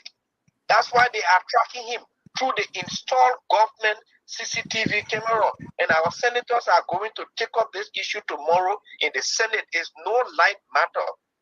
That's not just somebody standing and recording Joseph Boakai. By tomorrow, we will find out, we will know why the government is tracking the movement of the former vice president and our standard bearer and recording it through the NSA and giving it to their surrogate at the Freedom FN. We take this very seriously, and now we can say officially that our standard bearer life is under threat from this government. We are not taking it very lightly. So, Mo, while you're on the phone, I'd like to bring Fagon on. Fagon, you were former deputy information minister. This is concerning, this is very scary, by the way. 5:30 in the morning, Jose Yima Boakai going through the airport. Folks are watching him. They are walking. They are recording him. Liberians need to hear this. 5:30 in the morning, Jose Yima Boakai going through the airport terminal. Folks, the CDC folks are watching his every move, and this exactly can prove to Liberians tonight that they are keeping a very close eye on him. Speak to me, Fagon. Well, I think he's a former vice president. The government is providing security for him. So yes, they are keeping a close eye on him. But what is dangerous is that the very people you assign to protect him are the ones you're using to harm him.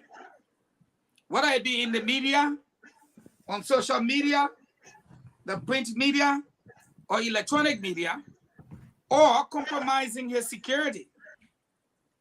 Now you see where Joseph Boakai passed. You know where the VIP can pass. And as I worked in the government, there's no point in time where we sanction such a thing. But again, when sycophants want to prove something to the president, they go to the extreme. And Sam Sion ought to know he's the owner of Freedom FM. He's the Deputy National Security Agency Chief. So leaking the video to Abraham William to publicize it is not only compromising the safety and security of the president, of the former vice president, but it goes to the extent of endangering his life. And I think, like I said before, everybody who's involved with crimes should pray for President Weah to win. Because if President Weah does not win, then our real security officers will investigate those involved and they will be brought to book. It's as simple as ABC. I continue to say, everyone that is committing crimes now should ask themselves, what will happen if Weah does not win? Some of you will go to jail. Some of you will be fired. Some of you will just have to hang around for a long time because of what you have done. Not what you have said or the campaign of what have you. No. Look at what you're looking at on the tape. There will be an investigation. And it's not because it is Joseph Boakai. It's because it's a wrong thing to do. And we will take the necessary action to make sure it is not repeated again on anybody, whether it be President Weah or President Sirleaf. It should not happen. And that's the reason why we will investigate and take the appropriate course of action. Mo, can you say something real quick before, because I know you're leaving, we gotta wrap this thing.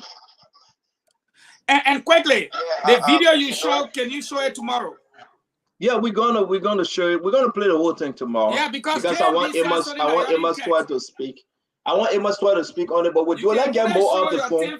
You can show 18. Can I make a comment before? Yeah, hold on 1 minute. Let finish with Mo Ali on the phone. Mo, can you please? Mo to hear what I want to say. Yeah, so like I said previously, we've now become extremely concerned for the safety of our standard bearer. Because to the extent that the government is tracking his every move, to the extent that the government is consistently saying that he is sick and knowing that he has a clean bill of health, he is very well, he's been moving between counties with his campaign, and he decided to travel for 2 days. They jump out with the signal again, and then suddenly we saw a surrogate of the government who works for the National Security Agency director, publishing a CCTV camera video footage of our standard bearer and the former vice president. It has heightened the concern and it has given us every inch to believe that they want to eliminate our standard bearer. And we'll take this very seriously. Thank you, Mo. And I know we'll have you on the show. We're having Emma Stewart tomorrow. We'll talk more about this. Again, we said thank you. Gibson, you go ahead. Go ahead, Gibson. From my perspective as a public relation, they diminished the story by saying it was CCTV. They diminished it. It will become even more serious if individuals are taking people pictures in the VIP lounge and sharing it is even heavier than saying that CCTV. CCTV don't zoom in by itself. That camera at the end of it, you see the person. So whatever the case may be, Gibson, we got to move. I'm not going to get into the culture of the CC. But the scary nature here is that somebody is chasing a political leader and trying to bring it on the social. So I don't care how it is done. Recognize his face. Yeah, and this is scary. Let me bring in Maxwell. Maxwell, talk to us though. Though you are from the other side, but we just had your political leader. Yeah, imagine He traveling, leaving the country, and folks, what other Gibson said? Somebody sitting there recording him or CCTV. How scary is this, Maxwell? First and foremost, the statement I expect from other political parties here is not being made. So I'll just make mine clear.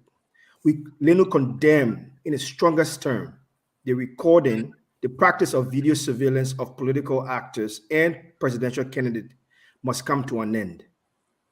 This is a violation of right and security.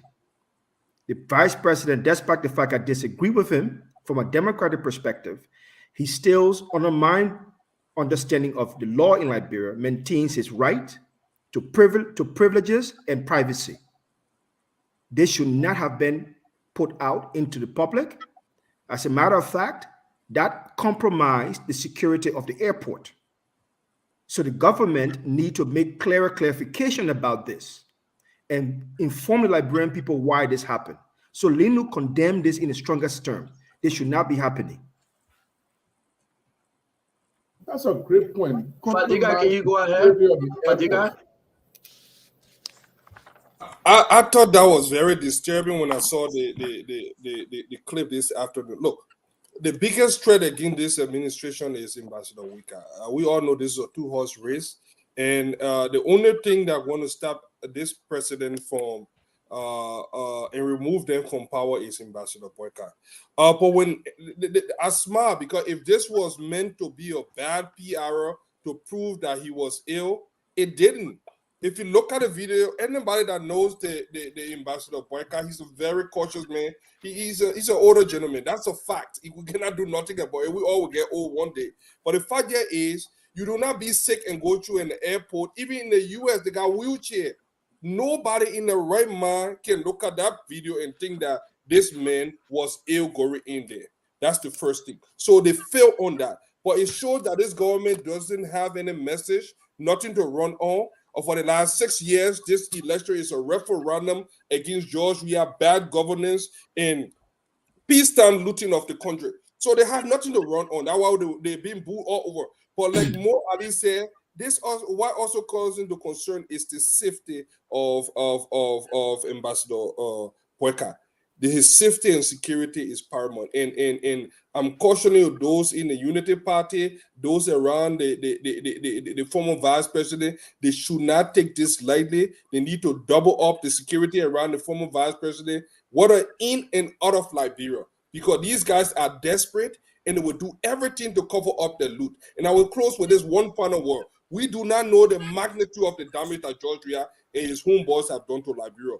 We will only know what they have done when they leave power, and they do not want that to happen. So they will do everything. Thank you, my man. See the danger lie ahead. For me, when I see this thing happening, I think about the danger of a George Weah second term. What more will happen if you have this man consolidate power for the next 6 years? CCTV footages are only released based on court summons. Based on summon from the courts before CCTV footages are released.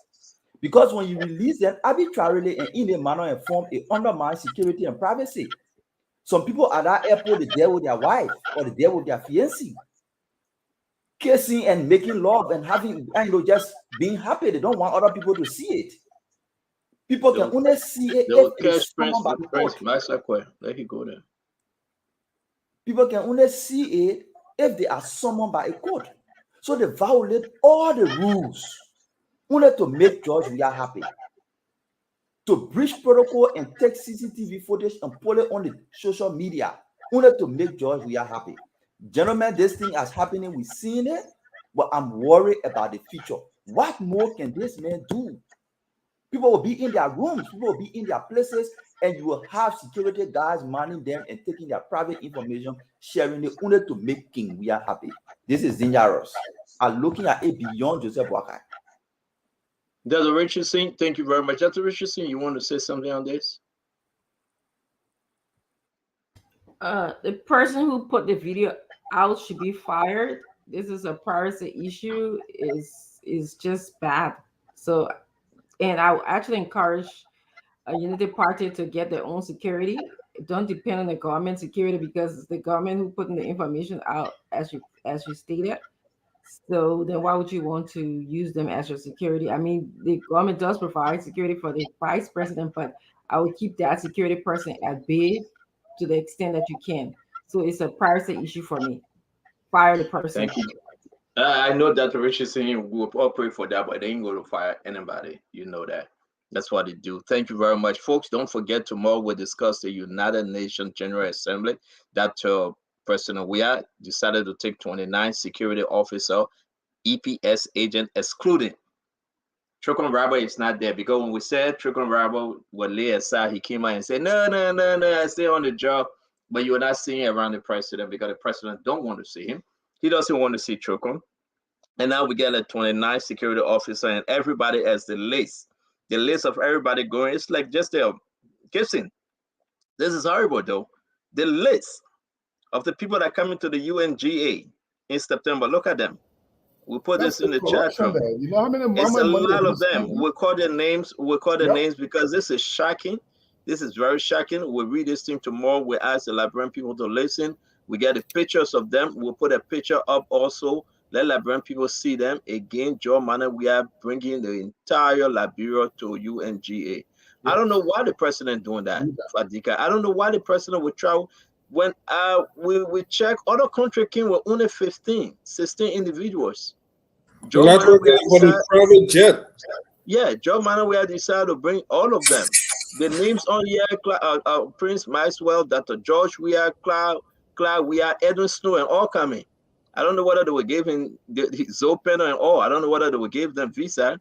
D. Maxwell Kamaya, General Daniel D. Zanga, Lejewu Rene, Mawani D. Strokon Pui, Eugene Lane Nagbe, Kwewu Yeke, Jefferson Koji, Osmanin Bamba, Finda Bondo, Mose Wifo, Maseda Geli Medium, Yense Derek Weah, Seku Kalasco Jomande, Nelson Lenore, Antoinette Wolu, Ase Clagbe, James Emmanuel Porter, Smith Maxwell Toby, McKenna Kiata, Kati Kotu Flomo, Bob Twe, Najid Eka, James K. Kotu Jr., Cleopatra Cummins Boyman, Ahmed A. Sharif, Shadrach Yankee, Korish Sharashi, Teman Fanta Kroman, Vivian Morris, Abraham Kabake, Christine Dixon, Evelyn Queen Mobile, the rest of them Special Agent Seward Bridge, Special Agent David Zlee, Special Agent Randolph Tuba, Special Agent Niede Sewe, all of them. Even the EPS director, you don't find his name here. Okay? We'll read them tomorrow. We got the pictures. We'll put a picture up tomorrow. Again, we'll say this to everybody. The president decide again to stay another 48 days out of the country. It will be after the election before he return, probably. Like he did for 8 days. Yep, some of them will not go back. They plan to run away for good. But again, and also it's important. It's important. Yeah, some of them will not go back, Gibson. Some of them just coming at the last radio. But Maxwell, I want you to look at this. Because you've been with some people Gary. No, Gibson, listen, we'll call them. We'll put a picture up and put the names up. Passport issue is happening in Liberia again, folks. John Spoon talk tomorrow. We got videos of the passport thing. The foreign ministry, you got folks at the foreign ministry selling passport again. We have individuals that are buying passport from Great Britain, from Kenya. There's a Kenya operative. Today he was with 111 at the Liberia National Police. They went to the Justice Ministry and they went to Sam Sion office. I heard today, our sources told us that these guys, they are on top of their games. They are making money again and they are selling passport. I have it in my possession. I will show this off, Adika. I will share with you guys. There's a gentleman here who is from the foreign ministry. I'm holding on to his name because I want to release it tomorrow. They are selling passport. They get passport in 1, 2, 3, 4, 5, 6 diplomatic passport. All right. I will just flash it to you guys real quick. As you can see, and I will share it to you guys. All the passport that these guys are selling, I have them. I have video to it as well. We are going to share this. These are all the passport. We got video. This is the video. If you can see, let me tap it. I'm trying to send it, but I will do it tomorrow. It have no bad metric in it, as you can see. You guys seeing it, right? Fadiga, you seeing it? Yep. All right. I want to do this thing, and I will share it tomorrow. This is very, very scary. Joe, we have returned to setting passport. Joe, we have returned to setting passport, Gibson. They are setting passport. There's a gentleman from Great Britain. He bought a land, huge land in Liberia. That land that he bought is a serious issue right now. He's a diplomat because Joe, we are giving a diplomatic passport. He's a British national. All right. And his name is, and he went to the Justice Department, Justice Ministry, excuse me, and he said that his name is Patrick John McCaffrey. I will display his passport tomorrow. Patrick John McCaffrey. And again, I will tell you guys, this is big. The diplomatic passport they've been sending, and we have sent this over to people that need it. We have sent it over. It is scary. A Kenyan national bought his passport. He's a middleman with a Liberian. And this Liberian, I will show his picture tomorrow. Today, again, he was at the Liberia National Police. He was speaking with 111. If you know who 111 is at the Liberia National Police, you guys can go ahead and figure out who that person is. He was speaking to 111, 111, that's the code. And they were discussing how far they will go with this thing. Again, it's not only them. We have the full story. 111 is the Deputy Commission for Crime Service Division, Liberia National Police. We have all the information, mommy. These guys now are back. They've been setting passport. They've been making money, diplomatic passport. As you can see, the rare passport. I'm not making this single. 6 of them in our possession. We have a lot of them. How many passports the government have since Western got left? They acquired it for a little bit, then they went back. So that our Liberian government back in setting passport. I will share the videos with you guys. I will share the individual name from the Ministry of Foreign Affairs. Again, Maxwell Kamaya, he knows about this passport thing. I think they will question him again when he get here during the UN visit. They will question him if he will be here because this information have gone to folks that needed it. We have the video. We have the video. You guys saw the video. It's not only one video. This is nothing that you say you're going to make up. I was in there. You know, the video, I see you looking at me. You are looking at me, my brother Fadika. This is what you taught me to do. This is the video, Fadika. You see? You'll see how they're doing the video. They're moving up and down just to see what a biometrics is in it. We have so many videos and people are talking, so I don't want them to recognize the voices. And that's what gave me the problem. I cannot share it. Okay? So this guy you're saying he's from Kenya. That video you're looking at, the guy is from Kenya. He's a Kenyan national. When he bought the passport, he's the middleman. He said on behalf of the Ministry of Foreign Affairs. You seeing the flipping the pages. Joe, where government is back in setting passport, guys. We'll give you the full story tomorrow. We will. We'll give you the full story tomorrow. It's important. I want my guys to have it, carry on their own investigation. Then we will bring the story to you. A lot of passports have been selling. No less than $150,000, $200,000 for a diplomatic passport. These guys can take the passport, travel to the United States, take the passport, go anywhere because they are diplomat. That's how they treat the drugs. It is concerning. We will connect this to the drugs issue too. This is big. I'm saying I am in my business. The people send it to me. They send it to me. So where he's back in business, he said he need money, and they must set a passport. He and Dean Maxwell and the rest of them. Let me show the guy picture. Let me show this guy picture real quick. I don't want. Let me hold it though. I don't want to show it. Keep it for tomorrow. Let me hold it for tomorrow. Keep it on. Started with not in the keep it on. Yeah. So I want to say, guys, again, you guys know about the first passport issue beyond Western God family. We got a new group, new breed that's using the passport. And I will bring in the former passport director. What's his name? Deputy Minister Director for Passport. What's the guy named? Prince Maxwell. We had him on the show before. Who? The former passport director. Yeah. Come on.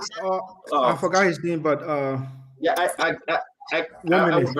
I will bring him on tomorrow. What's his name? Wampo? What's his name? One point. Yeah. One point. Yeah. I will try to reach out to him for him to come and explain. Again, this thing came to me. I was surprised. I came from church yesterday. Someone sent me the tons of document about the money the guys are making. Gibson, the money the guys are making is big. Gibson, talk to me. You being journalist, and let's go. You take the last ride on this one. His full name is Andrew Wompo. Andrew Womplo was embroiled with his passport selling, and Andrew Womplo specifically said, if you remember that there are big hands in the ministry that were aware of the sale of the passport, but then they decided to fry him because he was like a sacrificial lamb for them.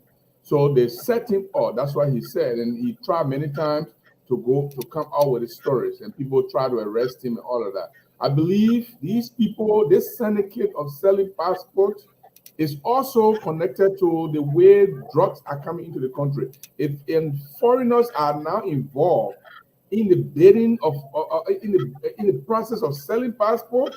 You can just imagine what they can do more than selling passports. And you are quite correct because we got to go. You are quite correct. I will tell you this.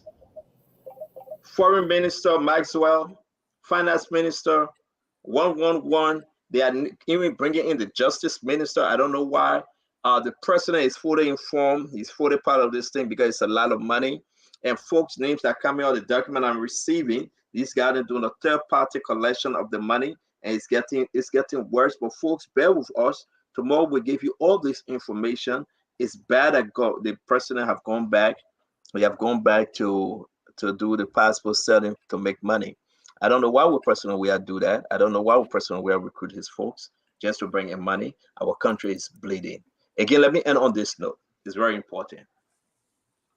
They banned people from the Ativa bond. They suspended the young man called Tom Colley because he's the underwriter of the bond, Maxwell. When they issued the bond, the judge opened Spoon FM. We on the air.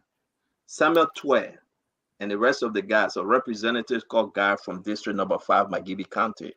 He's related to the acting general manager for that company. He said, why you guys gave Spoon Network a bond? Because you know very well they are anti-government. You'll withdraw the bond. So they went to withdraw the bond. That's what they did. And because this guy approved the bond, and he testified on the oath, Samuel Twe then told the guy, said, you got to remove him. This Tom Colley guy. They removed Tom Colley today. They suspended him indefinitely. They are saying to him that he must go back to say that the bond is not given. To tell you the truth, they have suspended him. He's the underwriter. All right. Representative is on this case as well, fighting the network because he's from. The representative name is Honorable Clarence G. Guy from District Number 5, Magibi County, because he's a sedition. Representative Clarence G. Guy. His cousin is the acting general manager. We will dig into this story tomorrow because we got everything to this story. And I think they are making a mistake because this is the Liberian People Network. They are making one of the greatest mistakes in their life, Prince. And I'm telling you, it will come back to haunt them. Absolutely. Y'all have a good night. Yeah, thank blessed you so much. and highly favored. Congrats to Dr. Moniba, man. Congrats to him. Thank Don't you. listen to Thank you Gibson. so much, Tenta. No, it's okay. They're my colleagues. They're all my colleagues. Yeah, it's democracy. It is. We're fighting for it, though. We're fighting for it. You need Damo Slanger or you need Nelson Collet? Okay. Man. See you guys. All right. Okay, sir. Okay. All right. Bye. Okay. Well, folks, we want to say thank you for joining us tonight on the program. Of course, Spoon Talk returns tomorrow with another fascinating edition, and you can join us on Liberia's most listened to program, Spoon Talk. We've been live on Fabric TV, Super TV, and Spoon TV, and we've also been carrying the program live on Spoon FM, Fabric FM, and Super FM. We want to say thank you. Join us tonight for the Midnight Politics. Is going to be coming up in about 30 minutes from now. You can join us as well. Until then, have for yourselves a good night. Of course, remember to keep the peace, and Liberia is all we have. Bye-bye for now. Yes, I, a special one from the CEO, stand with the spoon. And your boy, Friday the Southern Band. Charges on the beat. On the spoon to get your information. On the spoon to be part of my discussion. Spoon, spoon, spoon television. Spoon, spoon, spoon radio station. Spoon gonna tell you what is happening in Liberia. Spoon gonna tell you what is happening in Monrovia. Spoon gonna tell you what is happening in Africa.